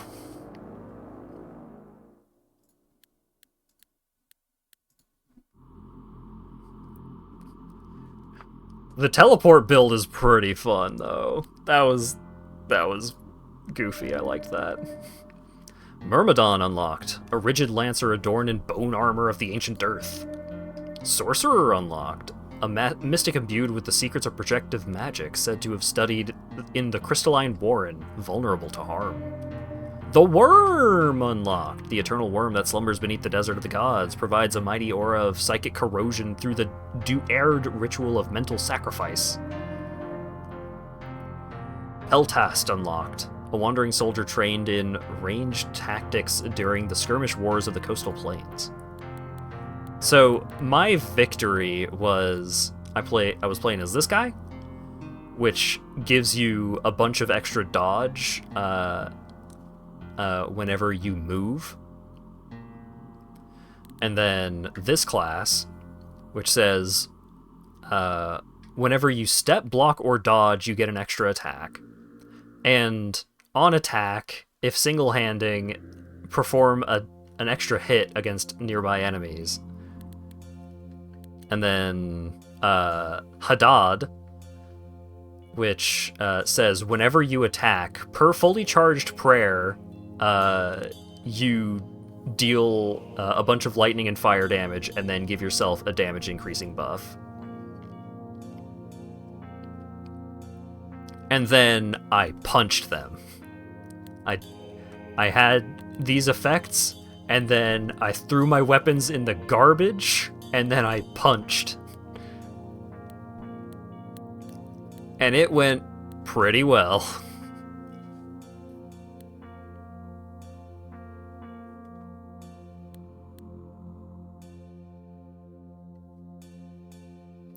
Fire Lightning Martial Peltast with Fire Lightning Prestige.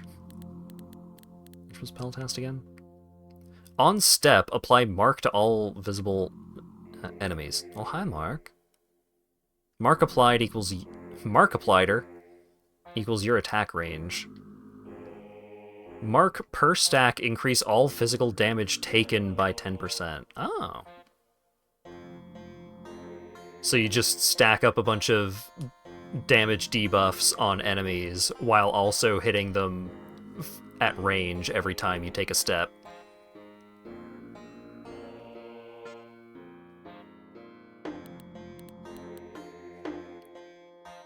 Your block is double against non-adjacent enemies. Are there any classes that weren't in the demo that could maybe make the punch build stronger? Apply 50% stacks of all effects. Period. Huh.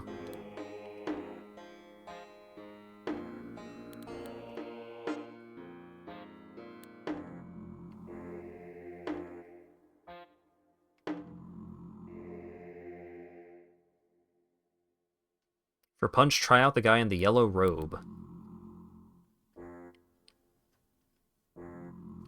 On standstill, remove a random externally applied effect from yourself. Perform an extra attack against an adjacent enemy. Repeat these actions for each bare fist. So you get 2 extra.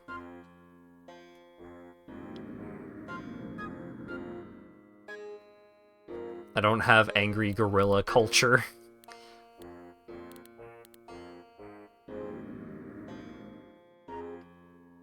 On being attacked, apply poise.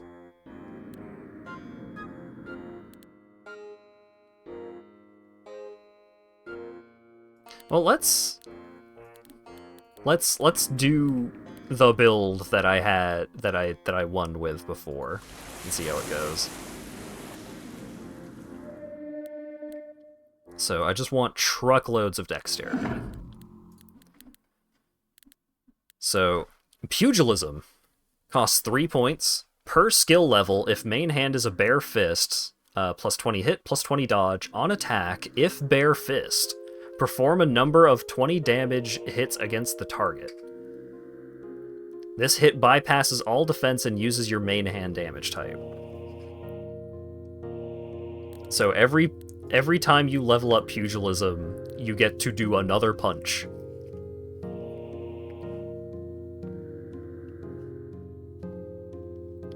Bieth Noct. Per skill level, per empty armor slot. Increased hit scales off of equipped weapons. Per skill level, plus 100 hit.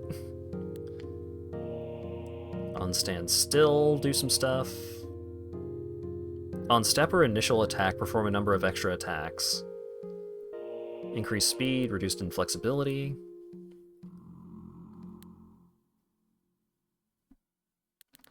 So what I did was I combined pugilism with Psyblade, which increases your attack range if your main hand is a bare fist.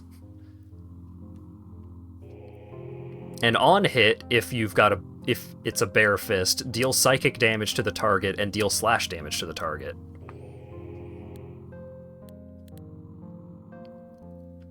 On being hit, on being attacked, on an ally hitting an enemy.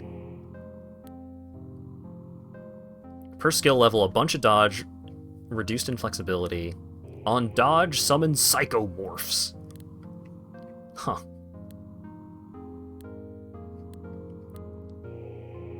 So, it was a combination of pugilism, Psyblades, and then some blood effects. On hit, apply bleed to the target. And on applying bleed, deal damage to 2 enemies nearby. And then on hit, heal yourself. Apply inflame to yourself and deal fire damage to yourself. So, you deal... This one didn't used to deal fire damage to yourself, it was just heal yourself and do some extra stuff. But...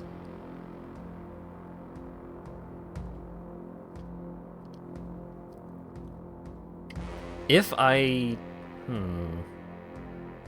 So now I would need extra levels of this to actually heal...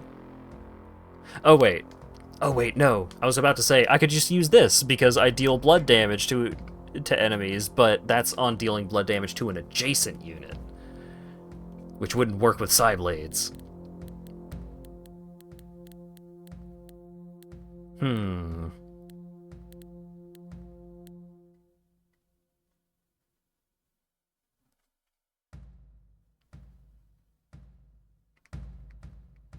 So I would need 3 levels of this to overcome the fire damage to myself.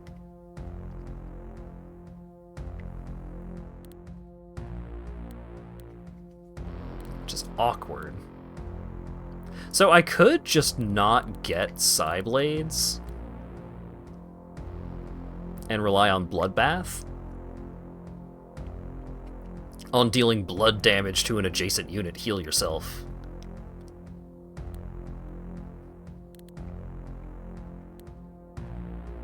So I would need Pugilism, Bloodbath, and Hemokinesis. And I can start with that combination.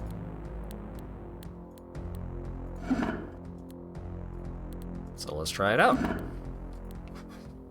I can't actually...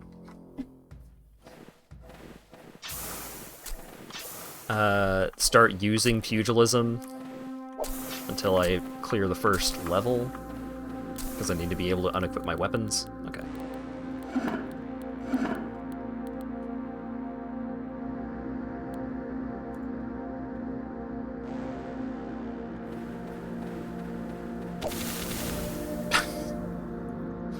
Well, now that one of my prayers is maxed out, I get a bunch of extra damage on each of my attacks, so... that's a lot of punches.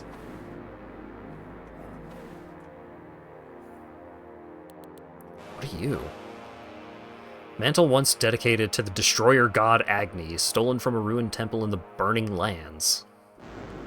On Shrug Off, apply Scorch and Fire, and on Prayer, heal yourself. I'll go this way. This isn't Selaco. This is over 4 hours into the stream. I finished Selaco.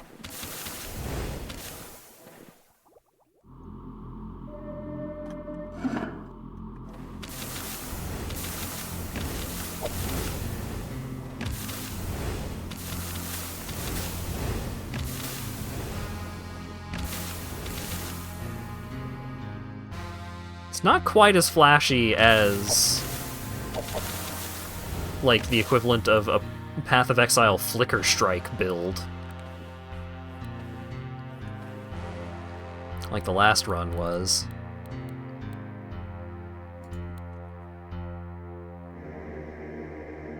Aren't you supposed to check your burger count? I'm not gonna I'm not gonna open the game to go check burgers. I got the burger achievement, at least.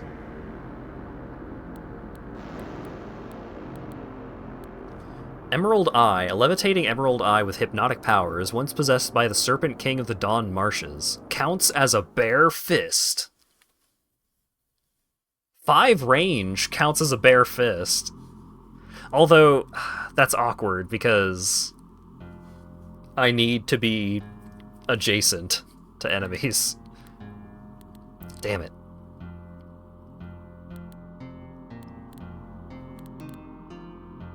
Oh, the Death Drake is a motherfucker.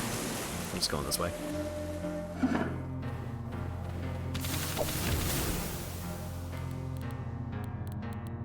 You want the eye, get the eye.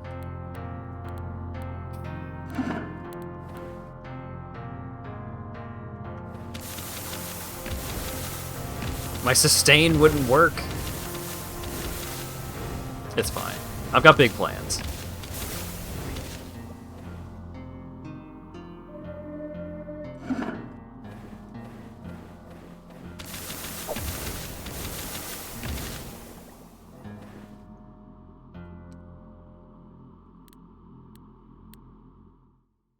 Are any of these cool?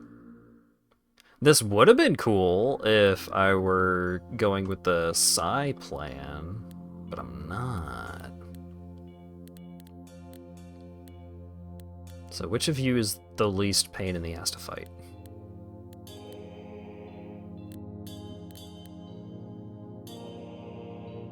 The Boga have killed me so many times. Oh, these things are about to kill me so many times. Yikes.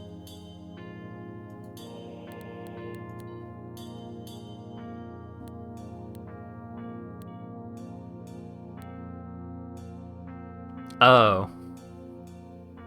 Huh. Oh wait, no, that wouldn't have done anything. This guy just has very big stats.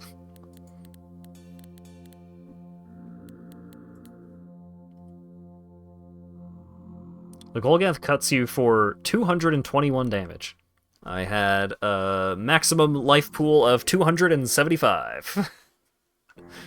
That's not enough to survive much of that attack. Oof, ouch. Oros unlocked.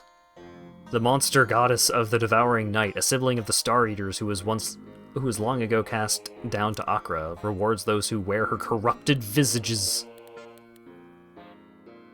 On picking up armor, transform it into a vestige, rather. Inflexibility set to 0, encumbrance set to 1, plus 10% astral resist. On picking up a weapon, transform it into a shimmering orb. Counts as a bare fist, encumbrance set to 1, range set to 2, damage type set to astral. Huh. Yeah, I'm wrapping it up here.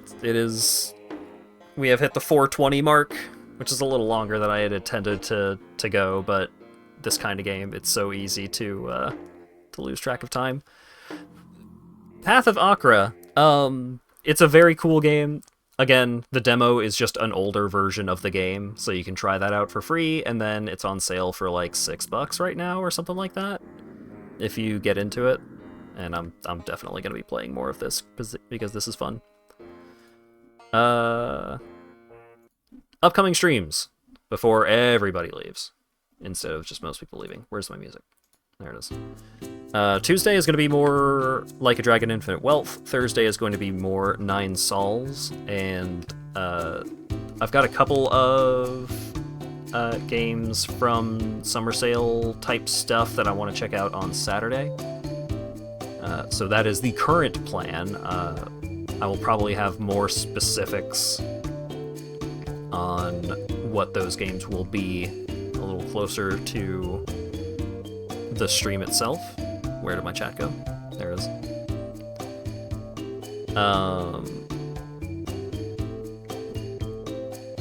Thanks again to Dan for the tier 3 resub, 11 gift subs, and $25 donation. And thanks again to Cult for the tier 3 resub, the 5 gift subs, and $25 donation. And thanks again to Tarin for the resub.